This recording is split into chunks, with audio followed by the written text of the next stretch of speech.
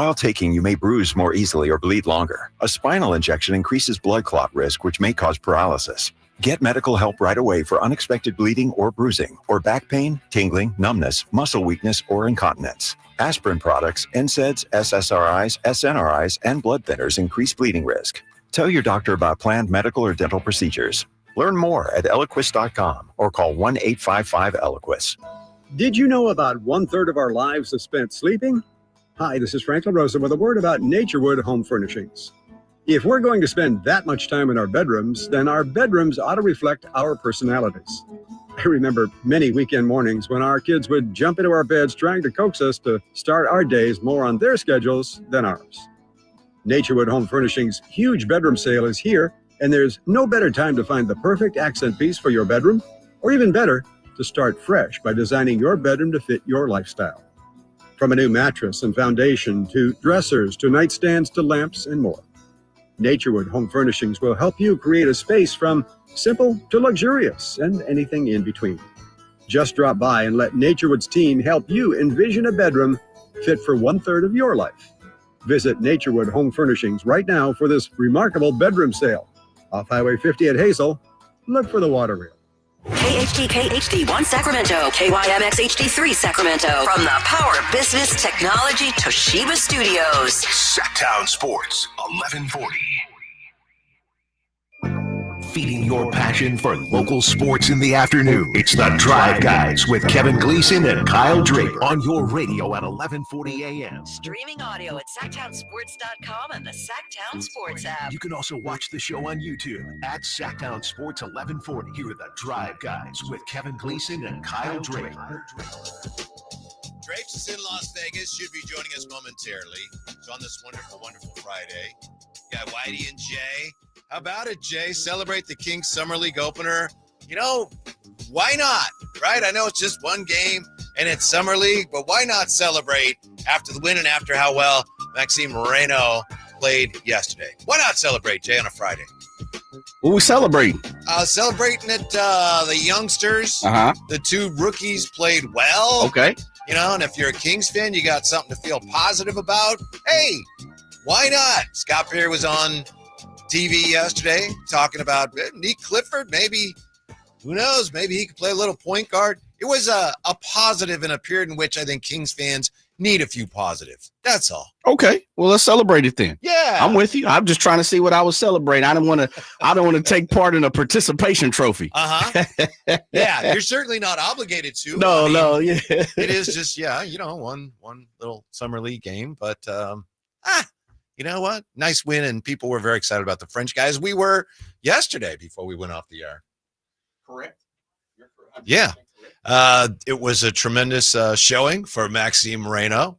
Was not such a tremendous showing for Devin Carter. I will say this. I've heard a lot of people around town today really down on Devin Carter. I do think one summer league game, a poor showing is not ideal, but my goodness, already are we really that desperate to bury somebody that we got to go, oh my goodness, he was never a point guard. I don't know about this guy. I didn't like the way he looked. Jay, it's one summer league game. Yeah, it's a fair question what kind of player he's going to be, but do we really need right now to be saying, oh, what a terrible performance by Devin Carter? I don't think we need to go there. No, I'm with you. It is interesting, and that is something that not only here in the kingdom, you take a look across social networks, and there are 4, 5, 6, 7, 8 different teams yesterday, fans who, their fan base are just reacting, positive or negative. I had sent one to you and Drapes a little earlier today. The Denver Nuggets fan base, they are falling head over heels over Michigan center power forward / Danny Wolf, who they drafted in the first round this past year. I've seen guys like, we no longer need Jokic. Jokic can go. He's getting old. We can trade him, spin him. We can get 8 first rounders. I mean, so it's just part of the game. And when you're yearning for action, when you have had a lack of basketball action, anything you're going to overreact to. And that's I think that's where the fan bases are. It's not just Sacramento. We're not alone. I've paid attention to a bunch of Minnesota is head over heels over their French guy, So there's just so many different people. Oh, yeah, that guy's good. He looks to be. Doesn't look like he has any type of hair. Has no Behringer. offensive game, but it doesn't matter. I hear people calling him the French Tyson Chandler. It's like, man. He's the French rejection. He blocks everything. That is one thing I'm looking forward to with Maxime Raynaud, is just seeing how he plays, assuming that at some point in Summer League he plays against a little better competition at center. And I'm not saying, what he did last night doesn't count.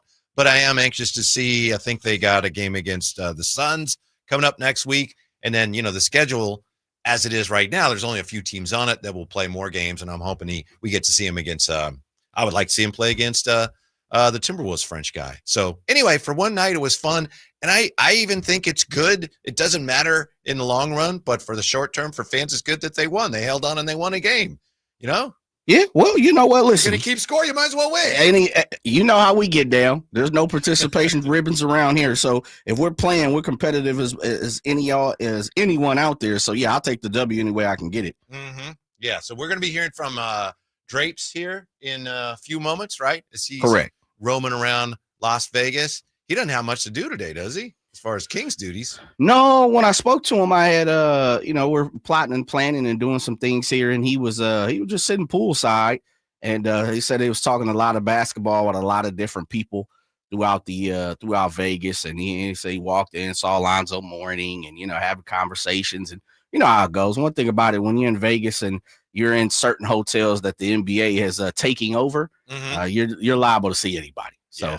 He said he's just been taking it all in and hollering at people and getting, trying to get the temperature setting of how people are looking at the Sacramento Kings heading into next year. Speaking of temperatures, I hate to go here again, but I'm a little worried again about my friend Alan, who's so sky high about going to Vegas tomorrow, which is great. But tonight he's taking his wife and his daughter to the State Fair. Oh, okay. Which is great, but it's going to be 157 degrees. It's cooking out there right now. Yeah. Hibachi. Yeah, there's a hibachi out there right now. It's the state hibachi. But he's going to see Ludacris. Okay, shouts out to Chris Bridges did, right? It has Ludacris' real name. So, hey, shouts out to the Styles family getting it in. They're a little bit better than me. How about that? I am kidless, wifeless for the weekend. Ooh. And I'm trying to figure out what I'm going to do. My guess is you're going to do a lot of nothing. I could be wrong. Probably. A lot of downtime, just kind of decompress. Yeah, maybe. Or, it might be time to do what I want to do and don't have to worry about it. You put your feet up. You're going to end up in Vegas, aren't you? Nah, you know what? Knocking on Drape's door. Drape's hit me. We talked about it today. I spoke to two other NBA friends, and they were checking in with me. Last year, I met a couple of NBA agents that I've stayed connected with over the past year, and one of them reached out and was like, I can't believe I saw you guys. I can't believe you're not here. I owe you dinner. I owe you this. I had helped them out last year and connecting with a player or two. And so anyway, bunch of people are asking, but it's not in the cards for me this weekend and or this year. It is okay. I mean, I've been blessed to see, I don't know, 10, 12 of them, I guess, at this point, something like that. So it's all good. Mm-hmm. I don't know if you saw any I of the come A's. jump in the Gleason pool. Yeah, that's where I'll be. That boy. Find me. That boy. Yeah. I don't know. We're going to talk to Drapes in just a moment here about more with the Kings. We got Jerry Reynolds today. The legend. Yeah. Do you have your Friday flashback question? Yeah, I actually have a few of them. Okay, good. Yeah, I have a few of them. I love that. We also have the High Flyer joining us today. And then I don't know if you saw last night, Jay, but the Athletics, and we talked with Ken Korak about this very fact a few days ago. Yes, sir. The Athletics have not won many games this year. But again, last night, another highlight-filled night with a walk-off 11-inning win over the Braves. Just, it's a fun team. They are. Yeah. They are entertaining, young.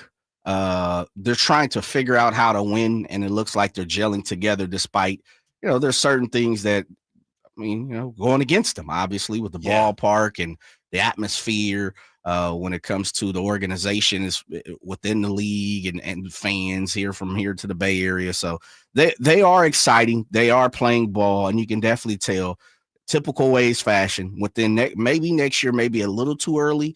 But if they get some good pitching next year, they've got to get better bullpen. But if they can get some good arms, this team may surprise some folks next year. And if not, they're probably going to be good for 4 to 6 years. I think you're right. Man. Wherever they are, somebody's going to get a hell of a team at some point here in a few years. Yeah, they're locked in. They're locked in for the next 3 to 5 years. Mm-hmm. Yeah, and they still have a couple of young guns that have not even sniffed the big leagues yet, and supposed to be pretty good. So we'll see. Yeah, as badly as everything has gone off the field and ownership and franchise moves, the baseball people, the people making baseball decisions, have done a great job for them. I heard Jacob Wilson on today with Alan Stiles. Okay, how'd that go?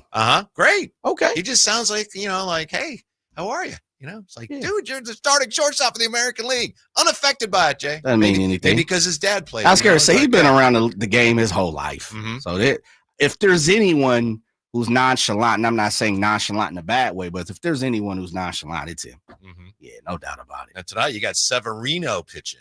Oof, that could be against the Red Hot Blue Jays and monstrosity. Max Scherzer, and Severino doesn't have a win at home yet. Could be a monstrosity. I'm just saying, Whitey. Who knows? Severino has been one of the players who has been outspoken about the ballpark and the situation. Right. And I'll just say this: prior to the contract of Butler, we had looked at Severino like this is the man for the squad. Obviously he's gotten paid quite a bit, but Butler, they locked him in for quite a more years. But Severino he ain't done much. Mm-hmm. I just keep it, collect your check big time. No doubt about that. Please, you showing up, you putting in the work. But as far as execution and getting it done, truth is the truth. You've been pretty poor over there, fella. Yep. But please collect your check though. I know what you'll be doing. You'll be going down to Oracle. That's what Jay's going to be doing. Going down to Oracle to watch your Giants against the Dodgers, your two favorite teams. Yeah. Colliding. If I went to the game, what would I just put on a regular t-shirt, something of that nature. It's tough for you to root for either club. White tee. Yeah. And if you put a white tee on, they may say you're cheering for the Dodgers. Yeah. The Dodgers have lost 6 straight. The Giants are trying to gain ground on them. So big baseball weekend as we continue to bask in the afterglow of a big summer league opener for the Sacramento Kings. And I will say, to me, do we have drapes yet? Is drape ready? No. Okay. I will say, to me, it's a little more significant than just a typical summer league opener. Not a lot, but a little bit more, just because it's the first game of this new regime. And it's nice for everybody to have a positive start. Who knows how long this lasts? You can't even call it momentum, but it's nice to get off on the right foot when everything is new and you're turning over a new leaf and you're starting, as Zach Levine says, from ground zero. That's where you're going to go. You're going to go up with Zach Levine, right? You're going to go to the golf. Man, don't get me started on that. Don't even get me started on that. I talked about Severino having a job and getting a check. Never mind. Go ahead. Draper's on the phone. Kyle Draper from there you go. Las Vegas. How are you, Drapes? What'd you think of that opener? I'm good, man. I'm pissed too, though, man. I'm like Jay. We should have been broadcasting live from American Century Golf Tournament this weekend. I actually wanted to go up there and delay Summer League, come down to Summer League tomorrow. I don't know what happened or not. So yeah, let's talk about basketball yesterday, man. Because I trust me, I'm seeing all the video Steph, Barkley, Zach Levine, and I'm like, damn, I want to be there. And so maybe next year I'll be able to check it out. But no, yesterday was great, man. Great day of basketball action. I thought our guys looked fantastic, especially early on. We jumped out to the lead. Raynaud was amazing, looking like prime Dirk out there. You know what I mean? Like the way he was moving around. And so, no, I thought it was a great. And I love the fact that we had a clutch time game, that Orlando came back, tied it up, and made it a game. And our rookie, Nique Clifford, made some plays down the stretch, made some winning basketball plays, man. So it wasn't perfect. There's some things to clean up, but I was impressed yesterday. We were looking for you. Jay and I were looking for you. Everybody here who was watching was looking for you, but we couldn't spot you in the crowd yesterday. Where'd you end up? Dude, I was right behind Scott Perry and them. I was, really? I see they didn't show that. That was the tough part. Yeah. So the way they had the camera was looking at the squads, right? And then where Perry and Doug and Mike Woodson and Alvin Gentry and all that. Yeah, you could only literally see that front row. Yeah. Yeah. So I was right behind them. Vivek was out there and everything. So yeah, I was sitting there with some brass from the Kings and NBC. Getting an up close look at it. All I was looking for was two two Rolex chains. I figured my boy Drake's bring out the big chains when he slide to Vegas. So I was just looking for the diamonds. I had the nice watch. Yeah, see, that's all. I was looking for the diamonds. But that's how summer league is too, though, Jay. Like by day, it's all relaxed, chill, and then by night is when you pull out your real stuff. True. You know what I mean? True. When you go to some of the events and gatherings at the hotels and everything. Drapes, what's the vibe around? I was telling Whitey that you were hanging out around the pool today, and that's all I told about your business because I figured you were doing you. But what's the vibe of you having conversations, hobnobbing, rubbing elbows with some of the NBA brass, the dignitaries? What seems to be the vibe of the Sacramento Kings right now? Have you gotten any good info on how the NBA is looking at the squad heading into next year? Well, they're looking at our young rookies, and just talking to some guys, even watching the game. I was sitting next to some agents and some execs and everything, and they were high on our rookies, man. Especially Max, the way he moved up in that first half on both ends of the floor. I'm watching Max. They tried to be physical with him, bang him, and he didn't duck that smoke. You know what I mean? He was like, "All right, is that how we plan? I'm going to play right back at you regarding that." And then also, from a roster construction standpoint, some of the same question marks that we have. What's up with all the guards? What's going on with DeMar and Zach? And, just trying to figure it out. It seems to be the sentiment, when it comes to the Kings is that I don't want to say this is a bridge year, but this is a year, and not even a fact-finding year, I might add. This is a year where you analyze, you try to make some moves, and from some of the people I've talked to out here and spoken to, they understand how lopsided the roster is right now, and some people are like, "What are y'all doing there?" And, then I got to explain, it takes time. You can't break down the whole roster. Rome wasn't built in a day. Right. Yeah. Exactly. So it's, I'll be honest with you, not, people aren't high on the Kings. They're not being mentioned as contenders or, a sleeper team or anything like that. But I will say, Scott Perry gets rave reviews from people around the league. When I was at the gym yesterday, I said, do we got the right people in charge? They're like, "Oh yeah, Scott's good people. Like Scott's the guy." Yeah. So, which is great to hear because, I got to put my trust in him. It's still early in his tenure. It's only been a couple of months, but according to other people, we got the right guy in the position. Drapes, you know how we are here in Sacramento. You know how fans are, especially basketball fans in Sacramento. And we're all fans. So you got a lot of fans, and I'm leading the charge, just going bonkers over Maxime Raynaud. But also today, in some corners of the market, you hear people that are really down on Devin Carter because of the game he had. I think it's a little premature. I know he didn't play well, but I don't think we want to abandon that experiment after one rough game. No, I agree, because here's the thing. I talked to somebody about Devin Carter afterwards, and, we were talking about how he's being asked to do things and play a position he really's never played. Like, even at Providence, he wasn't a point guard per se. And, it's going to take time, and, I did have a chance to catch up to his dad also, Anthony Carter. And one of the things I said to him, and he actually agreed, I don't know if we can pigeonhole Devin Carter into point guard, shooting guard. He's just a player, so I don't know if he's going to be the answer at that backup point guard position, but that doesn't mean he can't be valuable to this team and still can't make plays. I think it's going to take time too. This, like I said, it's something he's never been asked to do in terms of being, running an offense and being this way. And so if people are out after one summer league game, I mean, gosh, what are we doing here, right? Yeah. Like, give the man some time to learn the position. But, he's 6'2", 6'3", depending on, where you look it up. And he didn't shoot well. He's 2 for 14, and that happens. But, forget a new position. And I know he wasn't comfortable entirely because he's playing a new position. But a guy who's 6'3", you got to make shots. So what happened last night? Oh, he can't play point guard. He missed shots. He has to make shots to be an NBA player. I think it boils down to that more than struggling with the point guard position.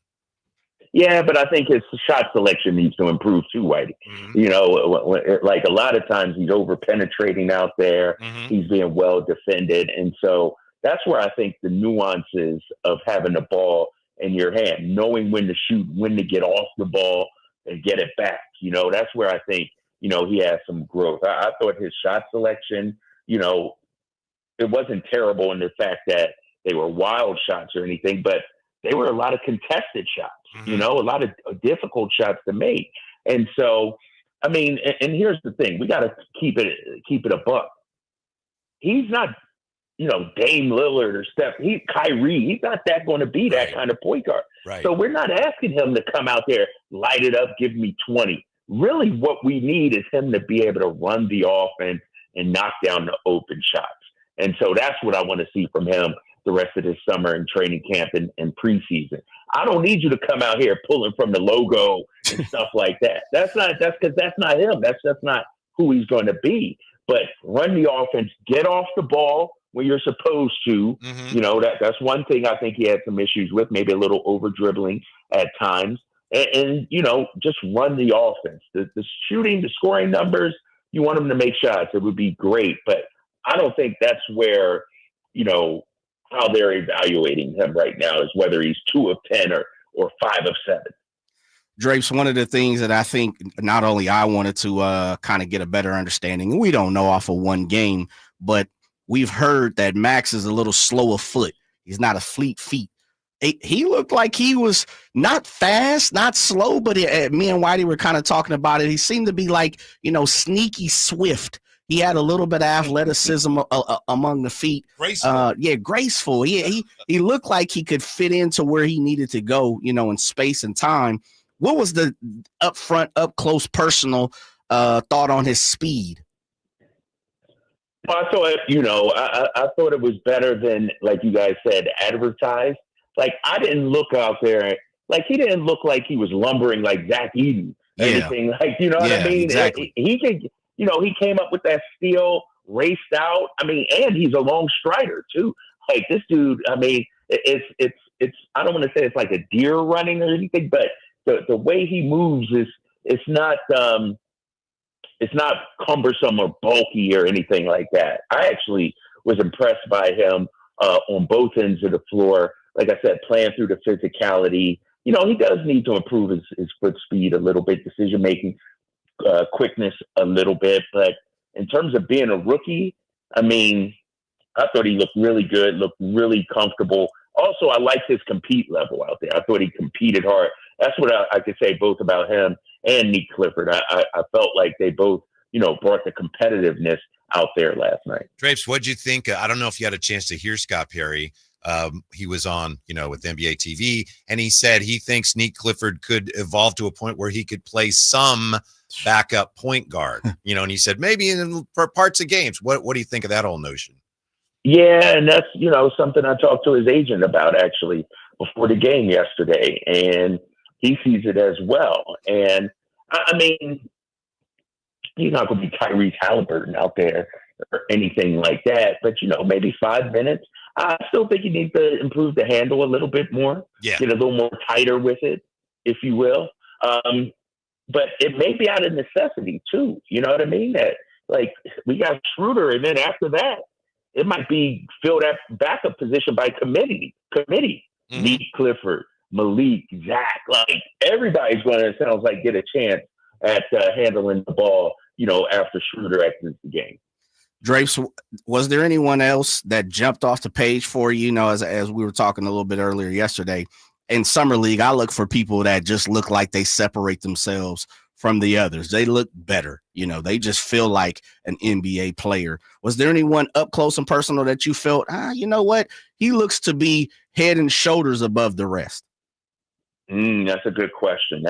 You know, for us, are you saying, or just league-wide in general? Yeah. I mean, I thought, you know, Stewart looked good in terms of his athleticism out there. I still continue to love our boy Mason Jones. Yeah. You know what I mean? MVP of the Summer League. Right. I mean, the thing about Mason that I like so much is, you know, he fills the stat sheet 17, 5 and 5, 5 of 10 Like, he looked like a guy that had been around a while, that, was a veteran. And so, I liked him. I said, Stevens with his athleticism. Cardwell, defensively, I thought was solid, but you see the issues that he has offensively. Doesn't seem to have great hands out there. But, of those, I wanted to see, honestly, guys, more from Jones also, Isaac Jones.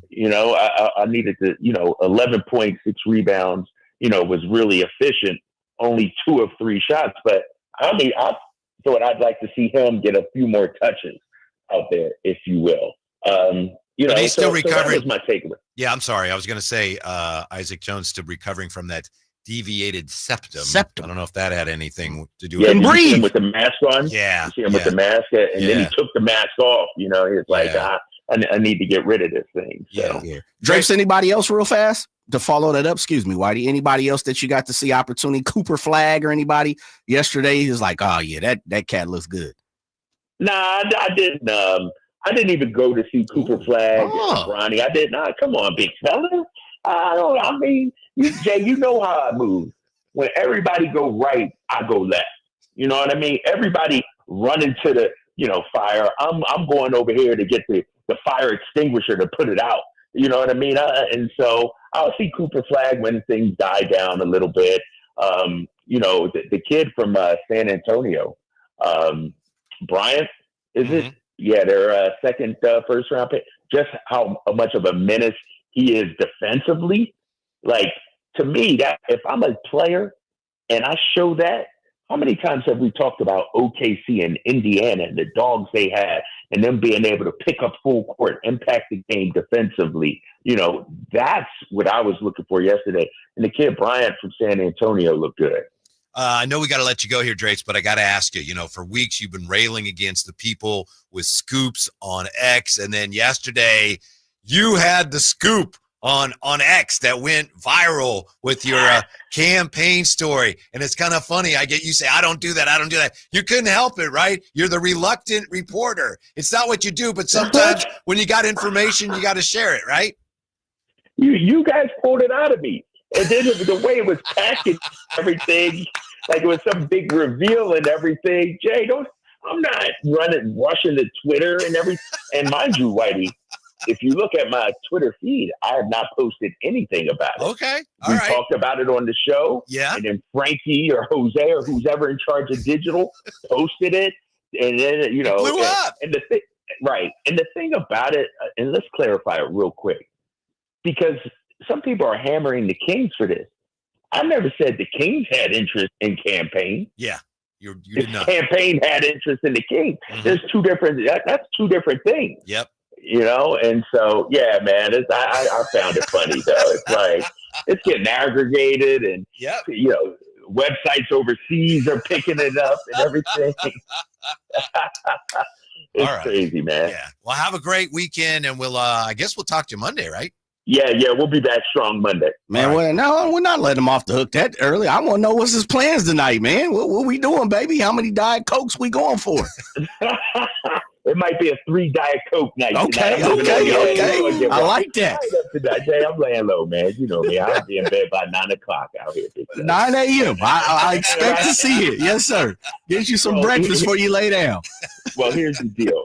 Nick is coming down on Sunday. So I got my son on Sunday. Okay. So I got to get it in tonight and tomorrow before young 16-year-old Nick get here. So yeah, I'll be out there grooving, moving around a little bit. That boy. All right. Well, have fun. Stay safe, champ. All right, boy. Yeah, thank you. All right, yeah. All right, Kyle Draper from Vegas. When we come back, we'll have for you the game to circle on the Kings Vegas Summer League schedule next. Sackdown Sports. When you bundle renters and auto with Progressive, you can save while protecting your most valuable possessions, like your really expensive limited edition sneakers and your new suit for your cousin's wedding. Except you never actually bought the suit because you can't stop buying sneakers. So you show up to the wedding looking like you're going grocery shopping. But hey, at least your sneakers will look good in the pictures, until you're cropped out of every last one of them. So go ahead and get Progressive, so you can save while protecting the things that matter to you.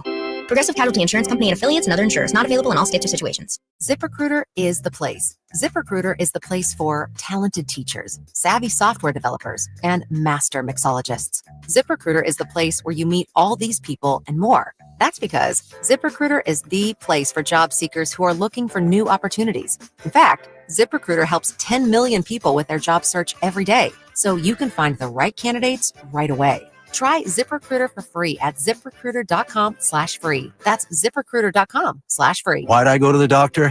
One day at the firehouse, I was so lightheaded I could barely stand. Even my crew noticed. Getting checked out was the right call. Turns out I have atrial fibrillation, which increases the risk of stroke about 5 times. Symptoms like irregular heartbeat, heart racing, chest pain, shortness of breath, fatigue, or lightheadedness can come and go. But if it's AFib, the risk of stroke remains. If you have symptoms, contact a doctor. I'm so glad I did.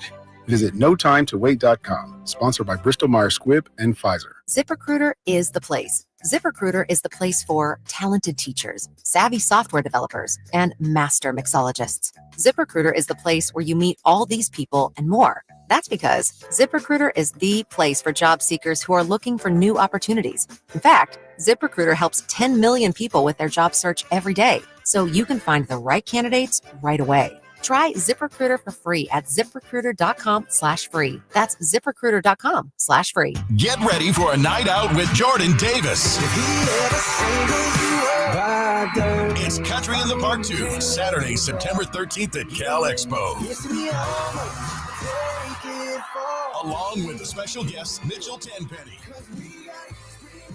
Locash, Vincent Mason, and Averyana. Make it a family day out with food trucks, games, dancing, and more. Saturday, September 13th at Cal Expo. Sponsored by Trix Racing Games, Chicken Fingers, and Naturewood Home Furnishings. Tickets at catpfest.com. Are you thinking about buying a new car? Well, maybe you're on the fence. Let me help you out. Kyle Draper here from Mercedes-Benz of Stockton. From the first time I stepped into the MP of Stockton showroom, I knew I made the right choice. I settled on the all-electric EQS SUV. It's comfortable, stylish, and most importantly, it's safe. Mercedes-Benz has the reputation of making the finest cars in the world. Now it's your turn to experience what I already know. Mercedes-Benz of Stockton is the best car buying experience you'll ever have. It's just a short drive down I-5 or anytime at mbfstockton.com. At Power Business Technology, we're not another big box corporation. We're your neighbors, locally owned and operated. We know what businesses like yours need, from reliable printers to high-performance copiers. We'll help you find the right solution with personal service you just can't get online. Need setup or support? We're just down the road and always happy to help. Power Business Technology, family hometown service with big-time solutions. Contact us today for all your business printing needs at 844-POWER-BZ. That's 844-769-3729 or visit us at powercopiers.com. Whitey here with another great grilling tip. The Napoleon Stainless Steel Prestige 500 Connected Propane Grill with infrared side and rear burner featuring Wi-Fi and Bluetooth connectivity brings you closer to your grilling experience than ever before. The Napoleon Connected lets you monitor temperatures, set timers, and receive high temp warnings. Boop, boop. All from your smartphone with temperature probes and LCD display. You'll always know exactly what's happening inside your grill. Napoleon's LED control knobs even illuminate for nighttime entertaining and feature safety glow. Napoleon Grills, simply the best. And we're back live during a Flex Alert. Dialed in on the thermostat. Oh, we're pre-cooling before 4 p.m., folks. And that's the end of the third. Time to set it back to 78 from 4 to 9 p.m. Clutch move by the home team. What's the game plan from here on out? Laundry? Not today. Dishwasher? Sidelined. What a performance by Team California. The power truly is ours. During a Flex Alert, pre-cool, power down, and let's beat the heat together. The Giant Summer Sale is here. Get giant savings on our giant selection only at Folsom Lake Honda, your one-stop Honda shop. Looking to own or lease? Save during the Honda Summer Event and drive a brand new Accord or Civic. See all our specials at FolsomLakeHonda.com. As a family-owned and operated dealership since 2009, customer service is our #1 priority. Our customers love doing business with us, and you will too. Folsom Lake Honda. Go to FolsomLakeHonda.com. Your one-stop Honda shop.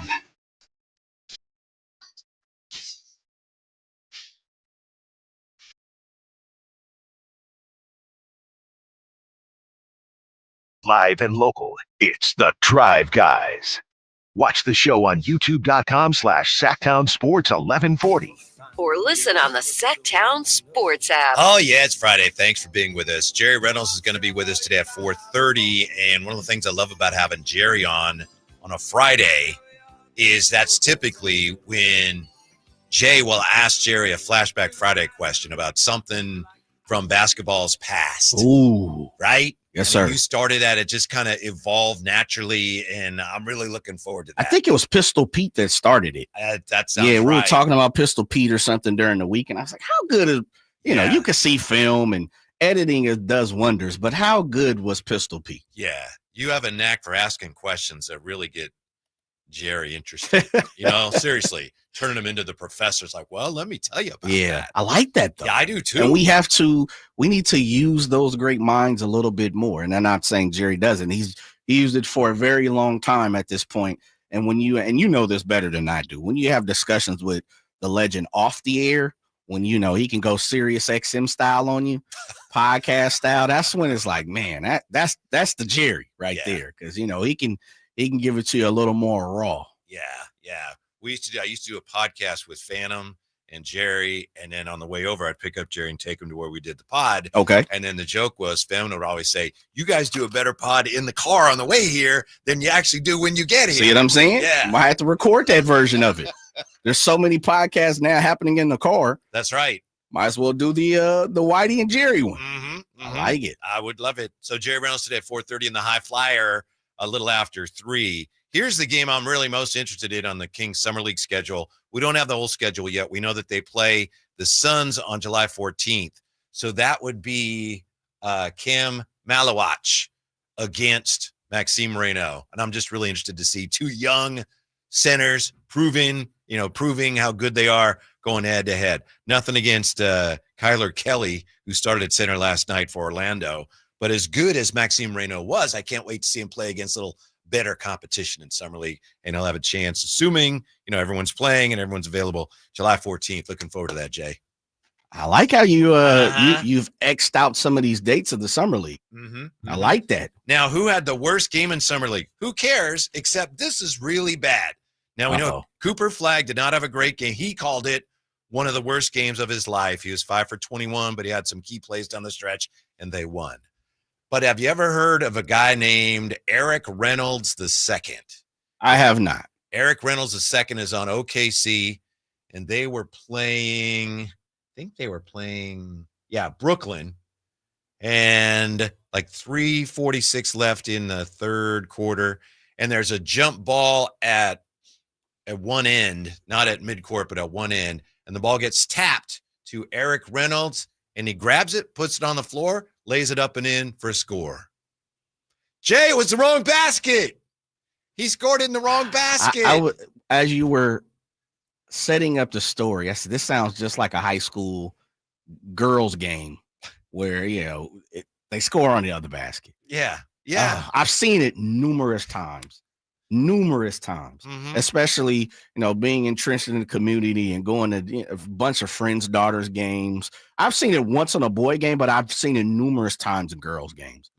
Yeah. I knew it was coming. Scored on the other person's basket. I think the first basket one of my girls ever scored in basketball was because she was standing there and a girl scored on her own basket. And I was looking, I go, hey, that's 2 points for her because she was closest. That's the rule. You're right. It does happen all the time. Yeah. But obviously, cannot happen at this level, Jay. No. Yeah, that's this problem. And we've seen it. We've seen it in the NBA. We've seen it in college. We've seen it in all different levels. I guess he was he was excited to go get that bucket, huh? Yeah, the saddest thing is he gets it. It's like, man, this is sweet. How do you forget that? I've never understood how you forget which direction you're scoring in. Brain cramp, you get disoriented and then, hey, wow.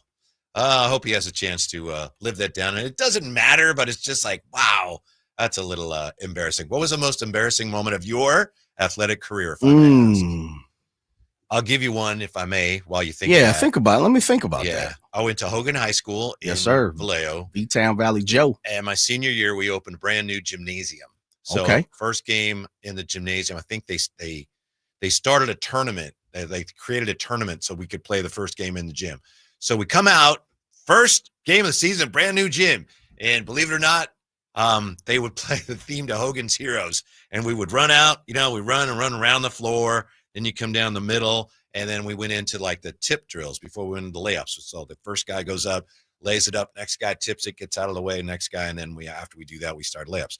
First guy down the middle is Sean Campus, who went on you think he played quarterback at San Luis Obispo or something. Great athlete, great basketball player. He puts it up, and then I follow. I go up, tip the ball. I come down on his foot and twist my ankle badly. Oh, man. Badly. And I'm laying, this is when here we go. And I'm just laying there on the court. I don't know who somebody goes, get up. So I did, and Coach Stevenson taped me up, and I limped through the game. Boy. But that's a rough one. I don't know how I could have avoided that. Well, you were hyped up. Brand new gym. Yeah. You were trying to jump out the gym. I mean, this was like, I don't know, 34 seconds into the ceremonies or something. Gleason's down. Looks like a non-contact injury. Yeah. Well, thank you. Thankful it wasn't an Achilles. Right. It could have been worse. Hamstring. Yeah, a little ankle. Those things hurt, though. They do. Yeah. If you're a basketball player, though, it's all part of it. Yeah. Oh, it is. No doubt. If you haven't sprained your ankle as a hoop player, then you're not moving fast enough. Right. As Draper said, he's not plodding down Max is not plodding down the court. I've made so many bonehead mistakes and errors. I can't think of one that's just, oh my goodness, but I've made them. I don't know. Yeah. No doubt about it. I will say this. I've been blessed as far as injury wise. I've never sustained a broken bone or anything that had caused me not to play for a long time during my playing career. Never.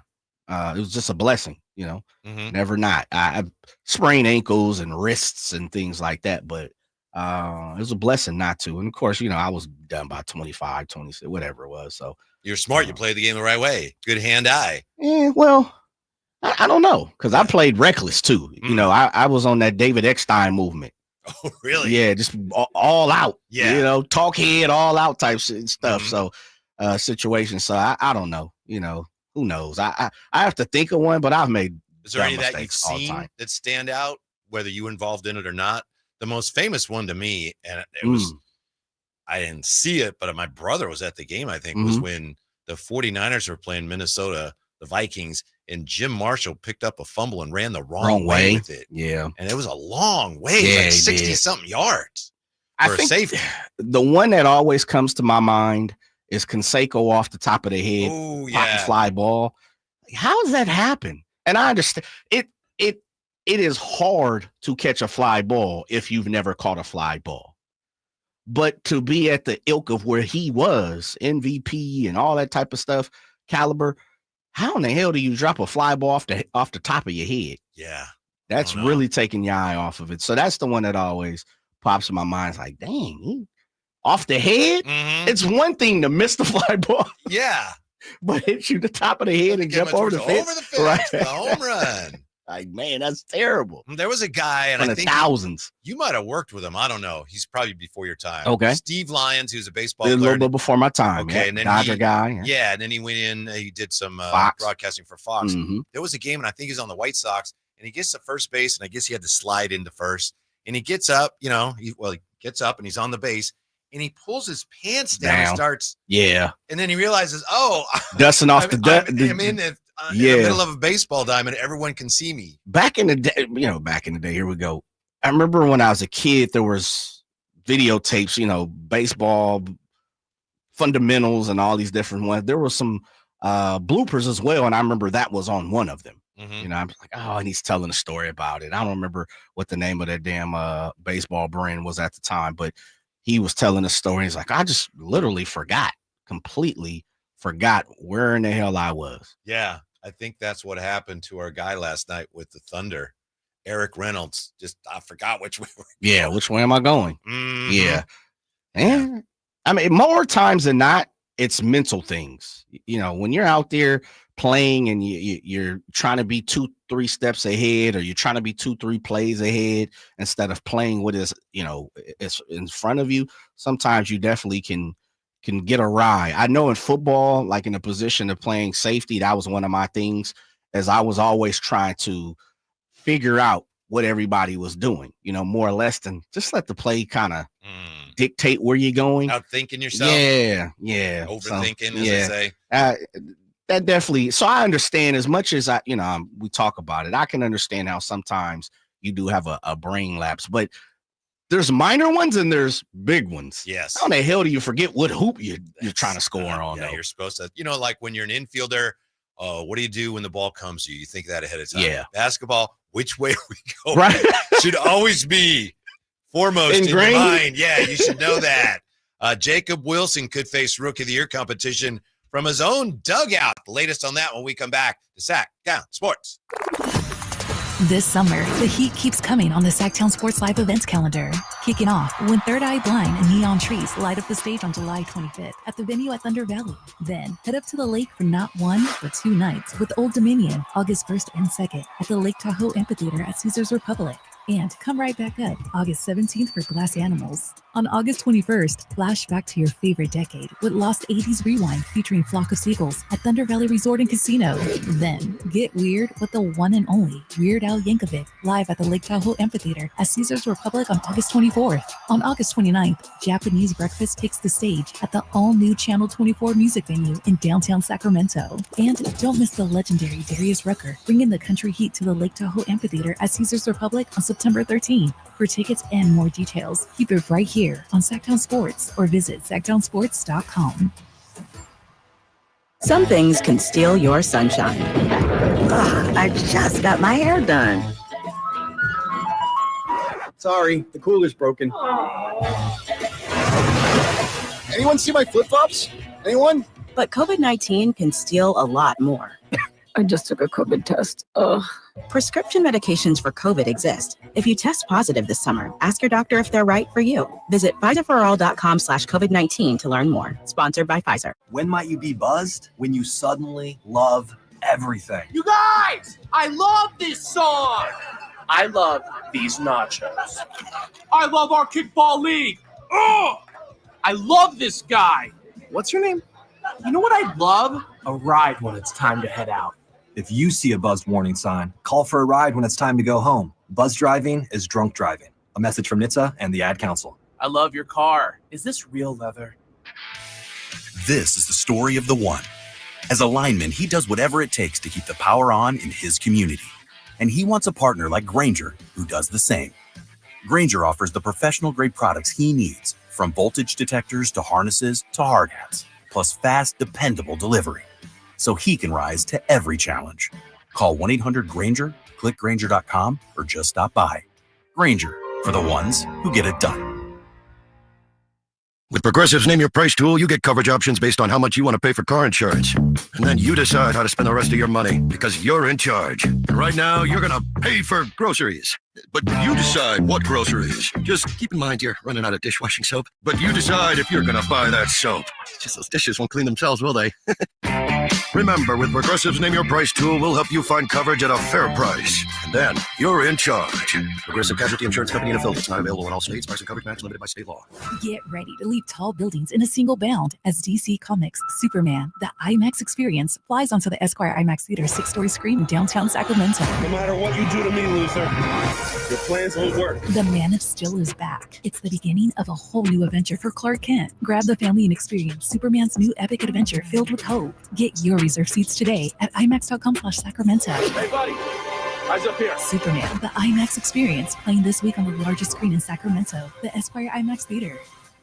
Hey, it's Carmichael Dave. I got to tell you, I am so excited to get this decking project started with Trex Decking and Railings. From the first time I stepped foot in the showroom last week, I was so impressed. So many color options, heat-resistant composite deck. What does that mean? That means I don't have to do any maintenance on it whatsoever. They even have a deck designer, so you can go online and see what your dream deck will look like on your house. Just visit Trex, that's Trex.com to get it started. Tell them Carmichael Dave sent you. At Kids Care Dental and Orthodontics, we're all about summer smiles. During July, we're having our Summer Smiles special with $300 off braces or Invisalign with no money down if you start treatment in July. And you'll have a chance to win Legoland tickets. Go to kidscaredental.com for more information.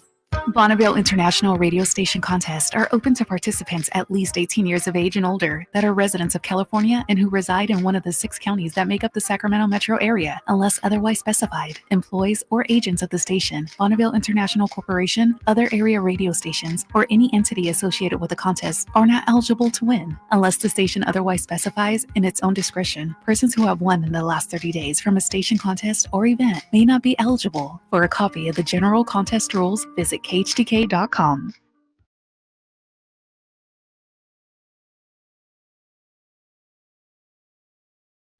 Hey, I think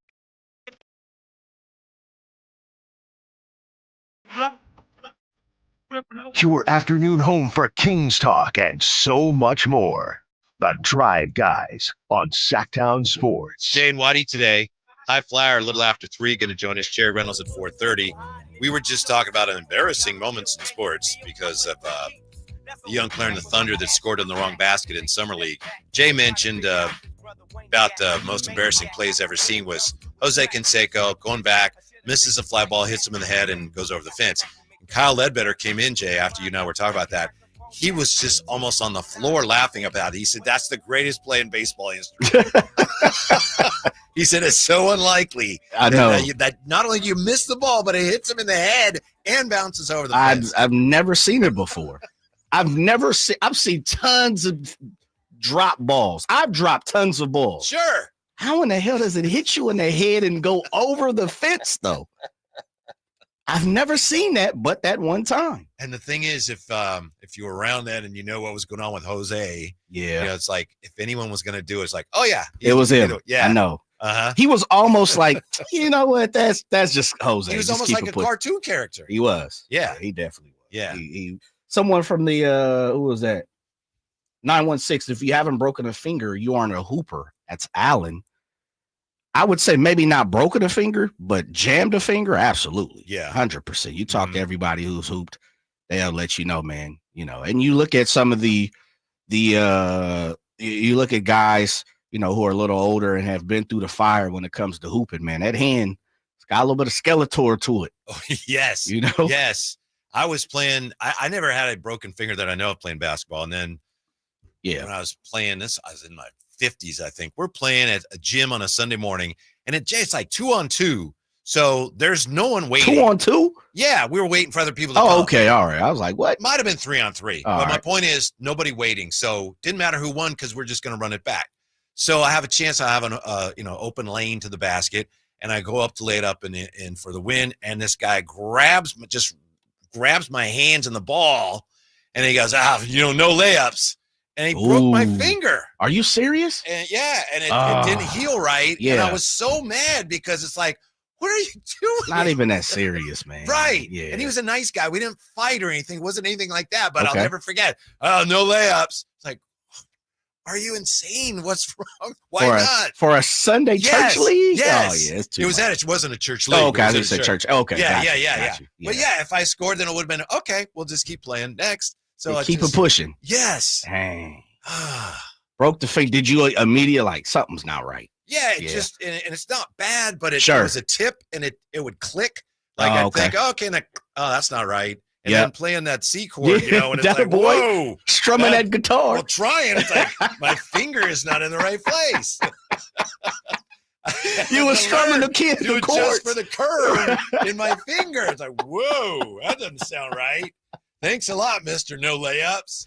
Did you know him or did you just? I mean, just because we played after that. I mean, I may be mad, but like I said, it's like that's too much. We didn't get a fighter. Maybe I should have. Maybe. Might have made you feel better. I would have broken my other finger. 339-1140, 1-800-920-1140. Mark joining us on Sacktown Sports. Hello, Mark. What's up? Hey, how you guys doing, man? I love the show. Thank you. That's nice of you to say. First time caller. Uh-huh. So, been to a few, new to the Sacramento area. Been to a few games this last season. Where are you from? I'm from Chicago originally. Nice. What part? What part, if you don't mind me asking?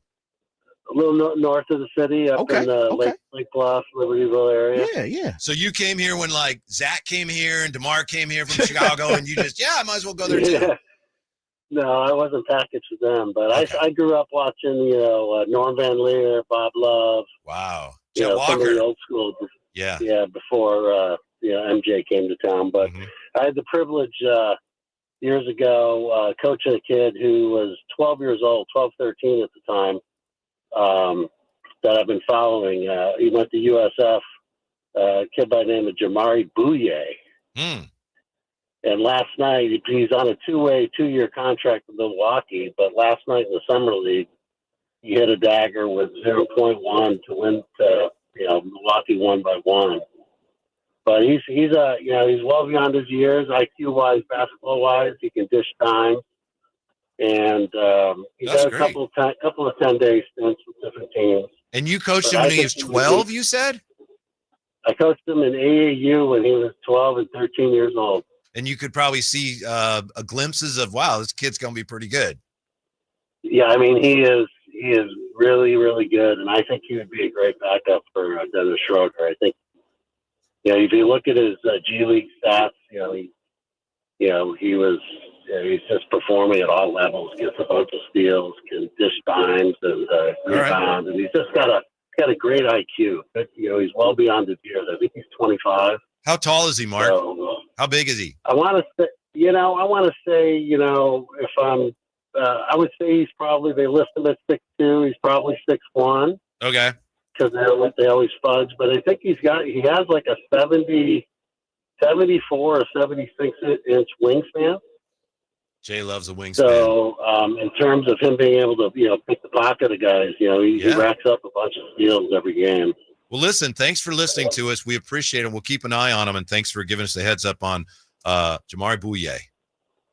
Yeah, I appreciate it, man, and you guys keep doing a great job. I tune in every day. All right, appreciate that. Yeah, Mark from Chicago. Chi-Town, checking in. Jerry Sloan. Yeah. Chet Walker. Yeah. Cats like that. I like that. They were tough. Yeah, just fresh from Chicago last month, man. I always love going to Chicago. I grew up going to Chicago during the summer, so it's love going to Chi-Town, especially during the summer. Now the winter, not so much. Not for me. I'm not only ever been to the airport. I got to get to at least O'Hare one of those. or Midway. Which one? I think it was O'Hare. Okay. I got to get to at least one of those ballparks. Yeah, you do. Those You are definitely historic. do. I will say this, and Mark probably is going to cuss me out as he's listening to us right now in his car. I prefer to go to the White Sox games than to Wrigley. Wrigley has horrendous parking. You don't even drive down there, right? You jump on the L. I was going to say that. Yeah, you jump on the L. Yeah, 100%, absolutely. But Wrigley is. We were talking about ballparks. It's a good ballpark, but I understand why it has all the pizzazz and the history because it's one of the oldest ballparks still going. Of course, with the ivy and everything, but there's nothing to it from my standpoint. And if you get caught behind like one of them big ass poles, good luck. Like that. It's okay. Yeah. Shouts out to Wrigley. And what is the new one? The new name for the one the White Sox playing? I forgot already. Because you called it something, and someone there said they don't call it that. No, we don't call it that. Yeah. Oh man, it's had a lot of names. Yeah, I called it Comiskey, and then the woman was like, "What is that?" It's like, wasn't it? No, it's like Regent Cellular Ballpark or something. No, it used to be U.S. Cellular. Now it's something else, like Regent Park or something. And she looked at me so strange. You definitely not from here.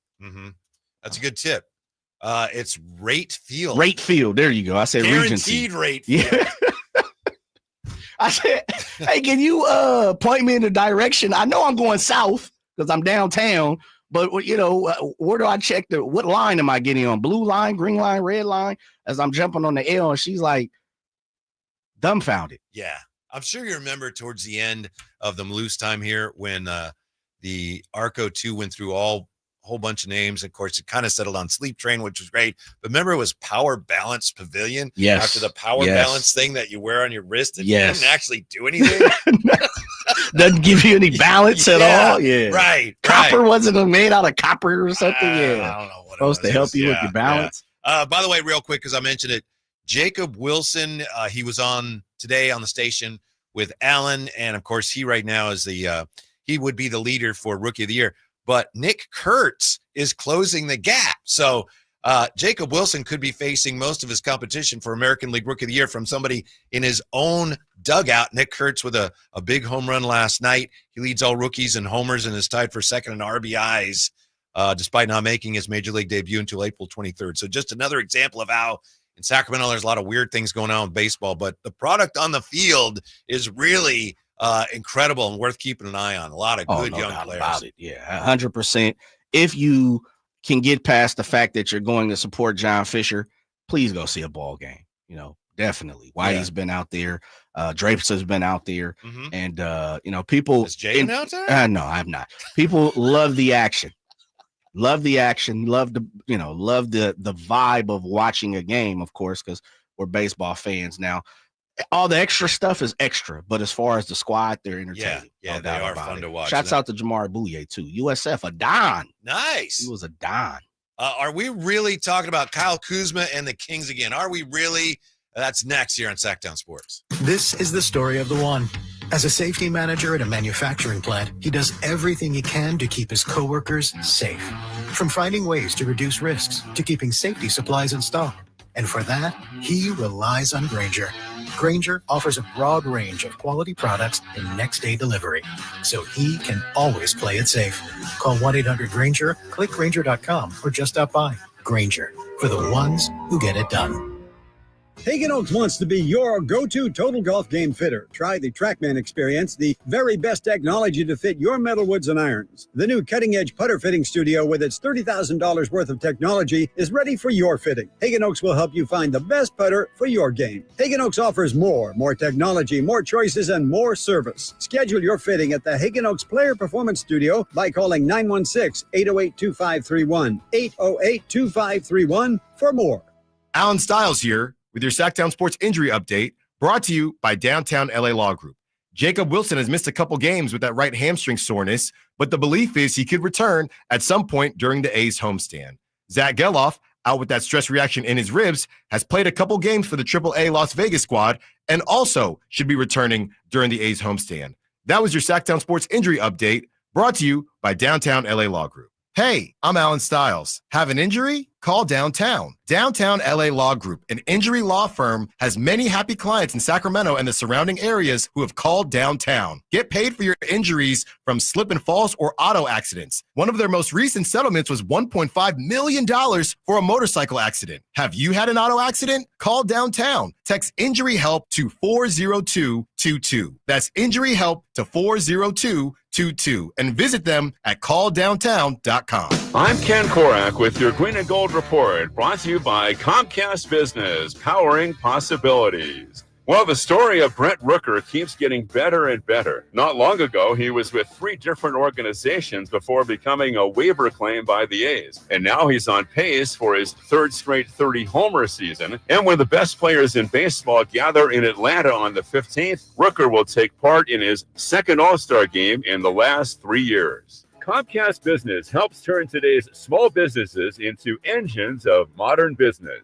It's how restaurants become reliably up and running neighborhood favorites. It's how retailers become seamlessly restocking, cyber-securing must-visit shops. And it's how healthcare offices become data-managing caregivers that we all depend on. With reliable connectivity, enhanced cybersecurity, advanced fiber solutions, and Wi-Fi backup, Comcast Business is powering the engine of modern business. Carmichael Dave here for my friends at American Energy Heating and Air. Yes, I always tell you they are a family-owned operation, been in business since 81, A-plus Better Business Bureau, but it is hot. We are in those Sacramento hot months. I want to focus on them being your second opinion partner. What does that mean? Maybe you've got somebody you're working with or you've worked with in the past in the HVAC world. Guess what? They want to give you a second opinion. How much does it cost? Nothing. You call them up and say, hey, can I get a second opinion on this deal? They come out and they either say, wow, that's a great deal, you should feel better about that. Or they say, we can beat that price. And usually they're going to beat it by a lot. Guess what? You just saved money and it didn't cost you anything to find out. It's a no-lose situation. Go with a trusted company. American Energy, 916-520-9990. That's 916-520-9990 or AmericanEnergyAir.com. Jingle Singers, take it away. Call 916-520-9990 now. Your local local sports leader in the 916. KHD1 Sacramento, KYMX HD3 Sacramento. From the Power Business Technology Toshiba Studios, Sacktown Sports, 1140.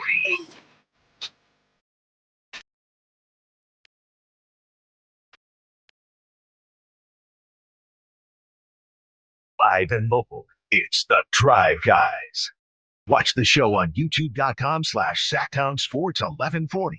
Or listen on the Sacktown Sports app. Believe it or not, for better or worse, we have reason to discuss the Kings and a possible, though very tenuous at this point, connection to Kyle Kuzma. We'll get into that, out of that as quickly as we can. The High Flyers going to join us in about 7 minutes here. Before we get to any of that, we were just talking about the most embarrassing moments you've had as a quote unquote athlete because a player on OKC scored in the wrong basket last night. Jay said he couldn't recall any of his, but you said you came up with something, huh, Jay? Yeah, it dawned on my mind. You don't have to share it if it's really. Oh, I don't care. I was reading Jeff on the text line. He's like, 12-year-old Little League opening day. Dr. Donald D. Rose was emceeing the event. I hit a homer to left, went deep, came around the bases. Teammates at home waiting. I jump up, land at home, slip out, I guess, from up under him, skin up my knee, put a hole in my brand new baseball pants. Jeff. Yeah, but he still went yard. Yeah, but that is bad. That's bad. You jump on home plate and you get injured. Technically, he wasn't, but we've seen that happen, right? Yeah. So it got, I'm like 12-year-old, and it just popped in my mind. I was at a 12-year-old, it was a 13. It was at yes, that was my second year in majors, because you could play majors, which we see in the Little League World Series at 11, right? Right. So my first year I played 11, then 12. So I played 2 years in majors.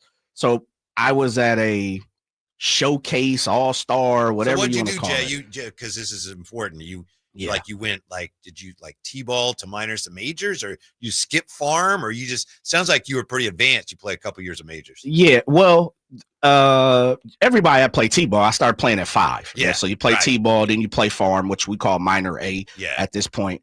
But because I was younger, they could draft you into majors at our league, but at the age of 11, you could not play on the all-star team. I see. You could still play majors. So I was 11, and I was going to a all-star showcase. And even though I couldn't play, I was invited, and we're taking ground ball infield, and it was a contest. And it was one of those things, you've seen them, Whitey. Everybody go to third base, and it's like 25 of us. Yeah. And, they're figuring out how, I can't even remember how you won the contest. So they're like, we're going to do 2 rounds. It's like a cattle call. Kind of, like a cattle call. We're going to do 2 rounds. First round, somebody gets something. Second round, and then they'll face each other. So I win the first round. Literally, win the How do you win? Round. Just no errors? I can't remember. No errors, smooth, throwing across, that type of situation. Made no mistakes. How about that? Yeah. So I make no mistakes. I win it. Now, you know me a little bit. I'm talking big head. I'm like the youngest guy there. You're 11 years old. I'm 11. I'm talking smoke to everybody. I'm like, man, I'll barehand this stuff. Your little high voice, right? Man, I'll barehand it. Right. I'll barehand. Man, coach, hit me the ball. I'll barehand it. Second round come around. I'm hot dogging. 2-3 rounds go by. And I'm like, man, forget all this. I'll do this A-1. I'll do it backwards. And sure enough, I'm messing around. Take a ground ball off my nose, and I start bleeding. Yeah. The worst. I felt the worst because I'm out here just talking. It's a bad hop, right? No, it wasn't. No. I was just, thought I was bigger than my britches. Oh. I thought I was better than what I was. And the baseball gods humbled me. It wasn't nothing, no bad hop. We were playing on a great field. Trying to give you the benefit of the doubt. No, I'm going to keep it real. I was doing too much, Whitey. I was out there like I was N1. I'm back. Man, I'm Ozzy again. I'm doing backwards. I'm talking big smoke and just a regular ground ball. My hands didn't get up fast enough or whatever, and smack right dab in the nose. Nothing hurts quite like that in the nose. It wake all your senses up. Yeah. Hearing, feeling, smelling, tasting, and literally my nose just starts bleeding. one of the coaches like, yeah, go ahead, man. Just move off to the side. Yeah. I felt so bad. Haven't been, as you know, most people play sports have been hit in the nose. The only thing I can think of would be like something like it would be like a wasabi enema. You know, you know, just like pshaw, gambate. It is the worst. Yeah. And, you know, you're tearing. Yes. You can't help it. Yes, you can't. Yeah. You can't. You literally, I've got hit in the nose plenty of times going down the lane or, you know, trying to go up for not being the tallest, but going amongst the trees on the basketball court. You know, definitely 100%. That thing, I can still remember just all my senses, you know, it felt like just my whole front face scrunched up. Yeah. Like, oh. Yeah. Can't smell, can't taste all of a sudden. Like you said, you're crying. Yeah. You know, you feel like your ears are stuffed up like you've been in a plane, you're coming down altitude. It just felt bad. Yeah. Jay, I played, you know, you have the first year T-ball, whatever you call it, hitting off a tee. And then the next year I was 9 and I went right to minors. So I didn't play in farm. Okay. And so I was playing with some 12-year-olds. There were some 12-year-olds playing in that. So we were having a batting practice. One of our practices, it was on Good Friday. I remember that. It was at Cooper Elementary School in Vallejo. And so the manager is the coach, he's the one pitching. And the sun's going down behind him. So I'm like getting my swings in, and he throws a pitch, and it was right in the sun, I think. Sure. So I just remember he threw the ball, and I never saw it, and it hit me square in the face, right in the nose. Wow. Yeah, and I remember looking down and just blood all. Yes, there's just nothing quite. I was okay. I went to the hospital, and they, you know, it was fine. It wasn't broke or anything. But man, it's like, where's the ball? Oh, man, there's not quite like that. Shot to the nose. Yes, it's the worst. It is the worst. When it literally gets your attention immediately. You know. And I'm pretty sure we've all done this. You're on a bike or you're doing something, you know, especially in football, you could see a tackle coming and there's always like a slow motion second where it's like, oh, I'm going down. That is immediate. You don't even feel like, oh, okay, I know this is going to hurt. You hit and then you're just waiting for the pain to react. Yes. With the nose? Yeah. Nah, it's sensory. Yeah. It Your electrocutes you. you. Like, okay, this is really going to hurt in about 2 seconds. Right. Just so you know. Right. Are you ready? Because part of the game. Yep. Will Kyle Kuzma be part of the Kings game? We'll get to that in just a second. The High Flyer is going to join us. But here's the story. I know Alan was talking about this today, and Jason Anderson in the B actually wrote about this. This was Sam Vecini from the Game Theory podcast. Here's what he said. He was talking about the Kings and Kuminga. He said, if you're the Kings, I guess your leverage is to just go to the Warriors and say, look, you're 100% right. We do want Jonathan Kuminga. But if you're not willing to do Devin Carter, Malik Monk, and something else, then we are just going to do a thing where we decide we're just going to flip Malik Monk for Kyle Kuzma, and that will be our answer. If you're the Bucks, you do that in a heartbeat. That's Sam Vecini, Game Theory podcast. Sam Vecini's very well connected, typically knows what he's talking about. But that doesn't make a lick of sense. Why in the world would the Kings say, well, if you don't give us Kuminga, we'll just take Kyle Kuzma? Kings don't want Kyle Kuzma. I don't even think the Bucks want Kyle Kuzma right now. Kyle Kuzma hasn't been playing very well. Kyle Kuzma doesn't defend especially well, and he doesn't shoot especially well. And he still has a little bit of a reputation as a baller from his time with the Lakers. But, Jay, I don't want Kyle Kuzma. You do? Oh, no. Nah, I'm out on it. I'm out. But I accept talent any way I can get it. I get it. If it's a fair exchange, then nah. But if I'm robbing them, send me Kyle. I'll take him right now. I mean, he would fit a need. Of course. We need some front court help as we do on this show right now. And that's why, although he was more of a guard, he's so big when I see him, I think of him as a forward. But he was Mitch Richmond's backup, of course, with the Kings. From Las Vegas, the High Flyer, Henry Turner. What's going on, HT? Man, what's happening, fellas? What's going on? Well, you tell us what's going on in Vegas. Are you keeping Kyle Draper in line? Yeah, that's a huge ask. You know, keep on the move. Could be the other way around, though. Ah, you know, it could be the other way around. HT, starting with the game yesterday. Anything jump off the page to the High Flyers' eyes? Good, bad, ugly. what's your number one takeaway from yesterday's game? Fellas, it was pretty much 50-50. I'll start off with the young guys. Young guys look great. The young guys look great. The big fella Max, he started off, man, the first 5-10 minutes of the game, he looked like a minimum boy. Yeah, I mean, the dude scored, left hand hook, right hand hook, drop step, dunk at the basket, screen, pop out three, looked great. Looked great. The young kid, Nique, I've just come to concede that this dude is Doug Christie 2.0. Really? Yeah, he's Doug Christie 2.0. He about 6'6", 6'7", long, lean, lanky, very poised. Don't shoot too many three-point shots, but makes the right play. Will attack the rim. Aggressive player on the defensive side. I was very impressed with both of those guys' debut. The high flyer with us. Henry, one of the things that stood out to me, and you touched on it, I know Maxime Raynaud didn't face very good competition yesterday, and there's a lot of questions about him going forward. But his offensive game, you mentioned some of the variations of shots. He's got a very refined offensive game for such a young player, doesn't he? His footwork looked good. Yeah. He definitely looked good down there in the low post. I mean, being 7 foot, being able to shoot with both hands, that's a plus. In today's game, to where it's all about the three-point shot, being able to set that high pick and roll screen, step back, and knock down the open three-point shot. Very impressed with that. I would probably say the most impressive thing about him to me, of course, he's 7'1", he's long, his train smoke. Dude is just, I mean, his arm span just stretches out from here to Texas.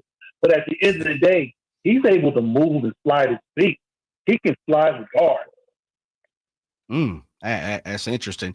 Joined by the high flyer straight out of Las Vegas, of course, on the strip doing what he does. HT, one of the things that I think, going into yesterday, a lot of people want to see was Devin Carter. And, of course, you being on ground zero, you've had an opportunity to kind of hear the rumblings and the mumblings, of course, social network and everything.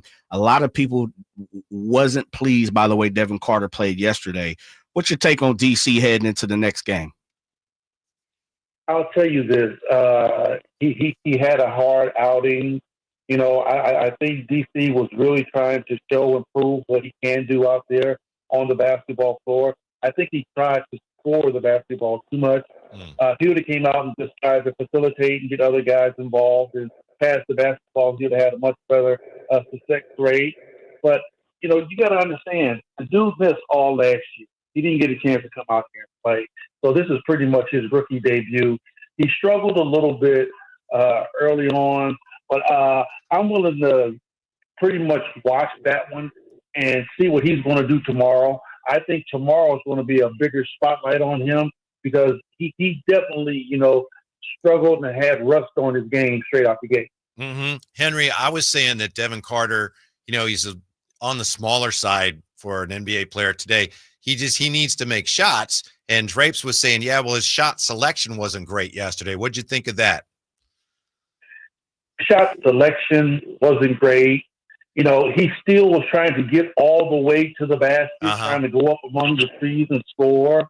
It didn't look like he was comfortable with the three-point shot. He took a couple of air balls and then, some late shot clock shots. But nothing looks fluent for him out there, So, like I said, I'm willing to give him a pass on that one. Tomorrow's going to be a big day for him. And another guy that played okay, IJ was out there, and he played halfway decent, but he's another one that I think that tomorrow he's really going to have a better showing. HT, for the lack of my knowledge, and I wanted to look it up, I don't remember Summer League being around when you came up. I can only remember like late 90s when Summer League was around. With that being said, what would you be looking for as a coach, as a scout? What are you looking for when you, through High Flyers' eyes, what are you looking for from some of these guys at Summer League? What are some of the tangibles that you're pleased to see, and some of the things that you might not want to see?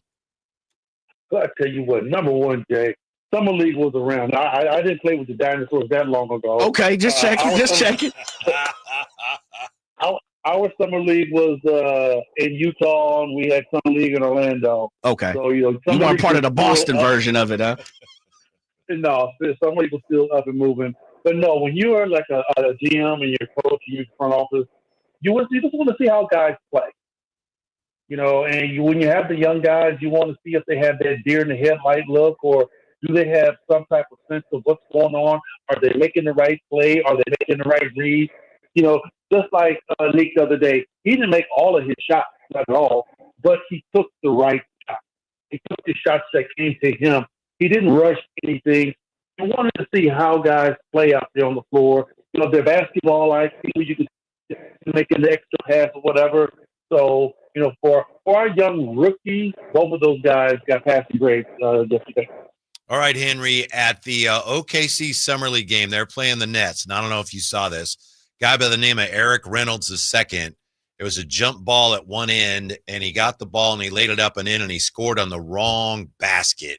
We're just wondering if the High Flyer ever in your illustrious basketball career, stretching back to youth days, did the High, and I say no way, did the High Flyer ever score on the wrong basket? But you know what, fellas? I've never been 100% on anything in the NBA or in my basketball career, but I am 100% on that. That means you have a very low attention span. When you don't know what basket you're warming up on, and when you don't know which way your offensive basket is, you're not paying attention at all. Yo, Scouts kind of look down on that type of thing. Yeah. The Rocky Mountain Review, is that what you played in? Yeah. Okay, baby. That's what I'm talking about. And gave them numbers, Jay. Look, it says, I'm looking, the Salt Lake Summer League, which I thought started in the late 90s. In 1990, after sending a team to California Summer League, Scott Layden, the Jazz director of ops, invited Portland, Phoenix, and the Kings. Yeah. Mm-hmm. Dang. Yep. My boy HT was there in Salt Lake getting it in. Yeah, I balled there and I balled in Orlando too. Do you remember anything from that? Yeah, man, of course. Like what stands out?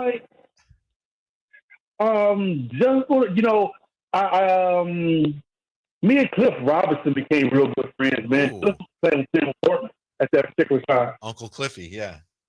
Yeah, and with me and him became real cool, man. But it was just Summer League, bro. You had to go there and ball. It was a bunch of guys that were trying to make, their lifestyles in the NBA, and you had to show that you belong. So, I mean, it was definitely a dogfight. Mm-hmm. Henry, what can you tell us about how you personally are feeling about the Kings offseason so far, specifically the Schroeder acquisition? I look at him as a guy that can help. Mm-hmm. What are we going to do with him? Are we going to start him? Is he going to come off the bench? I have no idea. I know we was always talking about the Kings needed a point guard, but I'm looking at the roster like, okay, Malik Monk's still here. Right. And I'm looking at the roster saying that Keon Ellis is still here. And we still got the rookie. He's here. So I know we need quote unquote, we need a point guard, but we have a point guard. So, are you going to let those guys fight for a starting position, or are they going to automatically just come in and just give it to Schroeder? Mm-hmm. Mm-hmm. Last one for me, HT, because I always enjoy the conversations that we have. What does the High Flyer do when he's in Vegas? Right now, fellas, I'm sitting in my room. I'm overlooking the resort. They have, let me count for you. 1, 2, 3, 4, 5, 7, 8, 9 pools. 9 pools at resorts? What? Yes, 9 pools at the resort. So, sitting up. I'm facing the Bellagio. I'm facing the wind. I'm looking at truck fire. I'm looking at the strip, and I'm just sitting down looking at people in the pool having a good time. Well, you get to see. Do you see the fountains from your room? What, the Bellagio fountains? Yeah. Wow, that's nice. For my boy up there in the penthouse. That's what I'm talking about. Yeah. Well, thanks for your time. I'm not in the penthouse, sorry. I'm not in the penthouse. Let's make that clear. I'm not in the penthouse. Sorry. I think you're already on today on the station, so we appreciate your making time for us as well. Enjoy your stay, HT. We'll talk to you soon, iFlyer. Oh, Thank man. you. Yeah. Hey, anytime, fellas. I tried to come on the other day, man. We were having technical difficulties. Yes. But that's all right. Anytime you need me. All right. We appreciate it. Thank you, Henry. All right. Yeah. The high flyer wondering about that point guard situation. And some people wondering why, Jay, you think he wouldn't remember Summer League? Well, I'm asking because I don't remember. I thought it was a good question. Yeah, I don't remember Summer League being called Summer League in the early 90s. I didn't really remember it either until when you said Rocky Mountain Review, I was like, oh, yeah. Yeah. When I looked at it, I was like, oh, yeah, the Rocky Mountain Review. But I don't remember that being considered the Summer League. Like I said, I remember Summer League kind of being in the late 90s.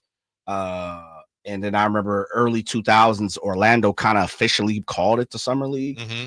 So, yeah, super interesting. They had a California Summer League in 1989. Now, whatever that. I wonder where they played. Yeah, I have no clue. And then I'm going to go with Fresno. I have no Bakersfield. Okay. Yeah. It's got to be in something like that, right?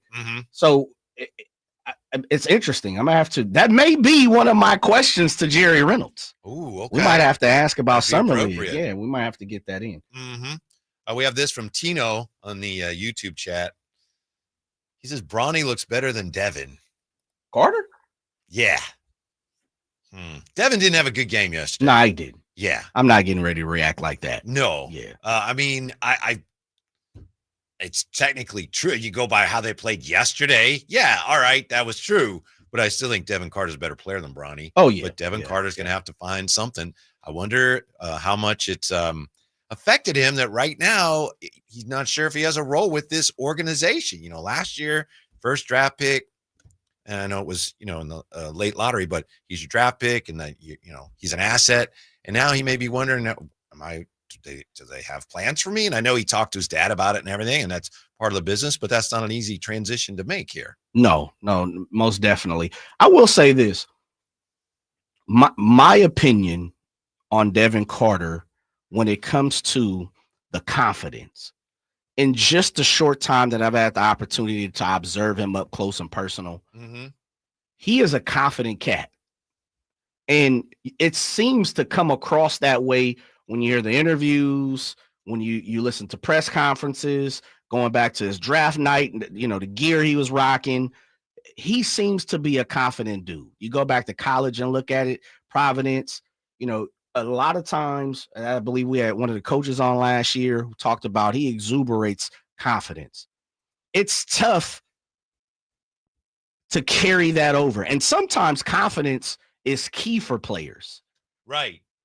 You need that in your heart, your mind, your spirit. I asked Barry Zito about that once, and he said confidence is everything. Yeah. He says everything. Especially if that's how you play with that bravado, right? Yeah. And so last year, Whitey, heading into the season, we knew he wasn't going to play. We knew he was a lottery guy that was probably going to miss, half the season, a quarter of a season. Remember when we first heard it was going to be January, which it turned around to be, but you still got some rehab in there, G League, got to get in shape, all these different things. And so I wonder if his confidence took a little hit a little bit, which has caused this game not to be as confident through his play. Right. And then at the same time, we want you to really focus on playing point guard, which you haven't really done. Go get him, kid. Yeah. By the way, Campio says Los Angeles is where they had California Summer League. Really? And William Skip Bishop says Chatsworth. That's I'll see myself out. So I'm going to take him at his word. Okay. Yeah. Not even going to look that up.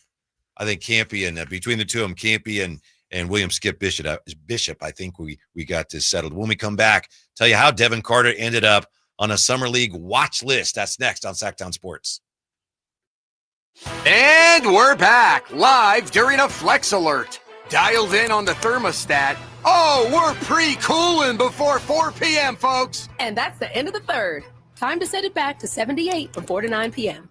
Clutch move by the home team. What's the game plan from here on out? Laundry? Not today. Dishwasher? Sidelined.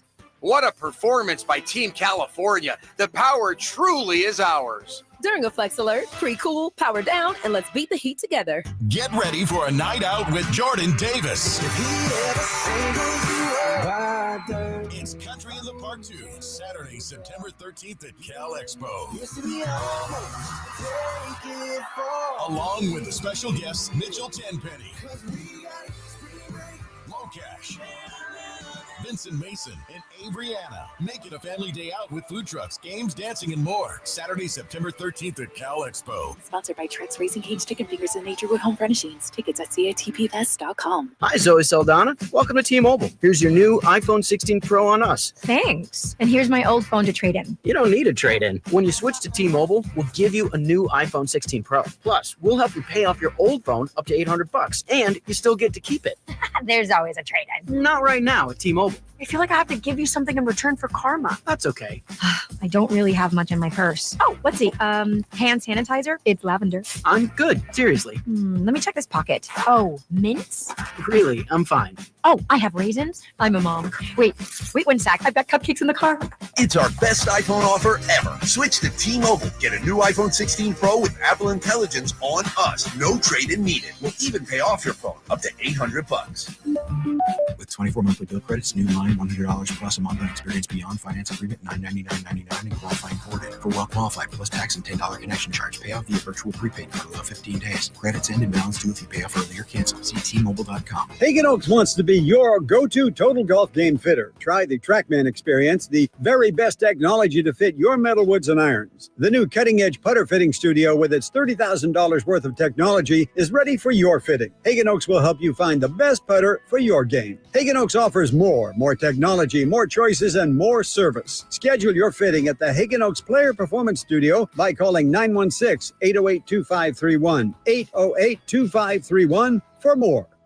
Skeeter here. Got a question. What's small and dark with white bands on its legs and bites during the day? Mosquitoes. Hi, I'm Luz Maria Robles, but these are 2 new types of day-biting mosquitoes. They're invading our area and becoming a big problem. And they can be dangerous. But we're on it, so when you see them, report it at fightthebite.net. In the meantime, use insect repellent and drain stagnant water around your yard. We're here to help with these day-biting mosquitoes.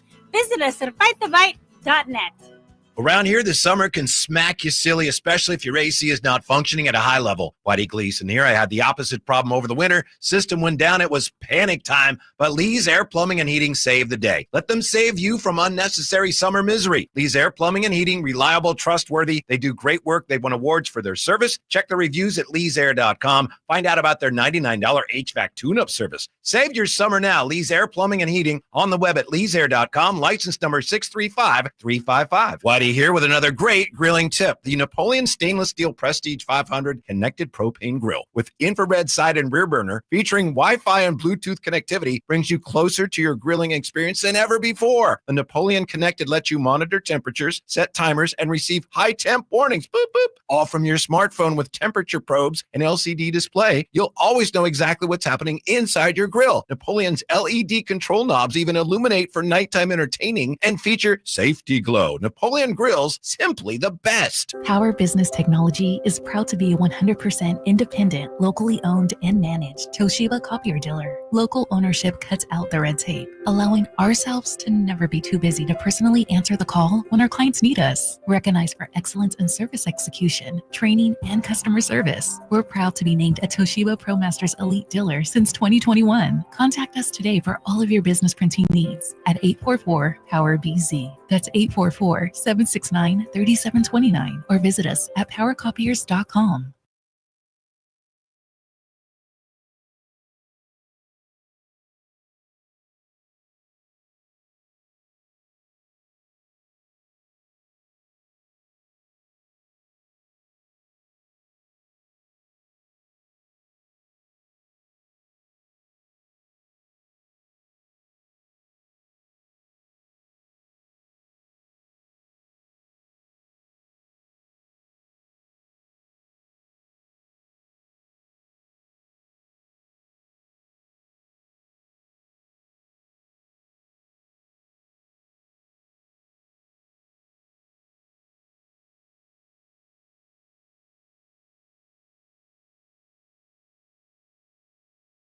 Yeah, you'd be right? closer to Vallejo. Yeah, growing up here in Sacramento, you get used to it, and I know people like you never get used to it, but I've gotten used to it, so it's sure. part of it. And playing baseball out in the field, playing football, Hell Week, having to go through all those different things, it's just part of it. Yeah, definitely. I was going to say, I know if I have, you have, because you played more than I have, but playing, softball tournaments, like all-day tournaments, and you're playing. And, man, those things, yeah, atrocious. 100 degrees, yeah. Man, they take it out of 5 or 6 games. Yeah, they take it out of you. Yeah. I will say, as playing softball now, I never would have thought you would be that tired sometimes. You definitely need to get in shape to play 5-6 games in a day. And don't have it be a 2 or 3 day tournament. Goodness gracious. By Sunday, I'm ready to sit down. We got to go out for what game now? Play another game to get to the championship? Now I'm out. Yeah. I'm out. I might end up in our pool tonight. I got to be careful because I think last year when it got really hot, there was a snake in our pool because the snake got too hot. Yeah. Like, I'm going to cool off too, and they got stuck in there. So I got to check. And the pipes? No, it's just it wrapped itself around the cord to the cleaner or something. Oh, okay. I saw some, like, what the heck is that? There's a snake in my pool. Here's the history of the Summer Pro League, Jay. You were talking about a California Summer Pro League. According to Wiki, there was a Southern California Summer Pro League. Okay. And it was held every summer in Long Beach. LBC? Yeah. And it was not run by the NBA, but they hosted NBA teams with their second and first round picks, undrafted players, and free agents. Due to the NBA lockout in 98, no teams were entered into the league that year. And then the Las Vegas Summer League really took off in 2006. Yeah. And that was the last year the NBA sent teams to the Southern California Pro League. So 2007, the California League ended, and then the Las Vegas Summer League hopped open. It became the official summer league of the NBA. Okay. So prior to that, because Orlando was a little earlier, it's like right when I was in high school. I remember 01, 02. Yeah, Orlando, according to this, 2002, the Orlando League began. And then Salt Lake was a little bit before that. They have, according to this, again, Rocky Mountain Review began in 84. Man. Headed in, 90, 98, 99. Orlando Summer League started in 02, and the Las Vegas Summer League began in 04. Wow. Okay. Yeah, and then I think within a few years, the Las Vegas Summer League, they make it forged official. some kind of agreement with the NBA and became the official summer league. Man. Okay. And I knew there were a few summer leagues in the 90s. I didn't know it jumped around on certain years. It wasn't every single year. Had no clues down in Long Beach, though. Yeah. Chatsworth. I was like, where in the hell are they playing in Chatsworth? That was a joke. Oh, okay. I'm like, there's nothing in Chatsworth. It was an off-color joke, apparently. Okay. Let's see. Las Vegas Summer League became officially affiliated with the NBA in 2007. So, yeah, the High Flyer played in the Rocky Mountain Review, right? Rocky Mountain Review. Yeah. This is from The Athletic. This is John Hollinger put this together a couple days ago. Non-rookies to watch at the Las Vegas Summer League. And he's got, among other players, he's got Johnny Furphy of the Pacers, Tijan Salouan, and he's got also on the list Devin Carter. Here's what he says about Devin Carter. By the way, Deron Holmes is on the list too. Wasn't that a guy you and I were both high on last year? And he tore his Achilles. He tore it up. Yeah, I was going to say it was over. Yeah. Devin Carter, the 2024 lottery pick, according to Hollinger, he missed all of last year's summer league, rehabbing a shoulder injury. Shooting and scoring in particular were problems once he returned. Finished at 29.5% from 3, 43.9% on twos. Hollinger says that Carter played as an undersized shooting guard at Providence. His best chance of sticking at the NBA level is at point guard, where his scrappy defense and plus rebounding are more likely to give him an edge, and his size won't be a liability. But can he make enough shots and create enough space off the bounce to run an offense? We'll get a good test, end quote. So I don't mean to be overly dramatic about it, but it's possible that Devin Carter, if he wants to have the career that he envisioned when he came out of Providence, he might have to become a guy who can play more point guard than he is used to playing. Yeah, it's interesting, Whitey, as we progress into a second year. I would, and Hollinger put that out there. Did he say that was a scout, or that's just his opinion? That was all him. Okay. Yeah.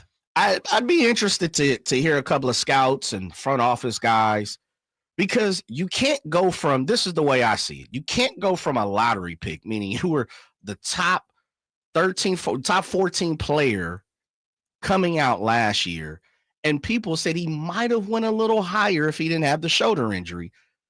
I think I understand NBA looks at players for not what you can do for me right now, but also they try to prognosticate what you can do down the road. I'm not sure coming out, people really seeing, and we might have to go back and look at some of the analysis. I don't really remember people coming out saying Devin Carter needs to get better playing point guard. I thought it was more, he plays bigger than what he is. He's a great rebounder. He's super confident. He's a good defender. He's a energy guy, and he's more of a combo guy. You're right, because I looked it up today before the show. I looked up some of those various scouting reports. Okay, about, boy. And if there was a consensus, there was, because I was wondering, did coming out, did people say he could play point guard? And there was a lot of, he is a combo guard, but not really a point guard. Okay. The thing is about him in college, his last year there, and I think his last year there was as a junior. I think he was a sophomore and a junior before he came out. His shooting and his offensive game improved by leaps and bounds. Right. So when he went into the draft, one of the things scouts had to do is look at that and go, wow, he was a much better shooter last year. Is that legitimate? Is that, for real? And most scouts felt that it was, but then he hurt his shoulder. Right. So I still think, in my opinion, a guy who's 6'2", 6'3", not a great ball handler. He's got to be able to shoot. I mean, he's a rugged defender, especially on-ball defender, good rebounder. It's funny, there's a lot of similarities between he and Nique Clifford, but he's got to be able to shoot. And as we all know, we saw it last year, and maybe the shoulder had a lot to do with that. He really struggled with his shot last year in the NBA. Did you happen to, when you did that, did you happen to have an opportunity to go back and check out his college 3-point percentages?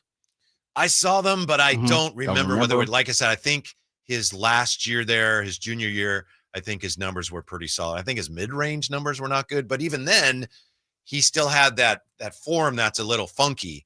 And even before the draft, there was some concern that, because he's got that kind of low, it starts at low. And when you're a smaller guy and you're starting at low, there's a concern about, well, is he going to get it blocked? And he shoots it so high. So I don't know. I know I mentioned that with Drapes, and Drape said, well, no, the thing is his shot selection was poor yesterday, and I'm sure that's true. But to me, that's a bigger issue for him. He's got to be able to do something at 6'2", 6'3". Yeah. That's going to cement his position in the backcourt for years to come with whatever team he plays for. He's got to be able to shoot, and I think, as Hollinger said, if he can handle a little bit, that goes a long ways towards making him more useful to teams. So it's not just, my point is, it's not just he's playing point because the Kings need that versatility. Right. He's playing point because he actually is trying to, carve out his niche still as an NBA player. It needs something to stick. Yeah. That's kind of what you're saying. Yeah. I found it super interesting, and I thought this too in watching the game yesterday, even while we were doing the show. I thought HT and Drake's both said, I thought he over dribbled. Yeah. I thought he definitely was getting down into the hole a little more and found himself in the in-between areas. He had a few good passes, but I also thought he was kind of in that in-between area where it's like, do I shoot? Do I pass? And you could kind of see, the decision-making happening in his mind. As far as in college, he definitely didn't shoot it that well his freshman year in South Carolina. He had 26%.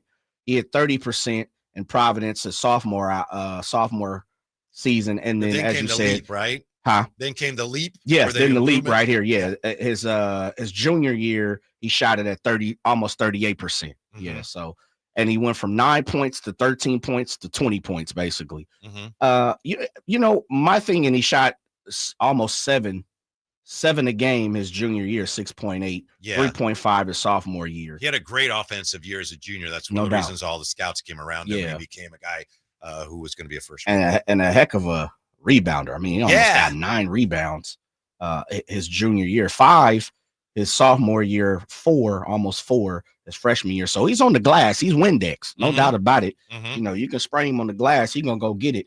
I think now, and you are someone who always puts an emphasis on you have to be able to shoot or you got to be a good defender.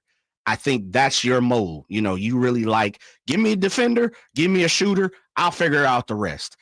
I don't know, in looking at Devin Carter's game, if shooting is going to be one of the things that makes him stick. Yeah. It's a fair question. He may have to become a ferocious defender and or an energy guy, you know.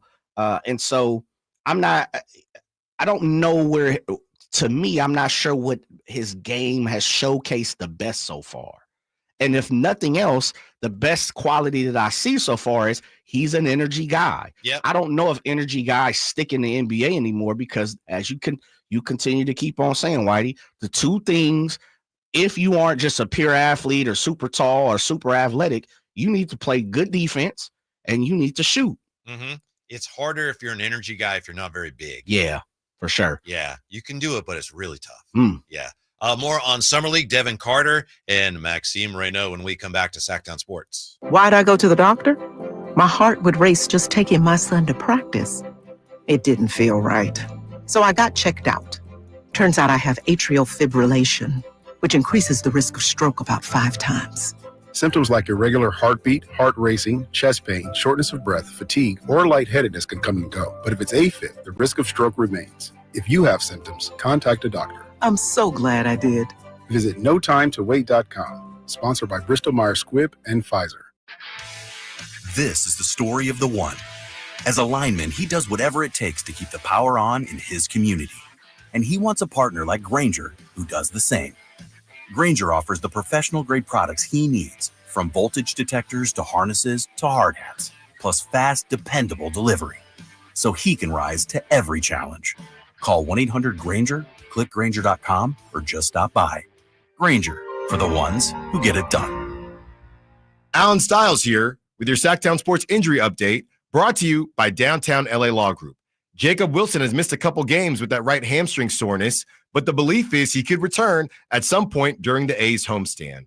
Zach Geloff, out with that stress reaction in his ribs, has played a couple games for the AAA Las Vegas squad and also should be returning during the A's homestand. That was your Sacktown Sports Injury Update, brought to you by Downtown LA Law Group. Hey, I'm Alan Stiles. Have an injury? Call Downtown. Downtown LA Law Group, an injury law firm, has many happy clients in Sacramento and the surrounding areas who have called Downtown. Get paid for your injuries from slip and falls or auto accidents. One of their most recent settlements was $1.5 million for a motorcycle accident. Have you had an auto accident? Call Downtown. Text injury help to 40222. That's injury help to 40222 and visit them at calldowntown.com. This is the story of the one. As a lineman, he does whatever it takes to keep the power on in his community. And he wants a partner like Grainger who does the same. Grainger offers the professional-grade products he needs, from voltage detectors to harnesses to hard hats, plus fast, dependable delivery, so he can rise to every challenge. Call 1-800-GRAINGER, click Grainger.com, or just stop by. Grainger, for the ones who get it done. Ooh, ma. What was that? That is business phone bliss with the Ooma cloud phone system. It handles all our voice, video, and messaging needs. You sound very calm. I am. Ooma has everything I need to run my business more efficiently, like virtual receptionist, call routing, and video conferencing. And it starts at just $19.95 per month per user, plus taxes and fees. Ooma. Nice. Find your business comm at ooma.com/radio. When I was in Iraq, our convoy was hit. It was bad. After I came home, I could still hear booms and see tracer fire. Makes it hard to be a good mom. As America's veterans face challenges, DAV is there. I'm Naomi Mathis, Air Force veteran. With the right support, more veterans can reach victories, great and small. With help from DAV, I was able to begin to heal. DAV provides a lifetime of support to veterans of every generation, helping more than 1 million veterans each year. Today, I'm part of DAV. We're veterans helping veterans to get the benefits they've earned. And I give my veterans my all. But there's more to be done and more victories to be won. My victory is being able to be here for my children. Naomi Mathis, thank you for your service. May your victories inspire many more. Support more victories for veterans. Go to DAV.org.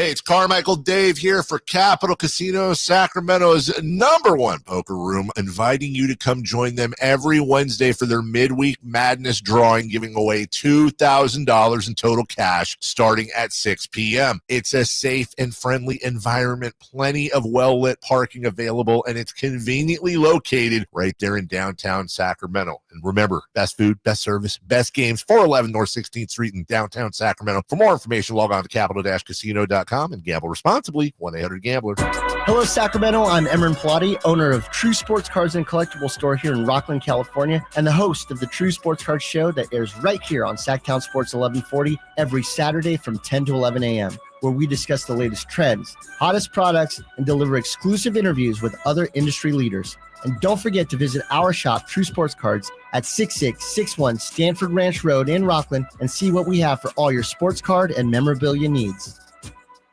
Summer's flying by, and that back-to-school checklist, it's growing fast. New backpack? Check. School supplies? Check. Dentist appointment? Let's fix that. Kids Care Dental and Orthodontics is making it easy to cross dental checkups off your summer list fast, with priority scheduling for new patients and kid-friendly care that makes them smile. It's one less thing to worry about before fall. Call now or book online at kidscaredental.com. That's kidscaredental.com, because healthy smiles should be the easiest thing to check off your summer list.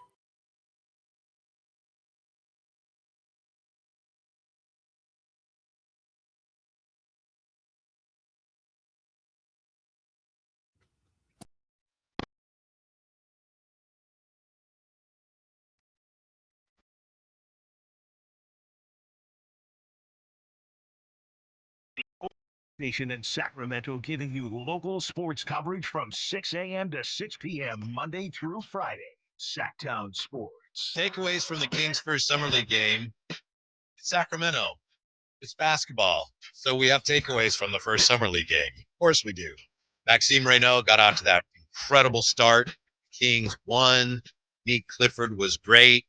And the fact that Devin Carter didn't play especially well is also one of the takeaways. There appears to be a lot on the line for him in summer league this year.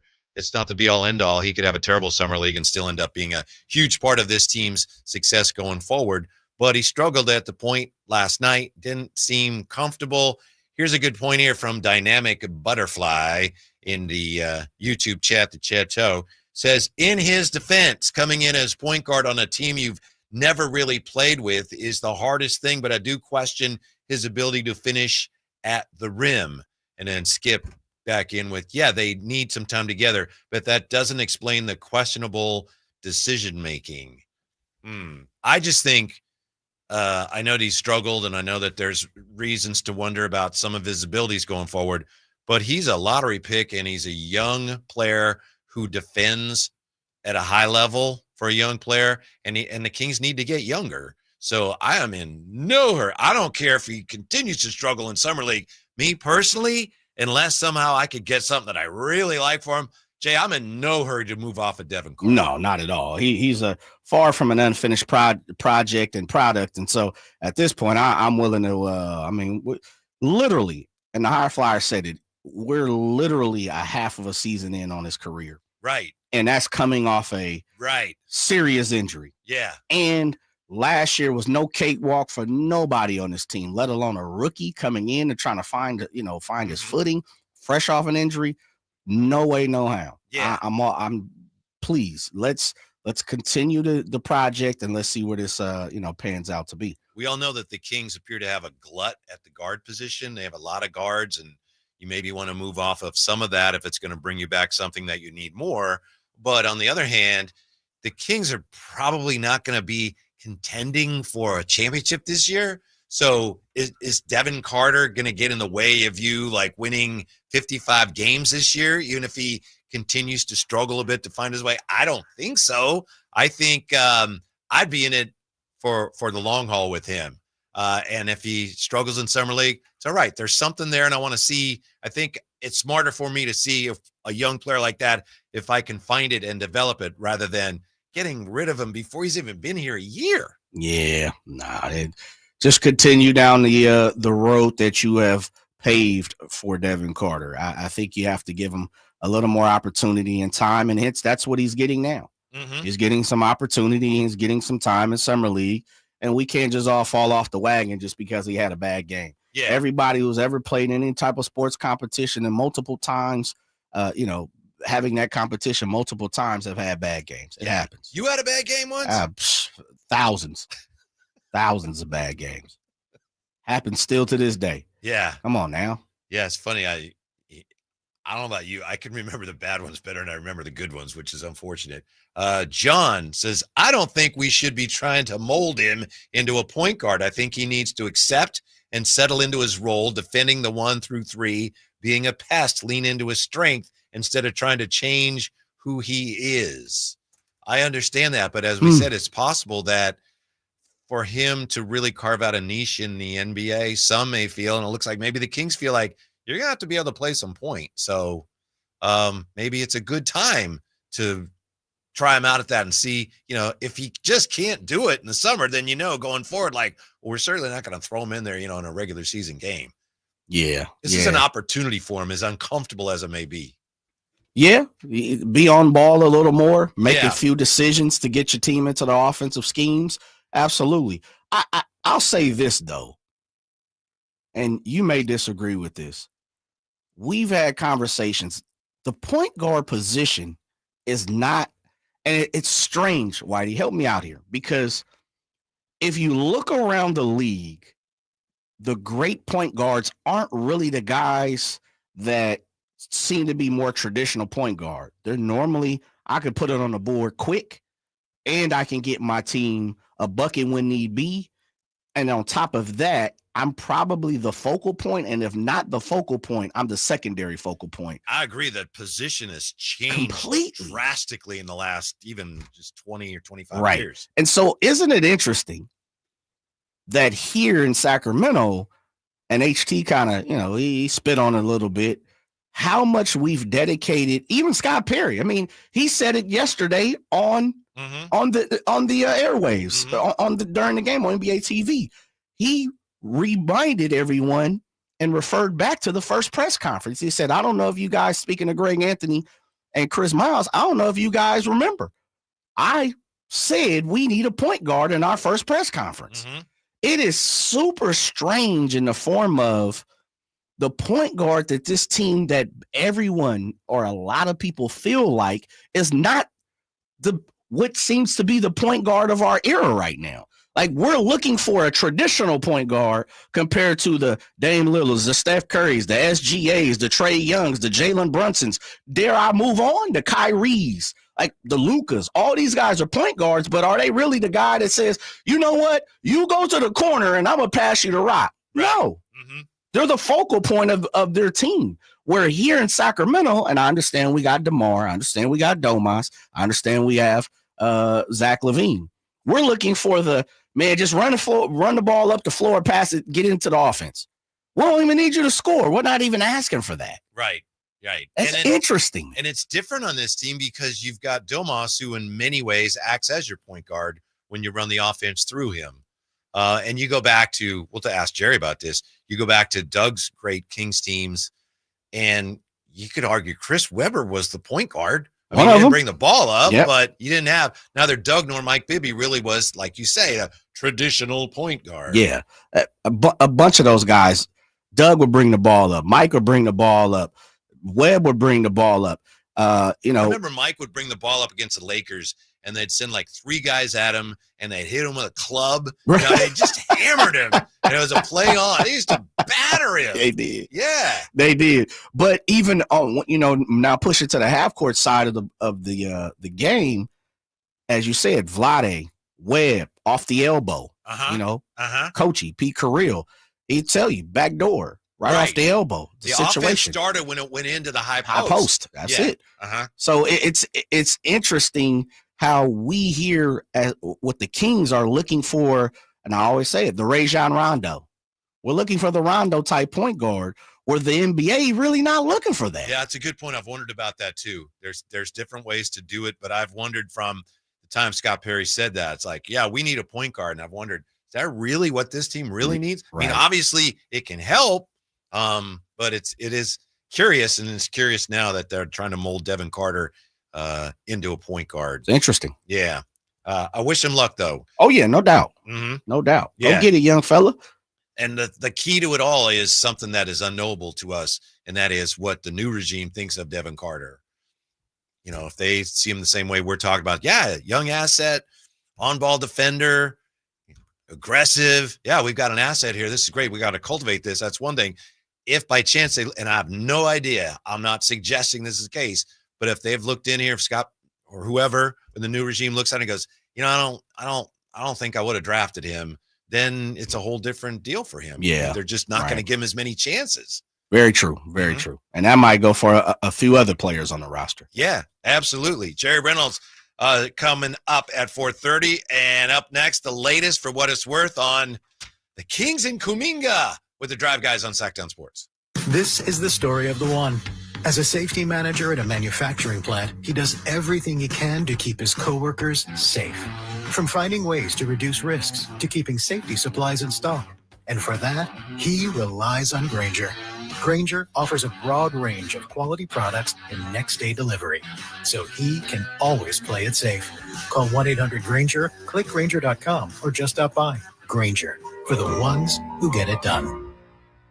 I'm Ken Korak with your Green and Gold Report, brought to you by Comcast Business, powering possibilities. Well, the story of Brent Rooker keeps getting better and better. Not long ago, he was with 3 different organizations before becoming a waiver claim by the A's. And now he's on pace for his 3rd straight 30-homer season. And when the best players in baseball gather in Atlanta on the 15th, Rooker will take part in his 2nd All-Star game in the last 3 years. Comcast Business helps turn today's small businesses into engines of modern business. It's how restaurants become reliably up and running neighborhood favorites. It's how retailers become seamlessly restocking, cyber-securing must-visit shops. And it's how healthcare offices become data-managing caregivers that we all depend on. With reliable connectivity, enhanced cybersecurity, advanced fiber solutions, and Wi-Fi backup, Comcast Business is powering the engine of modern business.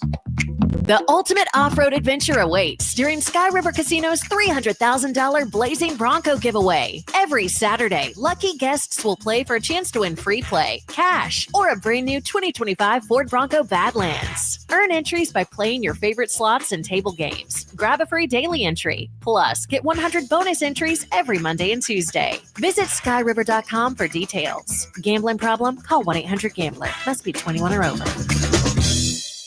Hey, daydreamer. Did we catch you thinking about your dreams? With Wells Fargo Premier, a team can help you plan for them. So let's imagine your biggest dream. Not the easy one, the one behind it. The one you work towards every day and every night.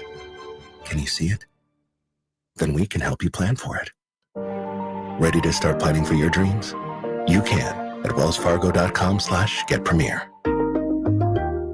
Get ready to leap tall buildings in a single bound as DC Comics' Superman, the IMAX experience, flies onto the Esquire IMAX Theater 6-story screen in downtown Sacramento. No matter what you do to me, Luther, your plans won't work. The Man of Steel is back. It's the beginning of a whole new adventure for Clark Kent. Grab the family and experience Superman's new epic adventure filled with hope. Get your reserved seats today at IMAX.com/Sacramento. Hey, buddy. Eyes up here. Superman, the IMAX experience, playing this week on the largest screen in Sacramento, the Esquire IMAX Theater. Only one radio program captures the excitement of hunting and fishing as it happens. The award-winning California Sportsman with Sep Hendrickson. Only California Sportsman takes you where the action is. Live on the water, live in the blind, and live with the top pros and experts in outdoor sports. California Sportsman with Fishing Hall of Famer Sep Hendrickson is your premier destination for all things outdoors. Sep's Saturday Morning Outdoors. Ultimate Bass and California Sportsman, 5 a.m. to 8 a.m. Saturdays on Sacktown Sports 1140. And we're back, live during a Flex Alert. Dialed in on the thermostat. Oh, we're pre-cooling before 4 p.m., folks. And that's the end of the third. Time to set it back to 78 from 4 to 9 p.m. Clutch move by the home team. What's the game plan from here on out? Laundry? Not today. Dishwasher? Sidelined. What a performance by Team California. The power truly is ours. During a Flex Alert, pre-cool, power down, and let's beat the heat together. What's up? We're talking to Chad Hobbit, a Hobbit Dodge Chrysler Jeep Ram in Woodland. What's happening for the Hobbit Employee Pricing Plus sales event? We're going all in on Ram this month with not just employee pricing, but huge emphasis on the plus. You can only get at Hobbit. Right now, save up to $16,000 off MSRP on new 2025 Ram 1500 crew cabs. What about those hard-to-find Ram heavy duties? If you're looking for something bigger, save up to $13,500 off MSRP on the hard-to-find brand new 2025 heavy-duty Ram 2500s and 3500s, with 500 new Rams available. Search, select, and save through our whole inventory at hobbitdodge.com. Nobody beats Hobbit. Period. $16,000 total net savings on select new 2025 Ram 1500 Bighorn after $6,500 factory rebates and $9,500 dealer discounts. Rebates may include $2,500 SFS bonus cash. Must finance with Stellantis. $1,000 trading assist with eligible trade-in. $500 on the job upfit. Must show eligible upfit. $13,500 total net savings on select new 2025 Ram 2500 Limited after $4,000 factory rebates and $9,500 dealer discounts. Rebates may include $2,500 select inventory bonus cash and $500 on the job upfit. Must show eligible upfit. At least 5 at each net savings. Employee pricing included in dealer discounts. See dealer for details. KHD1 Sacramento, KYMX HD3 Sacramento. Your home for Kings basketball for over 25 seasons. Hammer time from the Power Business Technology Toshiba Studios. Sacktown Sports 1140.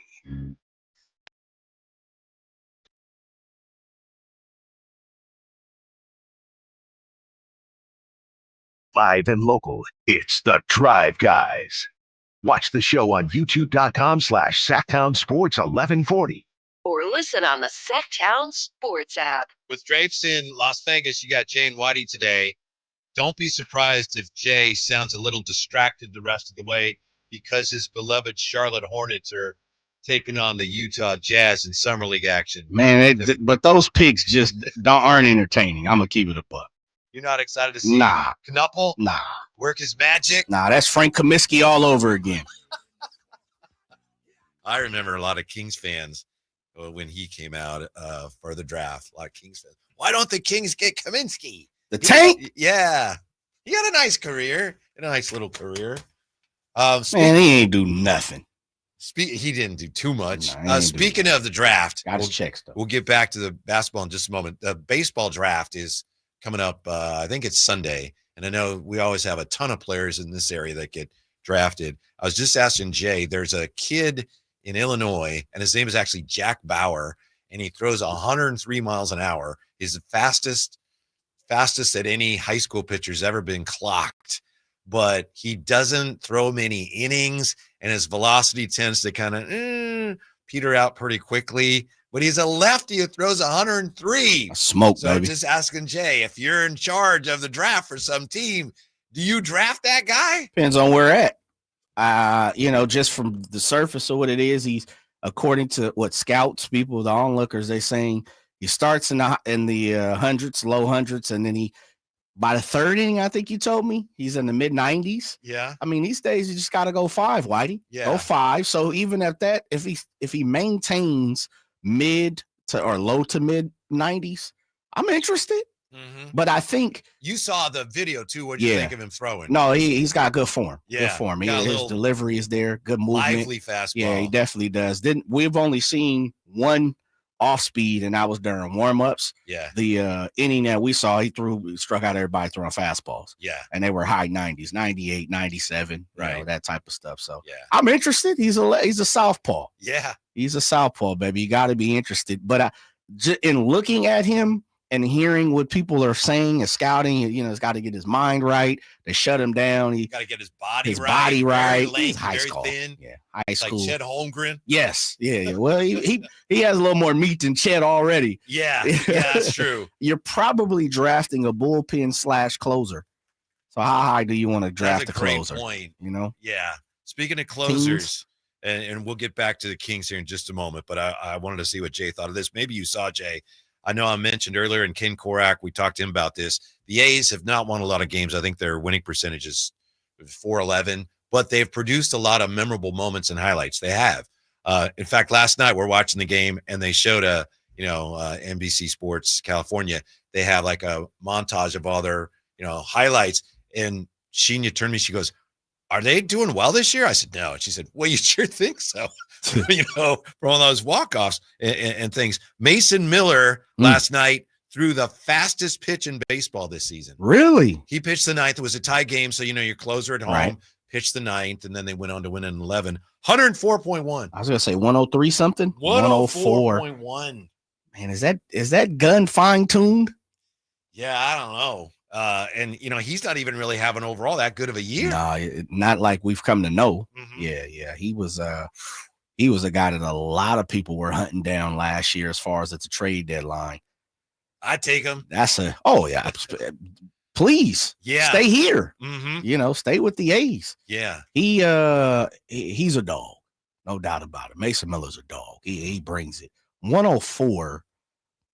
104.1. Whitey, I've always said this. That's a radio station. That's not a baseball. Smooth jazz. Yeah. Little rock. The Heat. 104.1. Mason Miller with you. In the morning. Is it? Miller in the morning. Miller in the morning. There is, I think I've told you this before.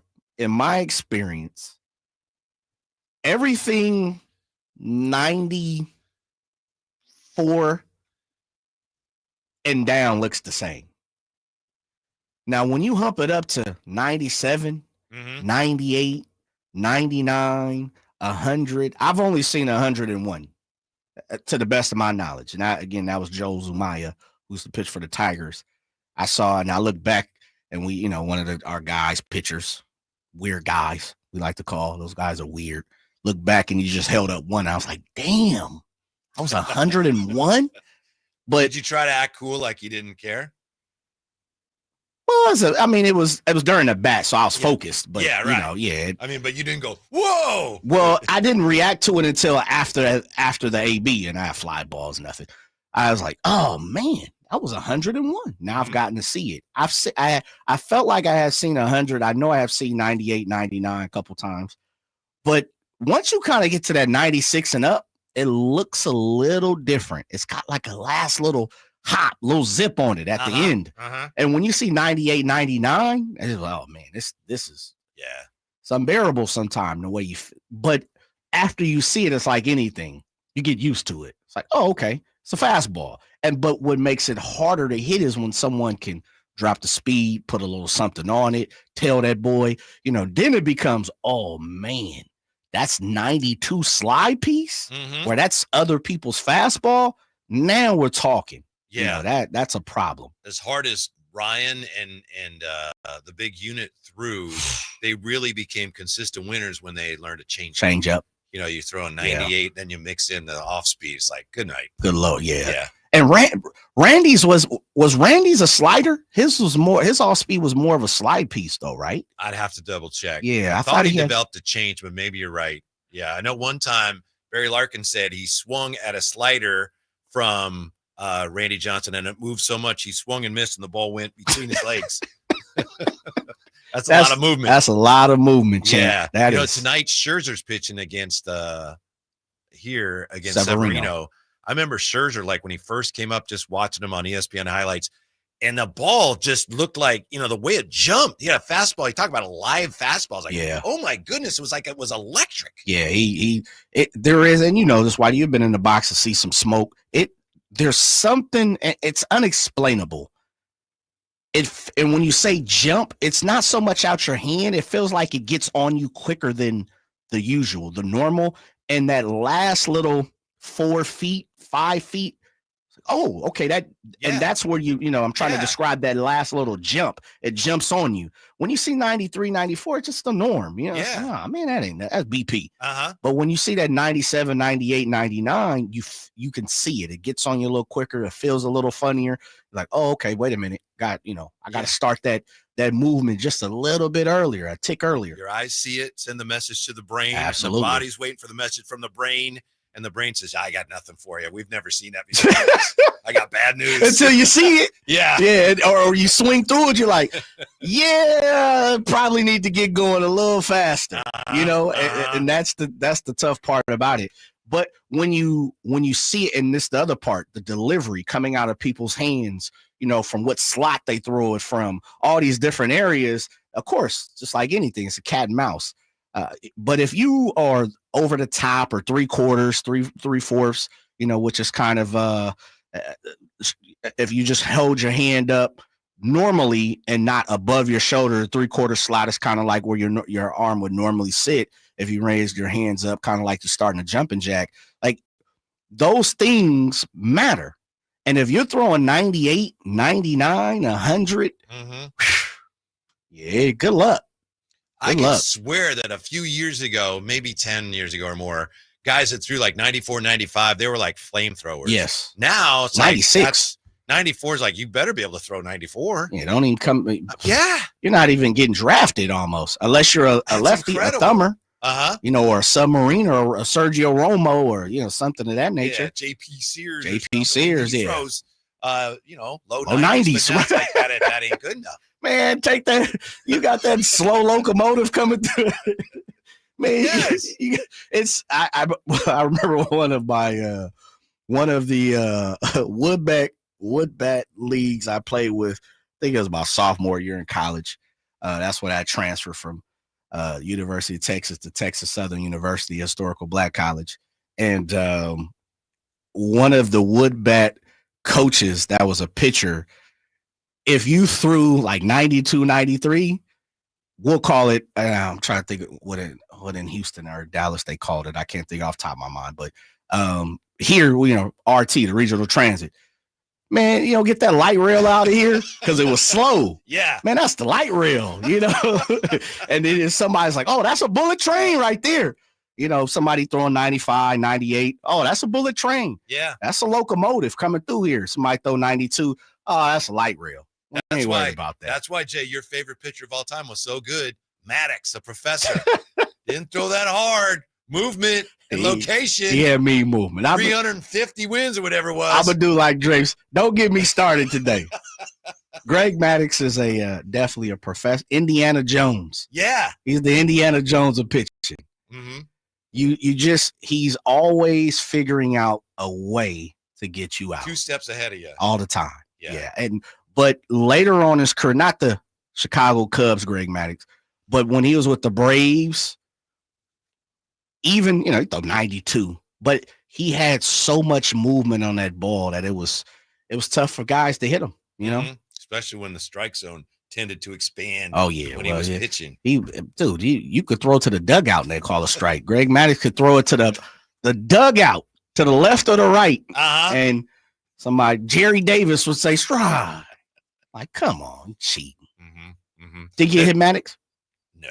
One of his catchers told a story that one time Maddox gave up a home run to somebody, Bagwell or somebody, because he knew he was going to face him in the playoffs, and he was setting him up for the at-bat in the playoffs, and the same situation rose, and he knew Bagwell would be looking for the pitch that he hit the home run off, and he knew that he wasn't going to throw it to him then. See? That's cat and mouse. Yeah. But good hitters, Tony and Jeff Bagwell was a hell of a hitter. Let me stop right there. But I think the hitters, and I say Tony Gwynn is one of the greatest to do it, the Wade Boggs, guys like that, would stay in front of him. And when Tony you listen, Gwynn owned Maddox. Oh yeah, and that's the thing. He was a thinker. Yeah. See, Greg Maddox was a thinker. And when you listen to Greg Maddox and you listen to his interviews and things like that, one of the things he always talks about is and if I'm not mistaken, I don't want to overstep, he is into martial arts. And I'm not sure if he is an onlooker or if he, does it himself, participate himself. But I remember him talking about it in the form of, and I think it's judo.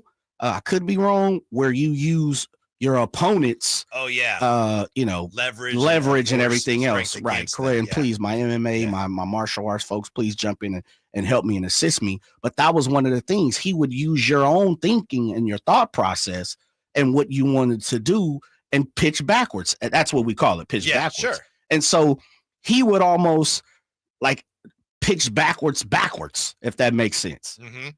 What you thinking, I'm a pitch backwards, but you may say, well, you know what? He's probably going to throw a slider here, even though he knows I want a fastball. I'm thinking slider, and then he'll throw a changeup.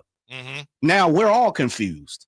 And so thinkers gave him problems, and Greg Maddox always said that. Yeah. You know what that reminds me of is Bill Walsh when he was running the 49ers, and he would use a team's advantages to his advantage. For example, playing a team like New Orleans with great linebackers who pursued well, get near the goal line, you run a reverse. Yeah. Because they pursue so well, they go the first way, and then they can't recover. So, yeah, smart people have accomplished great things in sports. Very true. How smart is this? This is the latest for what it's worth on the Kings and Kuminga. And this is from Shams here on Sirius XM. Here's what he had to say. Quote, the Warriors have not made a move yet this offseason because a lot of what they're going to do or trying to do hinges on his restricted free agency. Does he come back on a deal, or are you signing and trading him? That's held up their movement over the offseason. You have a full NBA team whose actions have been held up so far because they're waiting on that. The three teams that have had a level of interest in Kuminga this offseason, the Heat, the Bulls, the Kings, but having an interest in getting a deal done are two different things. Nothing quite yet there. We're still a ways away from that. That's Shams on Sirius XM. So it was interesting yesterday. I thought it was interesting that Drape said, we asked him, can we put that to bed? He said, I wouldn't put it to bed, but it's sleeping on the couch. Taking a nap.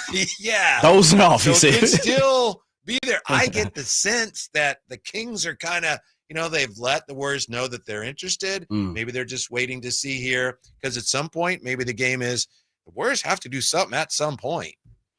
Yeah, from all accounts, and we had Monty Poole jump on last week, I believe. Yep. And Anthony Slater, was it this week or last week? I can't remember. I think it was Monday. Was it Monday? Yeah. From all accounts, it sounds like the Warriors are waiting on Al Horford's decision first before they do anything. And so, Al Horford is, as Drape's talked about, Gary Washburn, I believe, talked about it. He's pondering retirement. Mm-hmm. And he's also thinking about, was it the Bucks?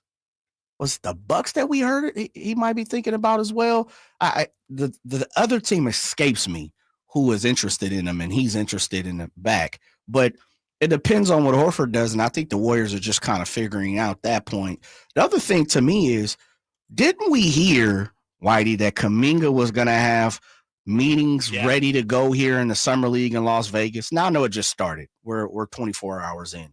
I would imagine he's getting ready to sit down and have some conversations with other ball clubs too. Mm-hmm. So I think we'll probably get a little shakeout from that here within the next 72 hours, or maybe it's next week. I'm not sure. Several teams interested in Horford. I don't know if this is what you're talking about, Jay. This is them interested in him. This had Celtics, Lakers, Nuggets. I think the Nuggets might have been the team. Okay. Cavs and the Knicks. Okay, yeah. There was definitely another team that he was pondering according to reports. Okay, it was Denver. Yeah. Which would be obviously very interesting. But I guess they don't even need Jokic anymore, right? Yeah. Because Danny Wolf. Yeah, Danny Wolf played so well. I don't know what to expect from the Kings on that. It wouldn't surprise me if they're just waiting. They've kind of set things up and they're fine. We're fine with our roster. Let us know if you change your mind, Warriors. We're here if you want to talk. I think the Kings would still be interested, but they know it's kind of out of their hands. Maybe something breaks when they have the conversations with Kuminga, supposedly, at Summer League. Well, that's the great part about Summer League is there's so many people on ground zero, as we like to call it, that we'll get some information and people are having conversations. As you've seen, Drape's hit the pavement literally at like 10:30, 11 yesterday, and he already had information on, agents coming out and speaking to him about guiding. It sounds like agents were running up to him. Hey. He pulled up, he came straight out. Right. He hits the casino, and all of a sudden they're just hunting for him. Hold on, I gotta go to the bathroom. I'll be right out and we'll talk. I mean, I think I talked to Drace probably 11:30-ish yesterday, and he's like, man, spoke to a couple agents. Like, okay, no doubt. He's like, yeah, they're angling their player towards the Sacramento Kings. Like, for real? Like, yeah. And when he told me on the phone, he did not tell me who the player was. So I just thought, okay, well, he was like, and it's a point guard. And I'm like, another one? So the very first thing that popped in my mind was Malcolm Brogdon. Got to be Malcolm Brogdon. Obviously, Drape's has some history with him being in Boston. And I didn't know it was campaign until he said it on the show. But, I mean, he was in Vegas not even an hour. Right. They were waiting for him. They were. Is Draper here yet? What room's Kyle Draper in? He hasn't checked in yet, sir. Matter of fact, he doesn't need an Uber. I'll go pick him up. Right. Now, it seems to me, just from recollection, it doesn't typically go well when a coach or a player comes out to the media and says, I want to be on that team. You know, there's lots of instances where players, sometimes it's when the player's late in his career. I'm thinking like Dwight Howard. Oh, I want to be on the Kings. I'd love to be on the Kings. But it doesn't often work well when the player is the one that comes out and says, I want to go to that team. So as Drape said, some people have been critical of the Kings for an interest in campaign. And Drape says, I have no idea if the Kings are interested in campaign. This is all coming from campaign. Yeah, definitely. The push. And, these guys know what they're doing, guys and gals. You walk up on a dignitary of a ball club that you're really angling to get one of your clients to, and you just drop a little note. Mm-hmm. Big fella, Drapes, my guy. Mm-hmm. One of my guys was trying to get over into Sacramento, man. Sure would love for you to take care of him if he gets to the city. And then common sense, you do what? Right. Man, who are you talking about, champ? Right. I mean, who are we speaking on? Oh, man, my guy campaign. He hadn't signed yet. We got my dude Dave over there rocking with him all summer, getting him in shape, and he's looking good and feeling good. And, he's a huge Scott Perry fan and would love to play with Doug. That's how the summer league goes. Sure. And then next thing you know, Drapes is calling the producer. He's like, man, hey, guess what? And the rest is history. It's an interesting thing. It is an interesting thing, Whitey. So are the agents thinking that Drapes is going to take that message to Scott Perry? I think sometimes, yeah. Huh. Absolutely. And even if not, there's an indirect way to get to Scott Perry, right? And it's we go to a dignitary of the ball club. And, by the way, he happens to be able to have a voice on a daily basis. And we're going to sneak him a little information. And it's not even so much a sneak. We're just going to deliver a little information. And if you run with it, you run with it. If not, not. By the way, Jay, your Hornets are leading Utah 25-21 late first quarter. I'm watching Detroit Knicks, man. Really? You're turning your back on the Hornets? Well, I'm not turning my back on the Hornets. I will say this. Their draft class is not for me. Yeah, I'm not a fan of it. That's too bad. Yeah. From Team Simpton here in the YouTube chat. When will the Kings ever balance out this roster? I guess we will just have to wait until the trade deadline. I don't know, Team Simpton, but one thing that Kyle Draper told us today is that he said team officials are keenly aware of how out of balance the roster looks. So, yeah, they're aware of it. They're working on it. Drape says he's had to tell people, no, it's going to take time. But I don't know when it's going to be. To your point, I don't know how long it's going to be. But the Kings are aware that that's something that needs to be balanced up. Maybe Jerry Reynolds has some ideas how to do that. The great Jerry Reynolds joins us next. Drive Guy, Sacktown Sports. This is the story of the one. As a safety manager at a manufacturing plant, he does everything he can to keep his coworkers safe. From finding ways to reduce risks to keeping safety supplies in stock. And for that, he relies on Grainger. Grainger offers a broad range of quality products and next-day delivery, so he can always play it safe. Call 1-800-GRAINGER, click Grainger.com, or just stop by. Grainger, for the ones who get it done. Member Week is here at Lowe's. Don't miss your chance to get up to 40% off hundreds of items like paint, faucets, vanities, doors, and more. Shop our exclusive deals happening in-store and online now through July 18th. Not a member? Join My Lowe's Pro Rewards for free today and get ready to save more. Lowe's, we help, you save. Loyalty program subject to terms and conditions. Details at lowes.com/terms. Subject to change. I was thinking today, who would be on Mount Lee's more? And, of course, I start with my neighbor across the street, Skip Lee, who is a great artist. And sometimes I'm in front of the house and Skip's like, hey, I need you to help me put this crate in my truck because I got to send one of my paintings to a dentist in Virginia. And he makes a ton of money off of it. So Skip Lee is on there. Spike Lee would be on Mount Leesmore. Stan Lee, the guy who invented Marvel superheroes like, Spider-Man. And then Lee's Air, Plumbing, and Heating.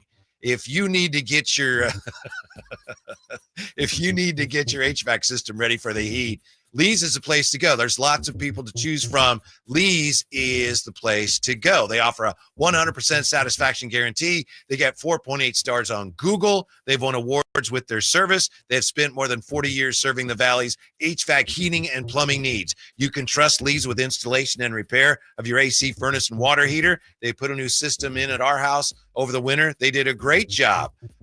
Plus, trust them for residential, commercial plumbing repair, commercial HVAC services too. Find out more at leesair.com. Check on their mission statement. It's all about serving customers and community. And check on their $99 HVAC tune-up service. Let Lee's take care of you the way they took care of me. They treated us like family. They set us up with an HVAC system that has improved our quality of life and is saving us money. Lee's Air, Plumbing, and Heating, license number 635355. Get ready for a night out with Jordan Davis. It's Country in the Park 2, Saturday, September 13th at Cal Expo. Along with special guests Mitchell Tenpenny,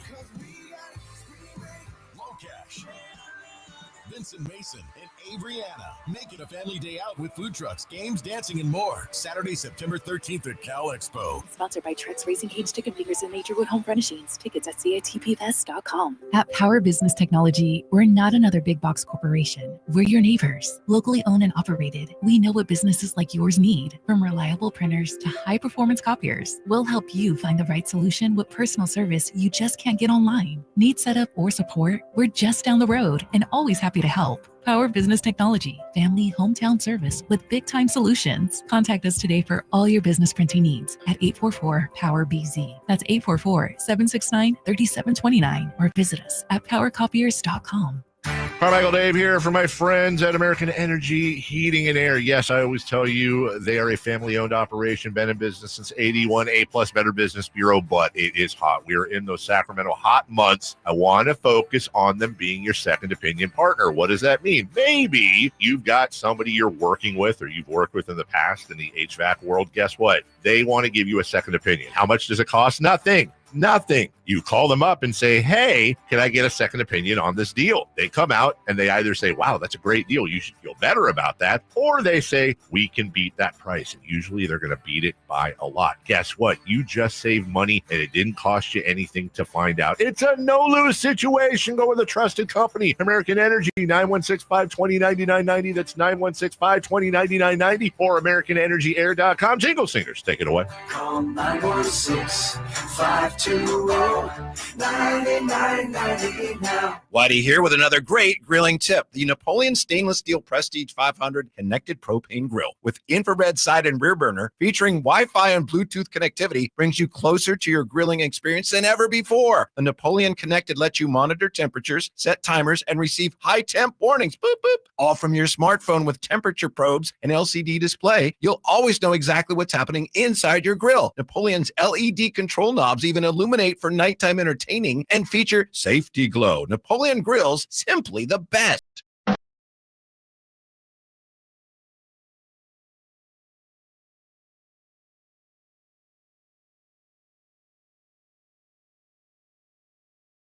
The Drive Guys powering your afternoons Monday through Friday on Sacktown Sports. There's nothing quite like a Friday with the Drive Guys when we have our next guest on.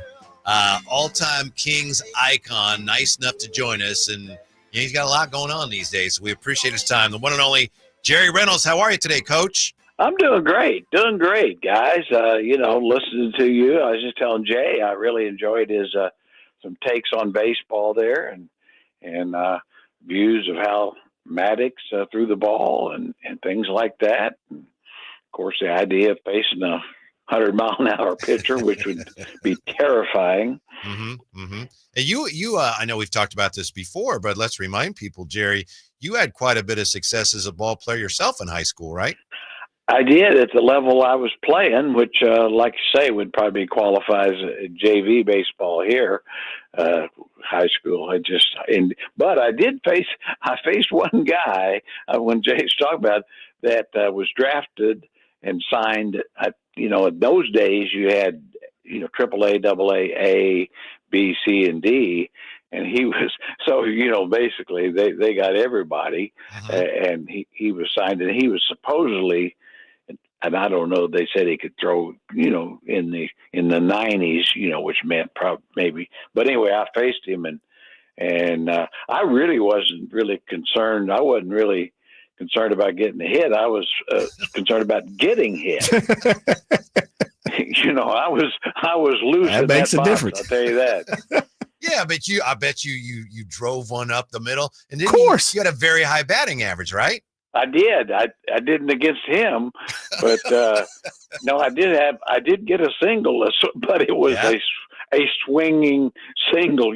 Yeah, I just beat out because the third baseman was a fat ass, so that was. That was a scouting report. That a boy? That was, yeah. So anyway, hit him towards the weakness, Legend. I understand. But I pretty much knew that if I had to do that for a living, I was going to not eat very well. But back then, they didn't have as many teams, right? So you say, oh, they drafted everybody, but there weren't as many teams to draft players. Right. No, and the other part of it was they really, in those days, I mean, baseball got so many of the top athletes, really. Oh, yeah, yeah. Where guys would choose to play baseball over football and basketball in those days. Legend, you look like a middle infielder to me. You're second baseman, a third baseman. Where'd you go? Through high school, I played mostly shortstop. See, middle infielder. Oh yeah, I seen it. I had that, honestly. I had good hands and everything, but just arm of probably a 9-year-old girl. But other than that, but accurate, right? That's right. Accurate, baby. Pepper the chest. The letters, huh? Oh my goodness. Jerry Reynolds with us. Jerry, could the Kings have the greatest summer league team ever assembled? I think there's a chance. I texted you the other night. I mean, the Celtics and Lakers, they worry about those banners for championships, but the Kings aren't. They might just get a total control of this summer league stuff. Yeah, Start hanging banners right and left. That was a nice opener. I mean, as far as those things go. Yeah, it was. The rookies looked solid. Obviously Raynaud was just terrific early, and certainly showed a lot of potential. And then Clifford late, I thought there again when the game was on the line, made some nice plays. So you had to like what you saw with the rookies, and obviously Carter was disappointing, but I know fans want to throw him overboard already. I like to say that's what summer league is for, and let's see how it goes the remainder of the summer league. That's what I would say. Legend, as someone that's been around the game and so many different facets of the game, when it comes to summer league, what would you or your staff or you're the front office, you being part of the front office, what would you guys employ on the players? Would it be 5 key things? Would it be one thing per player? Is it you're trying to put the infrastructure in of an offense scheming? What kind of went into the planning of summer league? Well, I think a lot of it depends on who you drafted and how many young players you had in your summer league. I mean, if it was a case of I always remember with Hedo Turkoglu, he was really the only key draftee, and so the rest of the summer league team, quite honestly, were guys probably didn't have much interest in really, other than and so everything was built offensively to make sure that Hedo got a lot of minutes, got a lot of touches, and at a couple of different positions. So you wanted to immediately find out, get some idea what we might have there. And and to Hedo's credit, he showed it pretty clearly. He was good. Jerry, we have no idea what the Kings front office thinks of Devin Carter. We assume they like him. For what it's worth, Jay and I agree that he's a young asset that you want to play the long game with him. But that said, you being among other things a scout, how much would it improve his chances of sticking if he can A, shoot better, and then B, learn to play on the ball a little bit more? Well, I think his career is almost that determines his career. I would say. I mean, he's really going to have to be able to play. I call it more of a lead guard in today's game as opposed to a point guard. You know, the days of heard you guys talking Rondo or John Stockton. Those, it's a different game now. Yeah, that position calls for scoring as well as leadership and playmaking, and I think for Carter at his size, it doesn't mean it has to be his best position, but I think for him to have any kind of a long career, he's going to have to be able to play at both guard positions, I would say, with some productivity. Joined by the legendary Jerry Reynolds. Legend, I apologize about asking you not so much as direct questions, but you're a great mind, and I want to learn from this. I'm kind of a little bit across the board with this, but as far as we're talking about a guy like Devin Carter or Max Raynaud, or we're talking about Nique Clifford, and you talked about how Hedo, you would give him opportunities. Leaving from the summer league, could you take anything away from the summer league where you could just really pin it into your pad and say, we really like this or we really don't like that, and this is pretty much what it is? Knowing you can always change it, but this is pretty much how we're locking him in, and this is how we believe he can play. I think really what you would come out of it with is exactly that. Some idea you think, yeah, this guy's going to be good enough, and you never know how good or if he'd reached that. I mean, but you'd come out of it thinking, yeah, he can play. He'll be able to play. Don't know how much. Don't know if he can be a star type. Those things are, you can't know unless it's, I don't know, Blake Griffin or something summer league or something like that just you knew was going to be awfully good. But I do think you want to come out of it in the guy's first summer league, if you've drafted them especially highly, that, yeah, you can visualize plugging them in and playing them in the regular season, and then hoping that, well, maybe, that there is more to it, that maybe they can reach, some star level. You have to be careful, though, because I always say, I always remember Spencer Hawes and Jason Thompson as rookies, and, they were just marginal pros, but they had long careers, but they were outstanding in summer league. Shock and Hawes, right? Isn't that what you guys used to call them? Shock and Hawes, yeah. I sold that like a total shill, but not one of my prouder moments, I'll say. Legend, to follow that up, I jump in front of Whitey. Could it be the opposite? Could you come away from the summer league just absolutely knowing, and I've heard, we've heard the rumors of, why am I blanking, from Kansas? My goodness. Thomas Robinson, right? Thomas Robinson, yeah. Thomas Robinson. Well, we've heard, from the very beginning, a lot of NBA scouts looked at it and said, that's just not going to work. Could you come away from the summer league knowing, yeah, this is going to be an uphill battle? I got to be honest with you. I really, I'll never forget the first practice. And saw him walk through the door, and, and of course, it'd been one of those guys we hadn't had in for a visit because his agent, he's supposed to go second. One of those guys that slipped, Right. He's supposed to be 6'10", and walked there. I said, damn, he might not be 6'8". Power forward, Man. And then the practice started, and, I got to be honest, there was a lot of crestfallen people.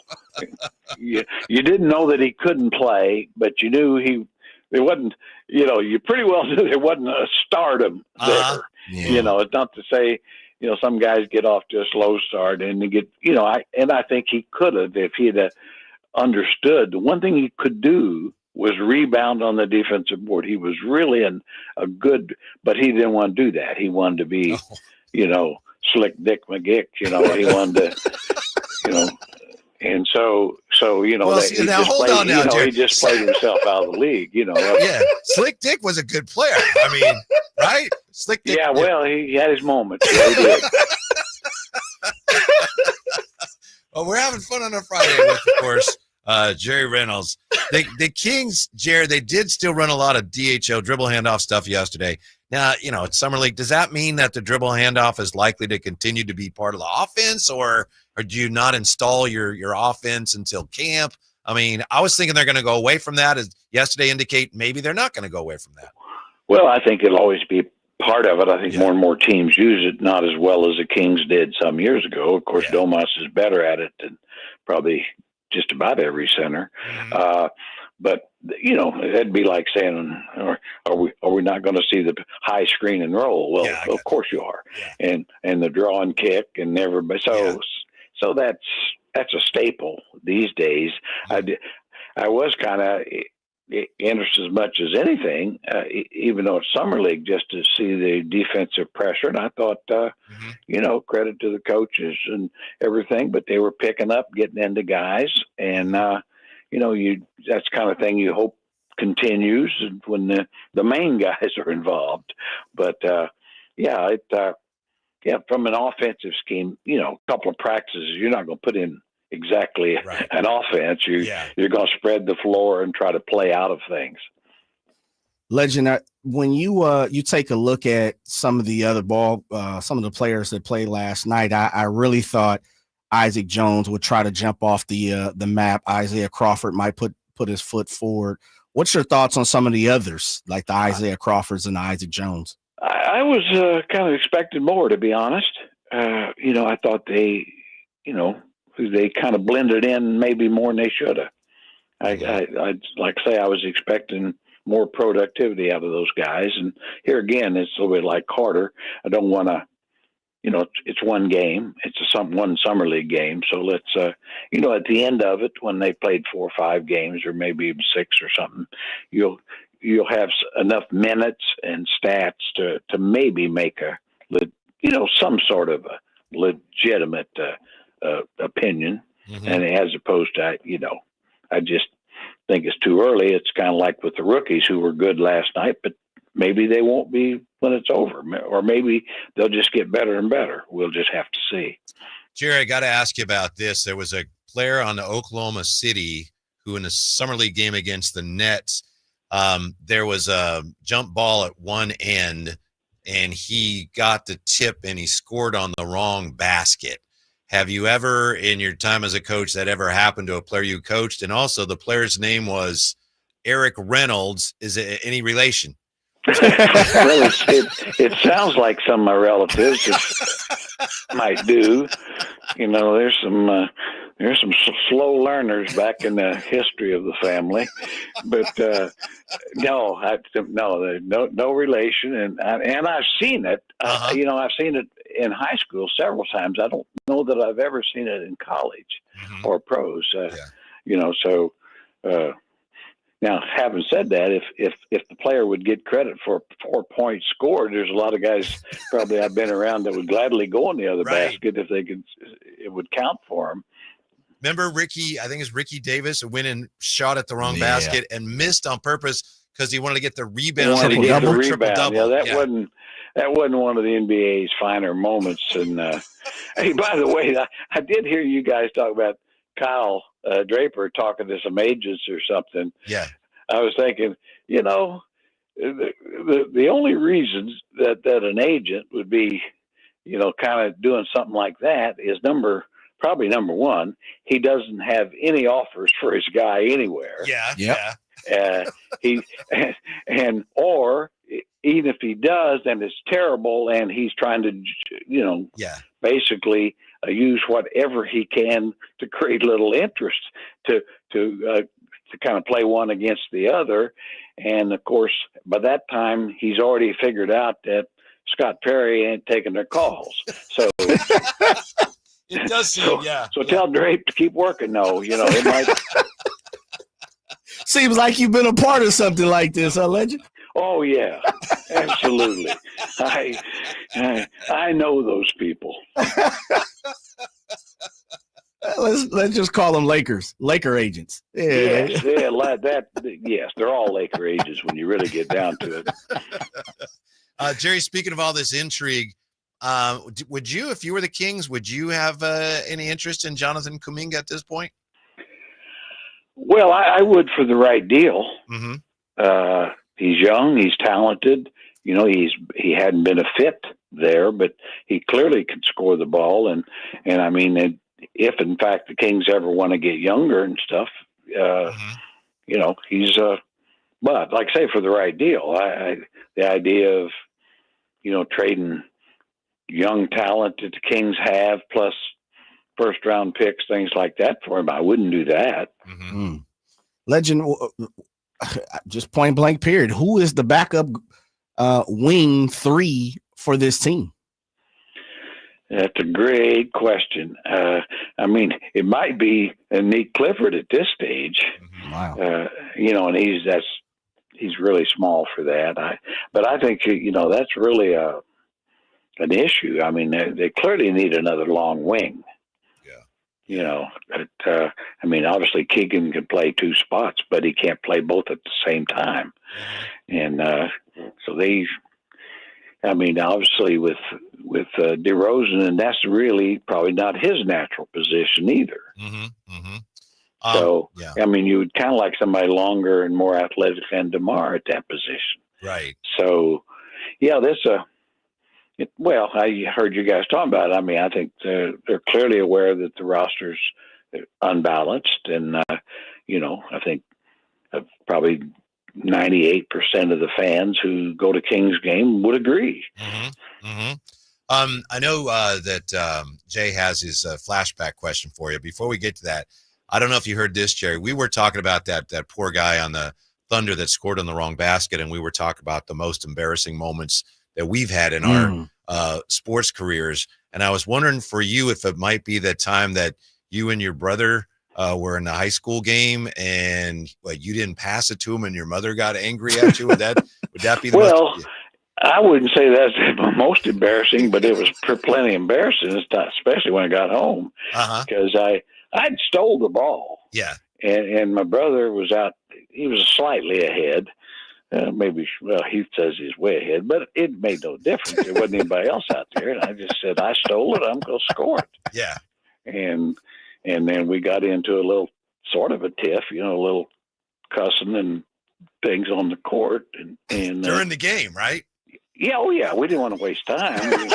Get straight to it. If you're going to make a fool of yourself, you don't need to, you know, waste time. And so Mom, we got home. I mean, yeah, she kind of read the riot act. I mean, pretty much at me for some reason. You made the steal, you get the sugar. Didn't that make sense to you guys? I mean, he was a sophomore. I was a senior. I was, you know, come on. He was just, I said, you know, you probably shouldn't even be on the varsity. This is my team. Yeah, you're fitting in with me, brother. I like it. I like where you're coming from. Yeah. Speaking of, it's funny that you went that way, Whitey. So I have two questions here. We'll start with the first one that we've been talking about, but my second one kind of has a resemblance to that, leading down to your brother and being back home. The Summer League. We were talking to Henry Turner, and I remember the Summer League kind of starting in the late 90s. HT was like, no, I played in the Summer League in Utah. We went back and seen it was the Rocky Mountain Review, which was like, oh, yeah, I remember that. Do you have any fond memories or any thoughts on Summer League like in the 90s and being in Utah or early on when it was in Orlando? Well, yeah, you know, at one point or time, we've kind of been in all of them, and I've been in. There's one in Long Beach for a few years, but California. The Utah thing was the best, I thought, until Vegas. You know, they really ran it well, and especially when they started it playing at East High School. Wow! And then they finally moved to the Delta Center, and it was great then because it's comfortable and air conditioned and everything. But the crowds were good, and it was for years that was the one. And I mean they had others, but that was the one where you'd have at least probably 16 teams or more every year. Wow. And then like say Vegas, then I guess it was probably the early 90s. I think I'm pretty sure it was because I remember us being in the Utah camp or the Utah league, and Jeff asked me to go down to Vegas because they had like 8 teams in it then. We're just starting. Warren Legary was the guy running, still is, I think. And I said, just see how it is, because it seems like a lot of teams are going in there next year. Just see what you think of it. I did, and I said, really great facilities. They had used both places, or were going to use both places. And I said, other than being 110 degrees, it's great. It's a win. Wow. Yeah. That's interesting, man. That's the beginning right there. You want to know if something's worth it or not? You send Jerry. And the legendary Jerry Reynolds. Well, of course, he may just want to get me out of the hotel. I don't know. I didn't want to say that. I know you guys are being nice, but I mean, Jeff was so tired of me. He said, go somewhere. Legend, my throwback question is obviously French Lick, Larry Bird, Jerry Reynolds being number one, of course. Coming from French Lick. Yeah. I'm pretty sure you've told this story. I feel like I've never heard it from you. I would imagine you have great insight. How in the hell did Larry Bird wind up at Indiana State compared to all the other colleges that were coming knocking on his door? Do you have any information on that? Oh, yeah. I mean, he actually wanted to go to Kentucky. And they decided not to recruit him. They thought he was what? And he always had, I mean, he's never forgot it either, by the way. But he was recruited. Then he went to Indiana originally with Coach Knight, and then I think that he was he didn't ever really wanted to go there, but the town almost demanded it. It was during Indiana wants you go. It's your civic duty, right? Civic duty. Yeah. And so he went there, and he just said I didn't fit, and the Coach Knight wasn't exactly the most pleasant guy to be around at that time for a freshman, and so he dropped out of school and laid out, and I always remember worked on with the the community maintenance crew, garbage truck, and did stuff like that. And because I remember spending a little time with him doing that. And then he'd made his mind up and that he was going to go to Indiana State. And so, because the reason I kind of stopped to visit with him, I just wanted to see what he was thinking, because I said, I knew he's too good. I mean, I didn't know he was going to be what he was, but I knew he's way too good not to continue his career, And so that was kind of that. But he was kind of unique. He'd actually went to a junior college locally there, Northwood Institute. Really? And he was there about 2 weeks, got in a fight, and they kicked him out. Wow. Larry, he sometimes he could be a little irascible. You ain't ever try to recruit him to Rockhurst? No, I did try to recruit him to West Georgia when I was down there. Okay. Because I was there, and I'd recruited, and because I'd had his high school teammate Danny King, and I'd placed him in a junior college, and then he was going to come there, but then I decided to go to Rockhurst, and so Danny left to go to Indiana State, and that was also part of the reason that Larry went, and so Danny was a couple of years older, but I actually, and I think Larry would tell you this, I was the first coach to ever try to recruit him. Wow. I'd sent stuff to him his junior year through my brother, a lot of recruiting stuff, because he was 6'3" and 160 pounds, but I knew he was going to be good enough for us. I didn't know he was going to grow 4 more inches that year and then 2 more after that. But I saw him just play once that year in high school, but I'd never seen anybody pass like that. That was the thing. I mean, his pass, still, he might be the best passing small forward ever, but probably is.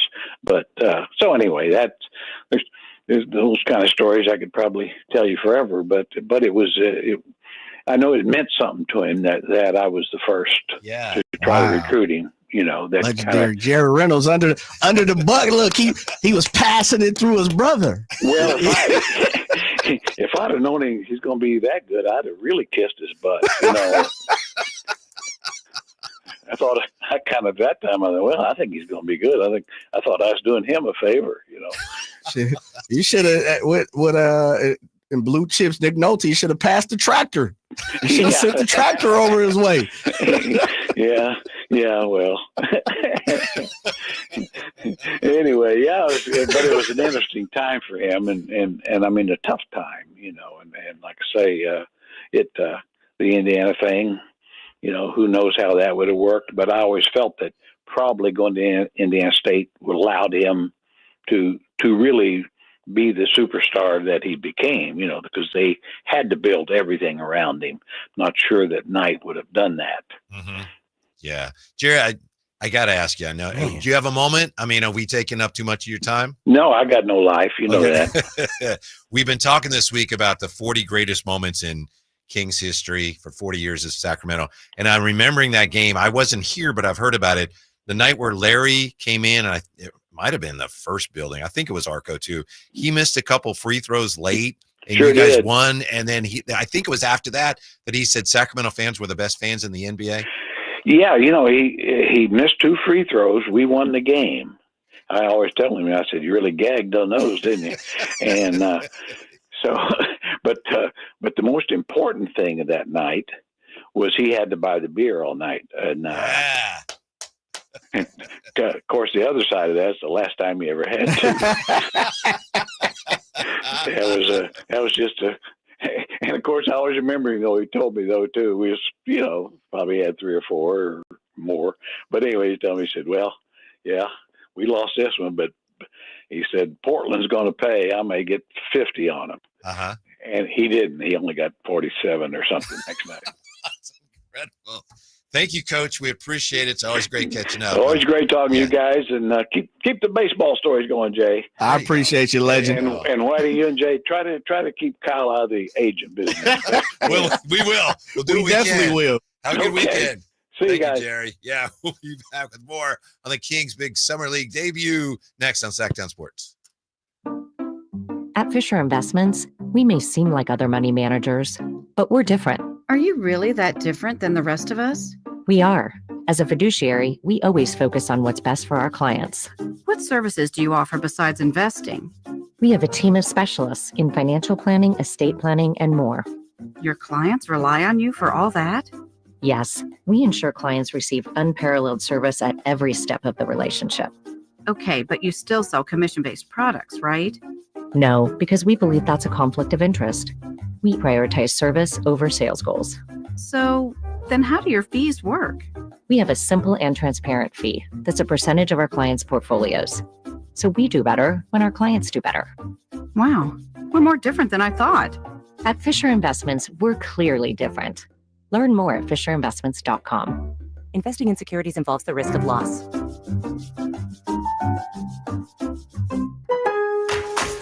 Member Week is here at Lowe's. Don't miss your chance to get up to 40% off hundreds of items like paint, faucets, vanities, doors, and more. Shop our exclusive deals happening in-store and online now through July 18th. Not a member? Join My Lowe's Pro Rewards for free today and get ready to save more. Lowe's, we help, you save. Loyalty program subject to terms and conditions. Details at lowes.com/terms. Subject to change. Why'd I go to the doctor? One day at the firehouse, I was so lightheaded I could barely stand. Even my crew noticed. Getting checked out was the right call.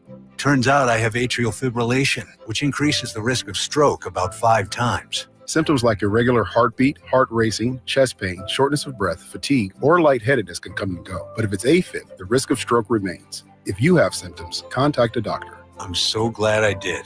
Visit NoTimeToWait.com, sponsored by Bristol-Myers Squibb and Pfizer. With 25 award-winning years in Northern California, Ashton & Price is your local injury law firm. Pro attorney tip: if a firm presents as local but they're in LA, red flag. If your first consultation is not with a lawyer, big red flag. At Ashton & Price, your first consult is with a local attorney, and if serious injury prevents travel, a lawyer will come to you. Still not enough? George Washington's my uncle. At Ashton & Price, no red flags, just red, white, and blue. Remember, For the best advice, don't think twice. Call Ashton and Price. Hello, I'm Frank Cockrell with Retirement Security Centers with a weekly economic update. We are halfway through the year, so where are our rate cuts? According to the recently released Federal Reserve meeting minutes, they aren't forthcoming. The majority of Fed officials don't see a need to reduce rates in the near term, waiting on potential effects of tariffs and not seeing enough softening of the jobs market. With June jobs surprising on the upside after the Federal Reserve met, there doesn't seem to be a rush to shore up employment. While the projections still point to 2 rate cuts of 0.25% each this year, it may be later this year before we see this come to fruition. Some in the Fed feel we may be close to a neutral rate right now, so savers may be happy, but borrowers may not be. As far as tariffs go, this week was supposed to see the increases for countries who have not negotiated a new trade deal. This was pushed out to August 1st, with letters going out to several countries with the new rate they can expect. How these countries react and how quickly will also help clarify the direction that rates should go. How might this affect you or your family? Please go to frankontheradio.com to schedule an appointment, watch videos, and receive market updates. I'm ready to help you start your journey so you can define your future. Securities and investment advisory services offered through Mosaic Wealth, member FINRA SIPC. Mosaic Wealth is separately owned, and other entities and or marketing names, products, or services referenced here are independent of Mosaic Wealth. The Giant Summer Sale is here. Get giant savings on our giant selection only at Folsom Lake Honda, your one-stop Honda shop. Looking to own or lease? Save during the Honda Summer Event and drive a brand new Accord or Civic. See all our specials at FolsomLakeHonda.com. As a family-owned and operated dealership since 2009, customer service is our #1 priority. Our customers love doing business with us, and you will too. Folsom Lake Honda. Go to FolsomLakeHonda.com. Your one-stop Honda shop.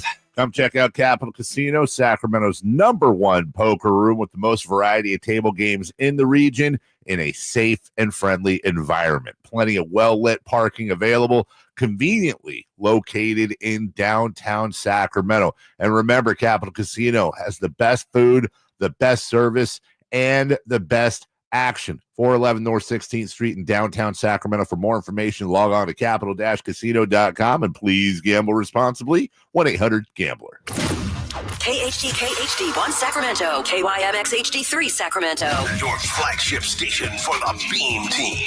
From the Power Business Technology Toshiba Studios. This is Sacktown Sports 1140.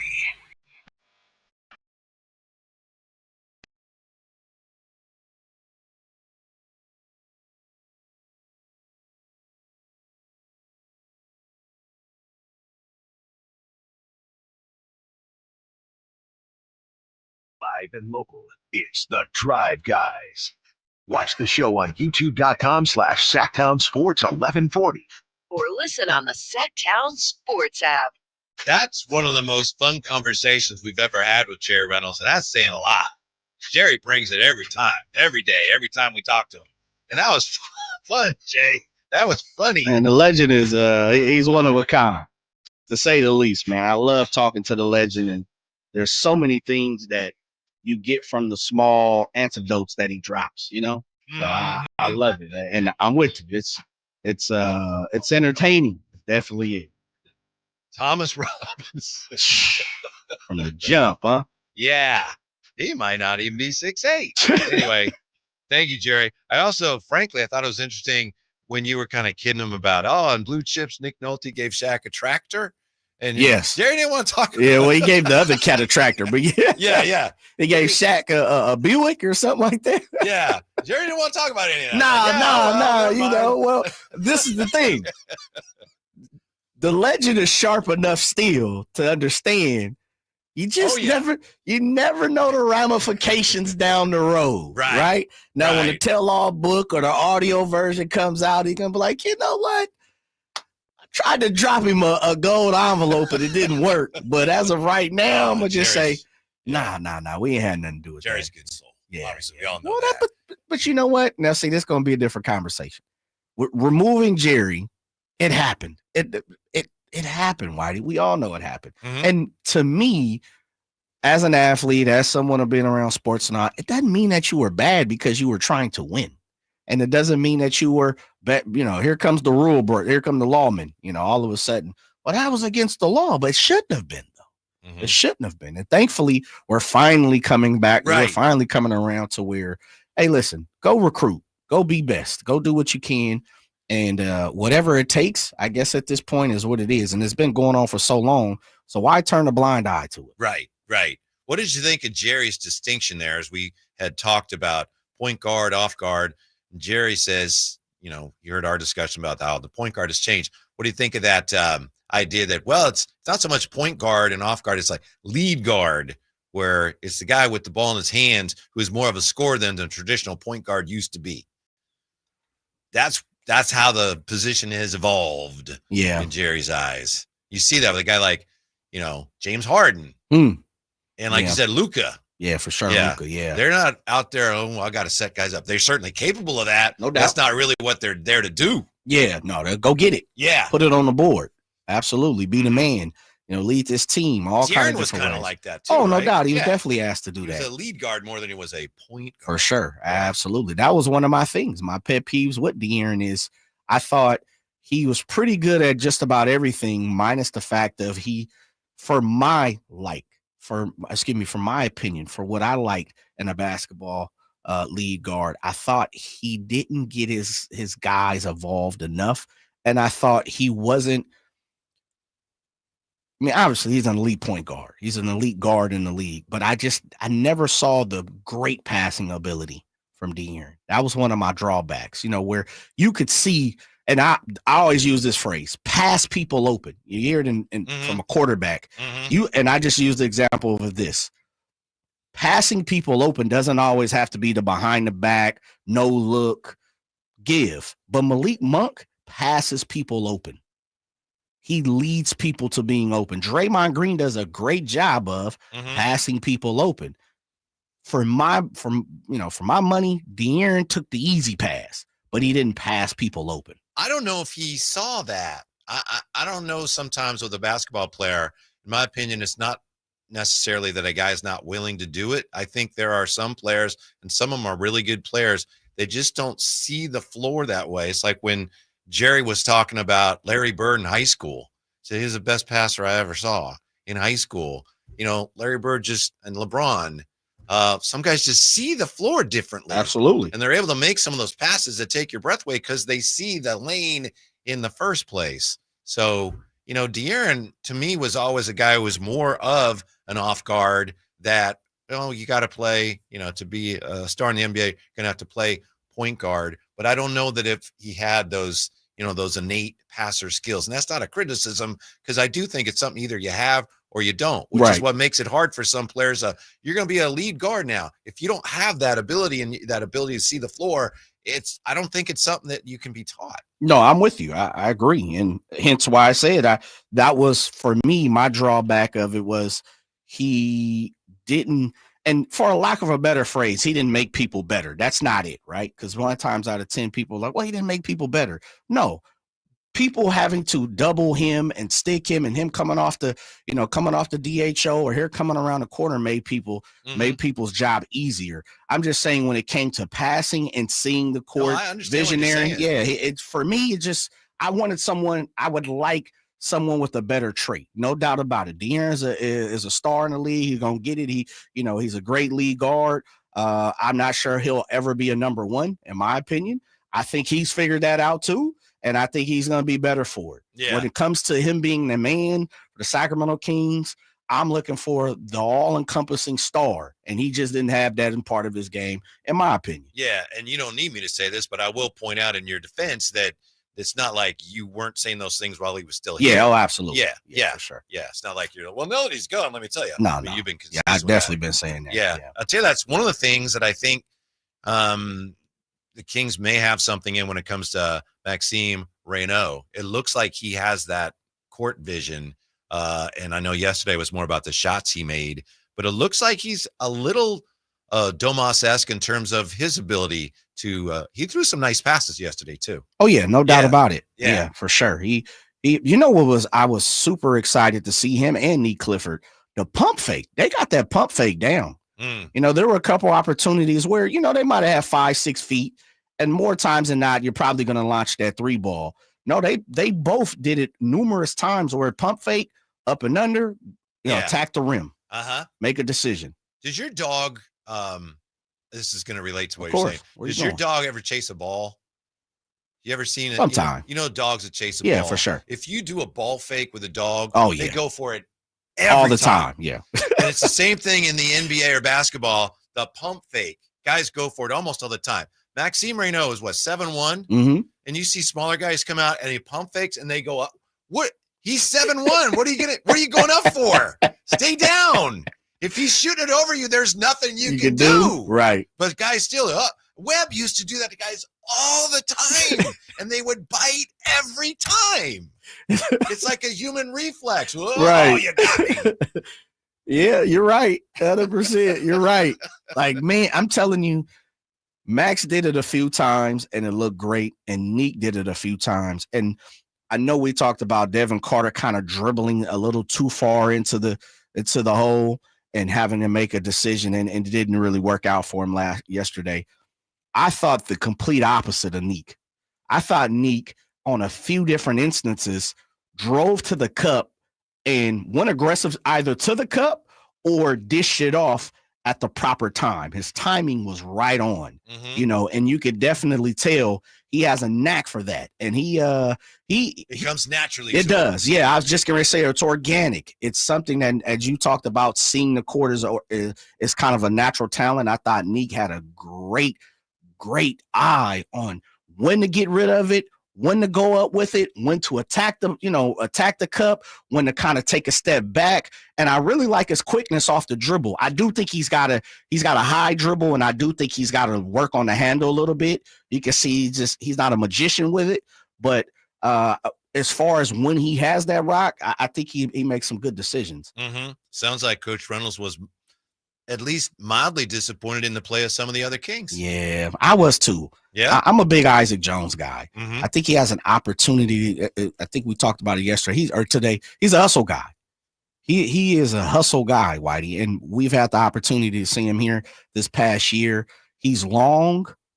He's not necessarily, super fast, but he's athletic. He plays above the rim He's when a guy, you need be. You will feel him if you're playing against Definitely. him. You will feel him. Yes, definitely. And I'm excited to see what he can bring, because I think there's some upside. But I will also say this: unfortunately, due to his draft position, free agency, being up and down the G League, and all that type of stuff, he's gonna have to show it quicker. Like, it's gonna have to flip. The switch is gonna have to flip quicker. And if it doesn't this year, I'm wishing the best, but the way the NBA, calendar goes, he may not have another opportunity. And so I'm really looking for him to jump out the gym immediately, like take advantage, show what he showed us at the G League, which I believe he had like 28 or something when we saw him. I'm looking for that Isaac Jones. Don't settle. And I know he's got the deviated septum. Just had the surgery, so maybe that has a little issue with it. Yeah, going back to that game that you're referring to in March when we saw him play the G League. Yeah, he had big numbers, but Drapes talks all the time about the eye test. Yes. What are you talking about with your numbers? Basketball Reference, which he's on as often as I am. Of course. But he'll say, no, the eye test. And you look back at Isaac Jones in that game and in G League games, and even if you didn't know how many points he had, you could just see he had an impact on the game. It's like, whoa.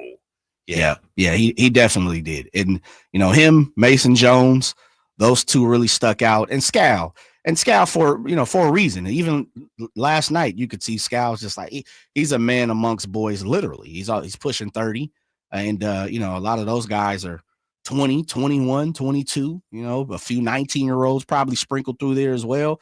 And so I'm looking for IJ. Kind of like what the legend Jerry Reynolds said, I'm really looking for him to have that same type of, equivalency of what we seen in March. I need to see that same excitement jump off the page. And for me, there's no bigger stage than to do it in front of everybody that's at the Summer League.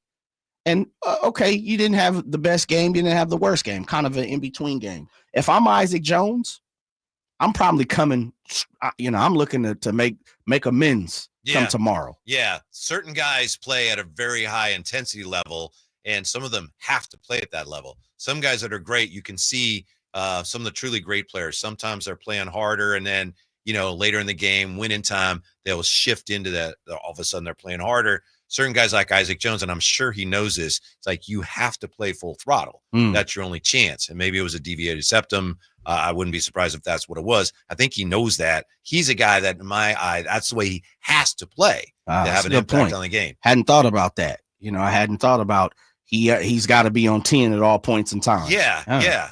Yeah. Yeah, I could see it's that. Like one of his skills, if you will. Sure. The ability to do that. No, I totally get it. We're living in the era of he's got a high motor. Mm-hmm. That is a skill these days. Yeah. He's a lunch pail guy. That is a skill. He likes to bang. So, that's something that I think Isaac Jones can have an opportunity to succeed in. I truly think he has a skill set that the Sacramento Kings lack for sure right now, especially on the roster. We know at this point, we really can't pinpoint a wing behind Keegan Murray. And we also know Keegan Murray is probably this team's starting power forward. So if they don't bring back Trey Lyles, I know Drew Eubanks is in the fold, but that spot is up for grabs too, isn't it? Mm-hmm. That can be an Isaac Jones pool. Yep. You got to go get it. Yeah. I know this was speculation, writers just looking at who's out there and seeing a potential match. It's not a report based on anything agents or players have said, but I know some have linked Trey Lyles possibly to Mike Brown and the Knicks. Familiarity. Yeah. Yeah. But again, that's not a report. Do the Knicks need anything? That cupboard is stacked, isn't it? They're pretty good, aren't they? Yeah. Man, I mean, they got the dogs on the corner. They got they have a squad. You look at on paper, it's going to be hard to beat them next year. They're so good. They let campaign go. I know. You're right. You're absolutely right. What'd you think about that? I thought Jerry had a great point in the fact of, agent leaking that made the play, double. Right. Playing devil's advocate to another team, and or there might not be nothing on the table and you're trying to spark something up. Right. Yeah. I mean, Drapes did a good job. And I appreciate that he shared that with us. But if agents are going to someone like the team broadcasters and sharing with them, our guy would like to come here. Yeah. Like Jerry said, that's a sign that, wow, nobody wants you, do they? You're having a hard time finding a landing spot for your client, aren't you? Yeah. Like I said, typically when the player or his people are coming out and saying, we want to go there, when they're the ones coming out and saying it, it doesn't usually end well. What did you think of anything that came out of Summer League that was really significant? Anything, Jay? One game, Summer League, we're in Sacramento, we tend to, overreact. Is there anything that came out of that you feel like, yeah, that's good? As far as for the Kings or just the league? Any way you want to slice it. Yeah, I would say couple things. Summer League is a high caliber exhibition for a reason. If you had the opportunity to slide to the California Classic out here, which we do great here in Sacramento, and they don't do well at the dental office. If you had an opportunity to go to Salt Lake City, as much as I kid about the city, if you had an opportunity to go to Orlando, and if you had an opportunity to go to the Mecca of the Summer League, which is Las Vegas now, you will definitely see mistakes. These guys are young. They're hungry, or should be. If they're not, they should be. And we know, Whitey, that as much as you can make physical errors, you're definitely going to make mental errors, especially when you're yearning and trying, and sometimes you're over trying. You're going so fast sometimes that things just don't happen the way that you expected or wanted to happen. Summer League is a place to make mistakes. I lead up to all of that. At some point in time, we'll get the finality of who Devin Carter is. We'll get the finality of who IJ is. We'll get the finality of where Mason Jones is going to be, within the next couple of weeks. We'll get the finality of people like Sky Labissiere, who the Kings fans have a great aptitude to know where he's going. And we'll have the finality of Max and Nique Clifford. We'll never know that off one day, 24 hours. Right. A game that's a high exhibition that the league has stapled a high exhibition. It kills me how, and I understand we haven't seen basketball for a month, a few weeks now, 3 weeks or whatever the case it may be. And around here where teams have to make the playoffs, we're talking about 2 months or something. It kills me how onlookers live and die off one game. One game. I implore fans, and not just Sacramento Kings fans, Even you, AC, you Laker fan. I implore fans, give these dudes opportunity. Give them a shot. Give them a chance. It's okay, Whitey. This is me. You know, I always say it's okay to hate in sports. If there's any point in life, hate in sports. It's okay to dislike a player. It's okay to dislike a team, a jersey. It's okay to like a style player play by the way he plays. No problem. I don't need you to like everybody in the way they play and how they operate and the way they move or the way they look. But damn, don't just make the case off of one game. That's what I take away from it. That's a great point. And, you know, sometimes not so much in Summer League, but sometimes fans are making those knee-jerk reactions after like a half. Yeah. You know? Yeah. One thing I would take away from yesterday, and some of this is because there's something very important going on in the NBA right now, and I just kind of overlooked it. You know, you had Cooper Flagg making his debut yesterday, and he was 5 for 21, and he was playing on the perimeter, and he was running point, and he said he was nervous, and he said it was one of the worst games of his life, but still he had a key block and basket down the stretch, and he helped Dallas win their Summer League opener. And I've never been really a Dallas fan, and I've never been a Duke fan, so maybe I'm just not paying enough attention. But Cooper Flagg, and you probably know this, but I was aware of it, I guess, but had to remind myself, Cooper Flagg is 18 years old. Cooper Flagg is going to be great for the NBA. And again, I'm not going to root for him. Not that I'd root against him. I'm not excited about what the Mavericks are going to do. Being someone who wants to see the Kings do well, you know, it kind of makes me cringe to think how Dallas could recover from the terrible Luka trade. And then, wow, they could be good again. But an 18-year-old with that skill level, he's going to be such a godsend for the NBA. He's got a chance to be one of those next potential, you know, faces of the league. Might be a little premature, but he could be that. It's great for the league that the number one pick in the draft. You know, last year the draft was produced some good players. That's going to happen. But this year, I think Cooper Flagg's going to be an absolute gem for the league going forward. I like where you're going. I definitely dislike Duke, and I damn sure don't like the Dallas Mavs. Yeah. Shouts out to Cooper for 18. Yeah, I know, man. He reclassified. Yeah. Just for this reason. Mm-hmm. So I'm with you, man. I just ask fans sometimes, and I get it. We're fans. We overreact. Sometimes we see something. Oh, that's dude. I mean, how many times? I'll talk about LaMelo Ball and all that, but in all to goodness truth, we'll never know off one game. Right. We'll never know off the full summer league. But it's okay to like and dislike things. Mm-hmm. But don't make it a finality. Don't make it a finality. Yeah. We always, that's the worst. That's the best ever. Yeah. What'd you think of that? Gee, I don't know. No. You're wrong. Yeah, I do know. It's the worst. That guy's the best. Yeah. We don't know. Right. How many people actually watch Summer League? Got some numbers for you when we come back to Sacktown Sports. This is the story of the one. As a safety manager at a manufacturing plant, he does everything he can to keep his coworkers safe. From finding ways to reduce risks to keeping safety supplies in stock. And for that, he relies on Grainger. Grainger offers a broad range of quality products and next-day delivery, so he can always play it safe. Call 1-800-GRAINGER, click Grainger.com, or just stop by. Grainger, for the ones who get it done. Great conditions, a fun layout, and unbeatable value. Timber Creek and Sierra Pines are Sacramento's #1 rated golf destination. With 27 holes, a spacious practice facility, and professional instruction, there's always a way to improve your game. Planning a tournament or corporate event, they offer customizable packages and award-winning catering to make your event effortless. Timber Creek is easy to find in Roseville, but hard to forget. Book your round today at timbercreekgc.com or call 916-774-3851.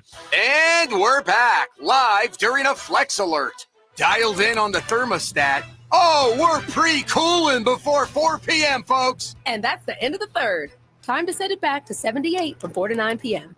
Clutch move by the home team. What's the game plan from here on out? Laundry? Not today. Dishwasher? Sidelined. What a performance by Team California. The power truly is ours. During a Flex Alert, pre-cool, power down, and let's beat the heat together. At Wells Fargo, we know what got you into your business, whether it's manufacturing, running a restaurant, or your business from home. What you didn't get into your business for was banking. But luckily, Wells Fargo offers business checking, payments, and lending all in one place, in your neighborhood and on our app, so you can focus on doing what you love. Wells Fargo, you're good at business, we're good at business banking. Learn more at wellsfargo.com/business. Terms apply. Wells Fargo Bank and a member FDIC. This summer, the heat keeps coming on the Sacktown Sports Live events calendar. Kicking off when Third Eye Blind and Neon Trees light up the stage on July 25th at the venue at Thunder Valley. Then head up to the lake for not one, but 2 nights with Old Dominion, August 1st and 2nd at the Lake Tahoe Amphitheater at Caesars Republic. And come right back up August 17th for Glass Animals. On August 21st, flash back to your favorite decade with Lost 80s Rewind featuring Flock of Seagulls at Thunder Valley Resort and Casino. Then get weird with the one and only Weird Al Yankovic live at the Lake Tahoe Amphitheater at Caesars Republic on August 24th. On August 29th, Japanese Breakfast takes the stage at the all-new Channel 24 music venue in downtown Sacramento. And don't miss the legendary Darius Rucker bringing the country heat to the Lake Tahoe Amphitheater at Caesars Republic on September 13th. For tickets and more details, keep it right here on Sacktown Sports or visit sacktownsports.com. Summer's flying by, and that back-to-school checklist, it's growing fast. New backpack? Check. School supplies? Check. Dentist appointment? Let's fix that. Kids Care Dental and Orthodontics is making it easy to cross dental checkups off your summer list fast, with priority scheduling for new patients and kid-friendly care that makes them smile. It's one less thing to worry about before fall. Call now or book online at kidscaredental.com. That's kidscaredental.com, because healthy smiles should be the easiest thing to check off your summer list. Get ready for a night out with Jordan Davis. It's Country in the Park 2, Saturday, September 13th at Cal Expo. Along with the special guests Mitchell Tenpenny,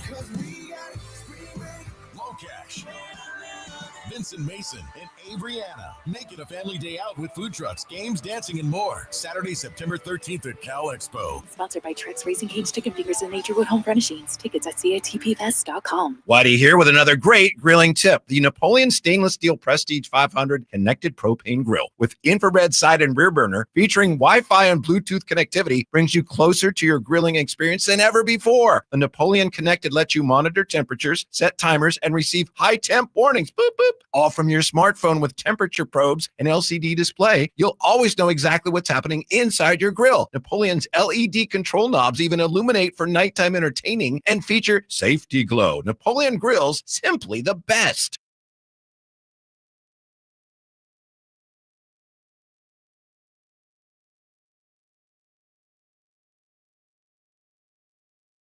ZipRecruiter is the place. ZipRecruiter is the place for talented teachers, savvy software developers, and master mixologists. ZipRecruiter is the place where you meet all these people and more. That's because ZipRecruiter is the place for job seekers who are looking for new opportunities. In fact, ZipRecruiter helps 10 million people with their job search every day, so you can find the right candidates right away. Try ZipRecruiter for free at ziprecruiter.com/free. That's ziprecruiter.com/free.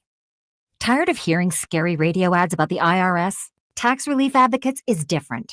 TRA is here to tell you that if you owe money to the IRS, whether it's $5,000 or $500,000, we have a solution. TRA can eliminate or reduce what you owe to the IRS with zero risk to you. We have over 1,000 5-star reviews on Google and an A+ with a BBB. End your tax nightmare today by visiting TRA.com. Or call 800-583-6580. That's 800-583-6580.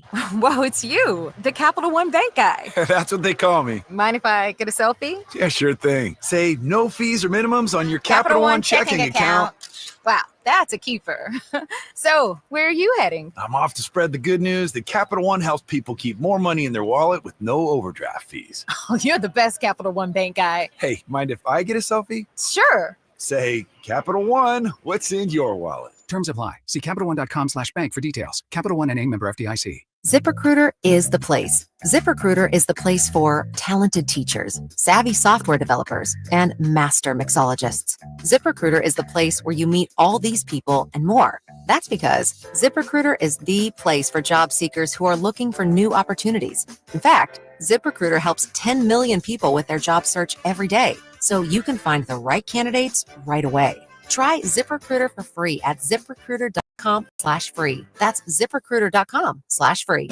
When you're hiring, have you ever felt like you're missing out on meeting great candidates? Well, they're not hard to find when you go to ZipRecruiter. ZipRecruiter helps 10 million people with their job search every day. People who are actively looking for jobs like yours.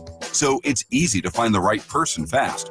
4 out of 5 employers who post on ZipRecruiter get a quality candidate within the first day. Try ZipRecruiter for free at ZipRecruiter.com/free. That's ZipRecruiter.com/free. Why'd I go to the doctor? My heart would race just taking my son to practice. It didn't feel right. So I got checked out. Turns out I have atrial fibrillation, which increases the risk of stroke about 5 times. Symptoms like irregular heartbeat, heart racing, chest pain, shortness of breath, fatigue, or lightheadedness can come and go. But if it's AFib, the risk of stroke remains. If you have symptoms, contact a doctor. I'm so glad I did. Visit NoTimeToWait.com. Sponsored by Bristol Myers Squibb and Pfizer.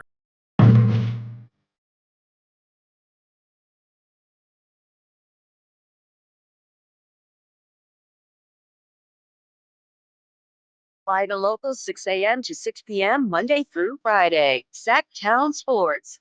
Hey, Jay, I know you're a student of music, and I don't believe this is a song by the guy I'm going to ask you about, but thinking of the old classics, do you ever spend much time listening to Chuck Berry? Not so much, but I mean, come across him, listen to his music before. Yeah, I Legend? a lot. Yeah, absolutely. I mean, it had a huge influence on guys like No doubt. The Beatles and everything. And I mean, you listen to the songs and little stories told and everything. Chuck Berry was incredible. Yeah, he's a legend, no doubt about it. I mean, way before my time, maybe right in your prime, but no, I think a little bit before he your did time. most of it. Yeah, I mean, I remember some of his later stuff. In his heyday, I think it was like 50s and stuff. Yeah, but, of course it was. Yeah, but he was an incredible Little Richard. You ever listen to Little Richard? Yeah. My goodness. Yeah, it's man, with that voice. What was I watching? Just watching something, and it was a spinoff of I can't remember what it was. Whitey, I forgive me for not, but it was based upon a fictional film based upon an artist, and within that film was Little Richard. Oh, and so it caused me to go down the rabbit hole of Little Richard and so many different things. But man, he a pioneer, no doubt about it. Yeah, Little Richard is a pioneer. He get down. King of rock for incredibly reason. talented. Absolutely. Yeah. I mean, could do it all. Play it, sing it, jumps, dance, do whatever you needed. Super. I mean, we're talking about legends here, brother. Right. Paved the way for a lot of people. Yes. Yes, absolutely. Speaking of legends, I got some information here on Brock Purdy. You know what we got going on now? We got Summer League going on. The All-Star game's coming up. Purdy. Home Run Derby on Monday. By the way, who are you rooting for in the Home Run Derby? You know who I'm Rooker's going to be in it, and Jazz Chisholm's in it. I know, man. I'm pulling for the Jazz. Okay. I'm pulling for Jazz. Hey, Jazz, my guy. Do you watch the Home Run Derby? Of course. I usually sit down and I watch a little bit, and maybe there's one guy I want to see hit, but I find myself after maybe like 20 minutes, like, okay. You're out. It's just so repetitive. Yeah, it is. No doubt. And there's really nothing. Unfortunately, there's nothing else that you can really add to it. They've tried the money ball and the foundation ball and, so many things, but it's just really guys exerting power, hitting the ball out the ballpark. Years ago, they had the All-Star game in Oakland in 1987. I said it was the 80s. And they had a home run derby, but they had a skills competition, which I think they ran 2 or 3 years. And it was really confusing. It was awful. What was the skills they were doing? Relay throws. They might have had base running. Stuff relay like throw, like throw it in the bucket, like in a garbage can. I don't remember. Or I think it might have throw been it to the base or been something. timing. Oh, okay. Yeah. I remember Bob Costas, I think, was like on the field at the Coliseum, and he's announcing it. I remember sitting there, and it's like the American League has 6 points in the skills competition to 3 for the National League. In fact, the Home Run Derby might have been part of that. I don't remember this. Yeah, it wasn't very successful. Okay. And then, like I said, I think I don't remember who. Somebody like hurt their arm in the relay throw. Oh, and they said, wow. all right, we're done. Yeah, with we're that. done with that. Yeah. So we might have to try to get Bob on to talk about that next week. All right. Yeah, I should have a quick text, see if he jump on with us. Okay. That would be fun. Yeah. Dude, a skill set? Yes, I'm pretty sure he was the guy on the field, and it was the first Major League Baseball skills competition, and he was the one. Yeah, I remember setting the scene. Andre Dawson was there, and I remember he's Okay. like, "Okay, Hawk, you're up." So I'm like, "Yeah, okay." Anyway, we got the All-Star game coming up and Summer League. We also have the American Century Championship. Somebody earlier, I think it was Campy, messaged us and said that Vinny Del Negro was a couple shots back. Okay, no doubt. Yeah, although I think they use that. Don't they use like the Stableford scoring where you get so many points for an eagle and so many points for no clue. so on. But a couple days ago, Matt Mayoko was up there, and he was talking to Matty Ice, Matt Ryan, and he was talking to him about Brock Purdy. And, Matt Ryan played in the Shanahan offense. One of the things I'll never forget is he talked about that Super Bowl that they lost, and he said, it took him forever to get the plays in. Mm-hmm. You ever heard him talk about that? Mm-hmm. Yeah. Anyway, here's what Matt Ryan said to Matt Mayoko about Brock Purdy. I always thought, when you sign big extensions and you go on to the next, obviously there's expectation, there's weight there, but you got to be yourself. They made a commitment to who you are, and certainly there's potential to grow, but not try to do too much. I think that's where guys can fall into a trap. For me, it's really about playing with the scheme, reading plays out one play at a time, and just making good decisions over and over. And I think that's what he's going to do, talking about Brock Purdy. I've always felt with quarterback contracts, they're player-friendly on the front end, they're team-friendly on the back end. And so they're in this little period right now, and yeah, it's a big number, but you look 4 or 5 years down the road and the way contracts have changed, they continue to go up. He's going to be a team-friendly guy in a couple of years. But he thinks that Brock Purdy is a really, really, really good fit for this 49er offense, and he would know. Yeah, I agree with him. I think he does fit the system pretty well. I can't disagree with Matt Ryan. Like you said, someone who's been entrenched into the system. So, I follow what Matt's talking about. Yeah, he also says, okay, it's great to have a really strong arm, and Brock Purdy doesn't have a really strong arm, but he says that's not the bread and butter of this offense. You get maybe 2 or 3 shots down the field in a game. It's more about, timing and windows. Yeah. Throwing people open. And he's really good at that. Yeah, so. I think that is one of his strengths. His timing, his anticipation are high caliber. Mm-hmm. No doubt about it. I think what makes him different than most of the quarterbacks that have been in the Shanahan system is he's got mobility. And that's why I believe he has just a tick of an upside, because I'm a believer, and I've said this before, Whitey. Part of is not the whole reason. Don't get it twisted, because we can go back to a few different plays throughout, the 49ers last few Super Bowl runs that have given up the game. But I think it's like, and you've heard this saying before, to win a championship, there's going to be a point in time you're going to have to get lucky. You have to get lucky on the run, on the journey.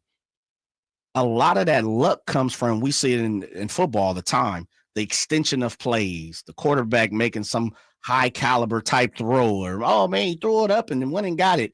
That's the one thing that I think Brock Purdy has that the Matt Ryans, the Kirk Cousins, guys like that who have played in this system, the Jimmy G's, he has just a little bit more to it. And we've seen it. He'll run around a little bit, create a play and make it happen. And to me, that has always been a part of why the damn Niners can't beat Mahomes, is because there's 1 or 2 plays where it's like, come on, what happened? What are we doing, fellas? Mm-hmm. Brock Purdy has that type of opportunity. Now, I'm not saying he's Mahomes. By all means, he ain't Josh Allen, he ain't Lamar Jackson, he ain't none of them guys. I don't need anybody, Eagles fans to text in.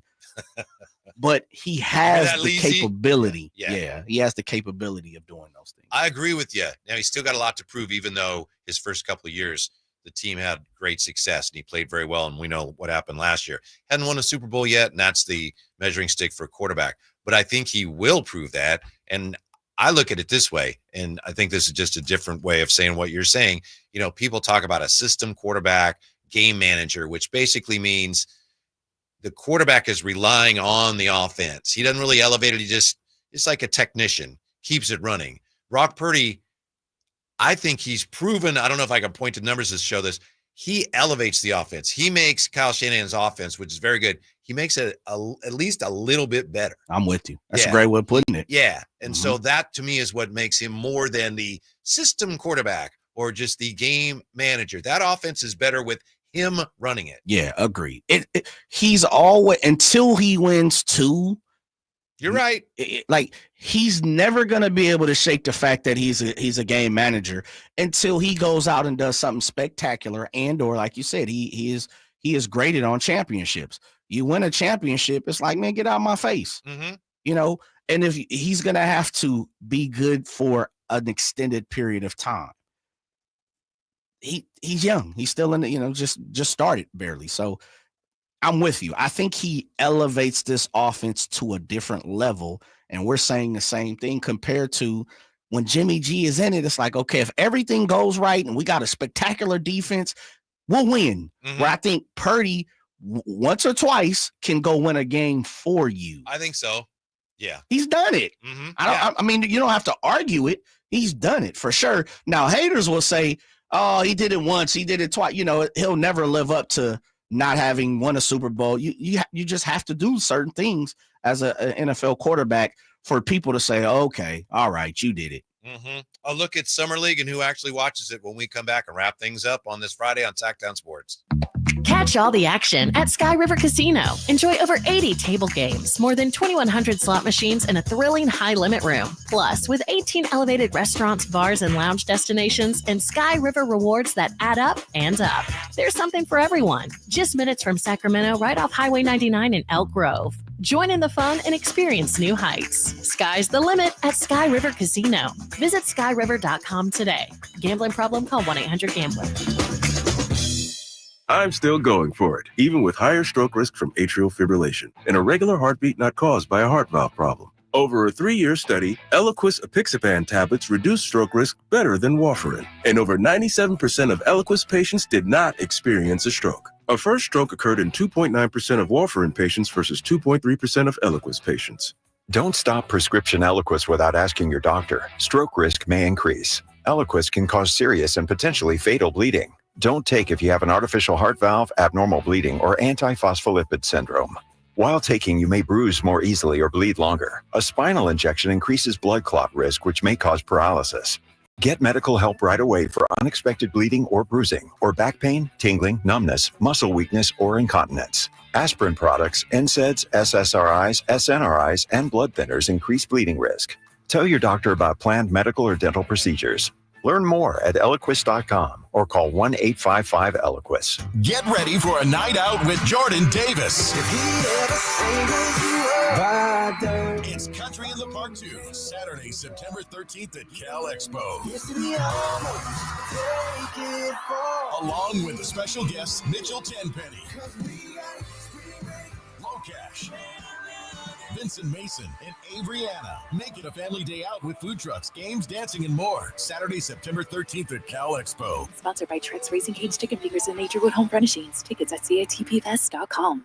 Hello, I'm Frank Cocker with Retirement Security Centers with the Weekly Economic Update. We are halfway through the year, so where are our rate cuts? According to the recently released Federal Reserve meeting minutes, they aren't forthcoming. The majority of Fed officials don't see a need to reduce rates in the near term, waiting on potential effects of tariffs and not seeing enough softening of the jobs market. With June jobs surprising on the upside after the Federal Reserve met, there doesn't seem to be a rush to shore up employment. While the projections still point to 2 rate cuts of 0.25% each this year, it may be later this year before we see this come to fruition. Some in the Fed feel we may be close to a neutral rate right now, so savers may be happy, but borrowers may not be. As far as tariffs go, this week was supposed to see the increases for countries who have not negotiated a new trade deal. This was pushed out to August 1st, with letters going out to several countries with the new rate they can expect. How these countries react and how quickly will also help clarify the direction that rates should go. How might this affect you or your family? Please go to frankontheradio.com to schedule an appointment, watch videos, and receive market updates. I'm ready to help you start your journey so you can define your future. Securities and investment advisory services offered through Mosaic Wealth. Member FINRA SIPC. Mosaic Wealth is separately owned, and other entities and or marketing names, products, or services referenced here are independent of Mosaic Wealth. Carmichael Dave here for my friends at American Energy Heating and Air. Yes, I always tell you they are a family-owned operation, been in business since 81, A-plus Better Business Bureau, but it is hot. We are in those Sacramento hot months. I want to focus on them being your second opinion partner. What does that mean? Maybe you've got somebody you're working with or you've worked with in the past in the HVAC world. Guess what? They want to give you a second opinion. How much does it cost? Nothing.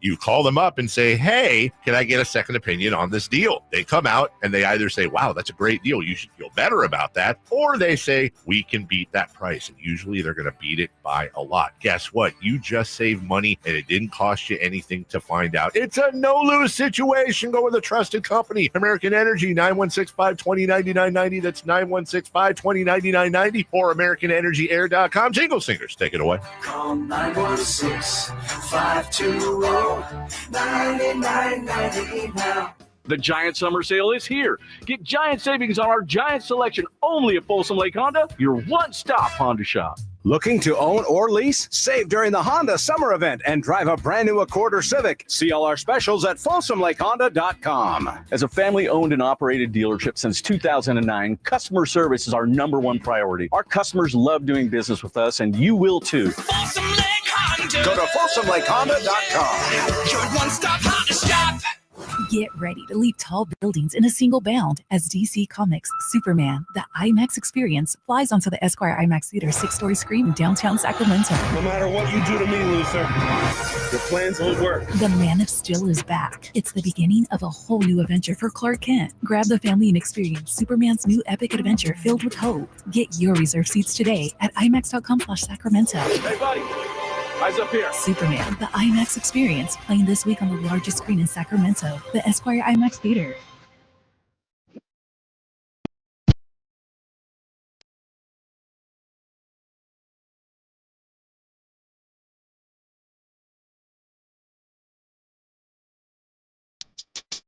The Tribe Guys powering your afternoons Monday through Friday on Sacktown Sports.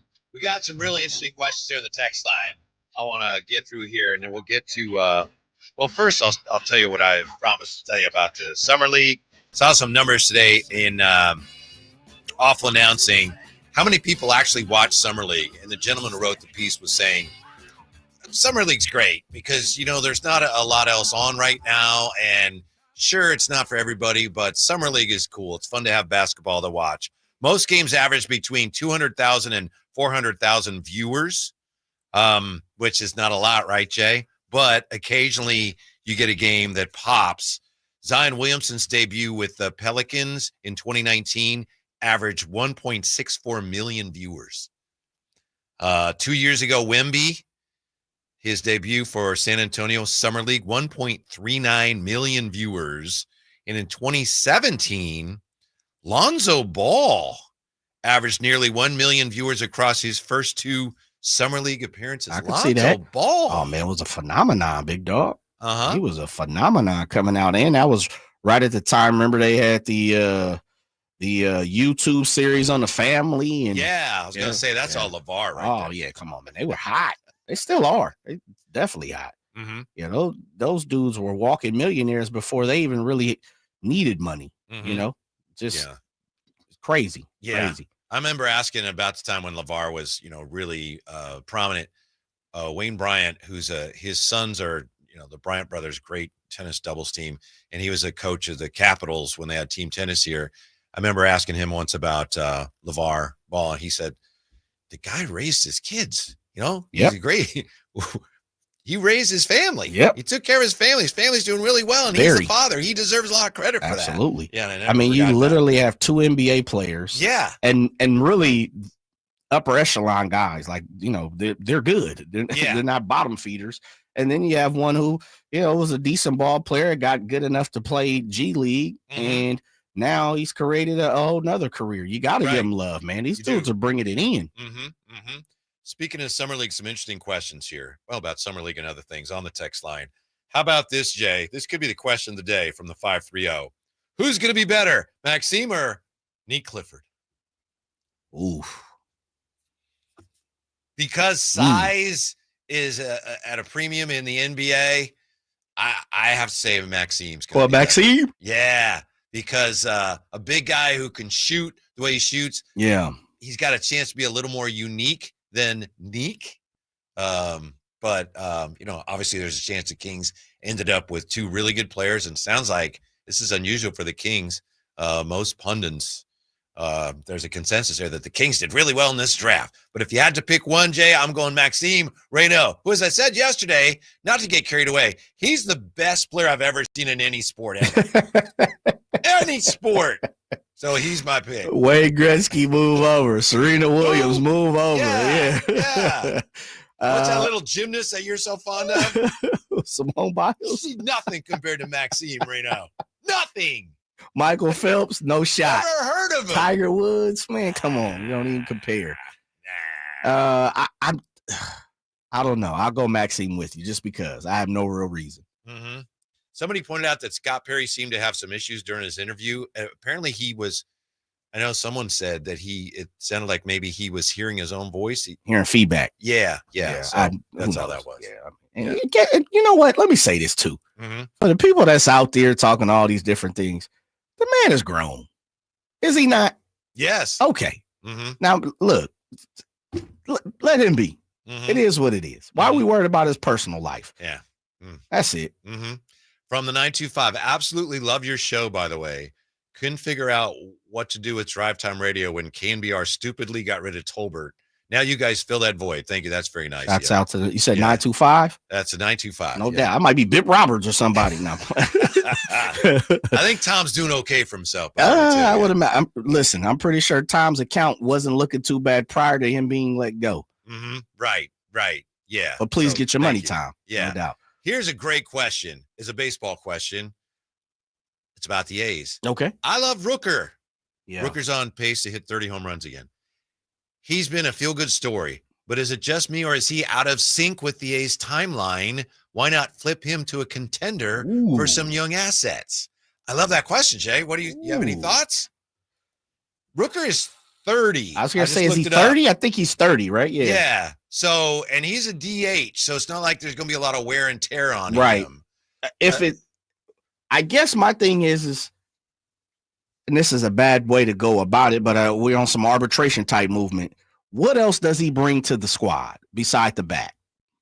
The pop, I should say. Yeah. Other than, leadership. I mean, he can play outfield, but I think they have other guys to play that. To me, okay, in 3 years, could this be a good team? It could. Yeah. Is Brent Rooker still going to be a productive hitter in 3 years? I think he could be. I don't think he is out of sync with the timeline. I think it's an interesting point, but ultimately, the more I look at it, within 3 or 4 years, and I know they got a lot of things they got to accomplish, and they're going to have to bring in better pitching, but they got some really talented players. In 3 years, you might be glad you have Brent Rooker if you're playing meaningful games. Yeah, I see where you're going. I would tend to agree a little more with the texter. I think within 3 years, for me, the A's look good as contenders. I mean, playoff team that should make the playoffs in 2 years. Could be contenders in 2 or 3 years. But I think in 2 years, I expect this team to be in the playoffs. That would mean he would be 32, 33, don't know his birthday. But I would also say, just what you said, with Denzel Clark and Butler, those are probably my guys moving forward. Soderstrom's doing okay in left field. Yeah. Soderstrom's probably there. He fits the timeline. But I would probably move on Rooker myself if I had to. Yeah, maybe if I got pitching. Oh, well, you need it. If I got something I really needed. You absolutely need it. Yeah. All right. Thanks for being with us this week. Thank you, Jay. Yeah, we're back with you on Monday. Have a great weekend. Stick around. The JR Sports Brief show is coming up on Sacktown Sports. This is the story of the one. As a safety manager at a manufacturer,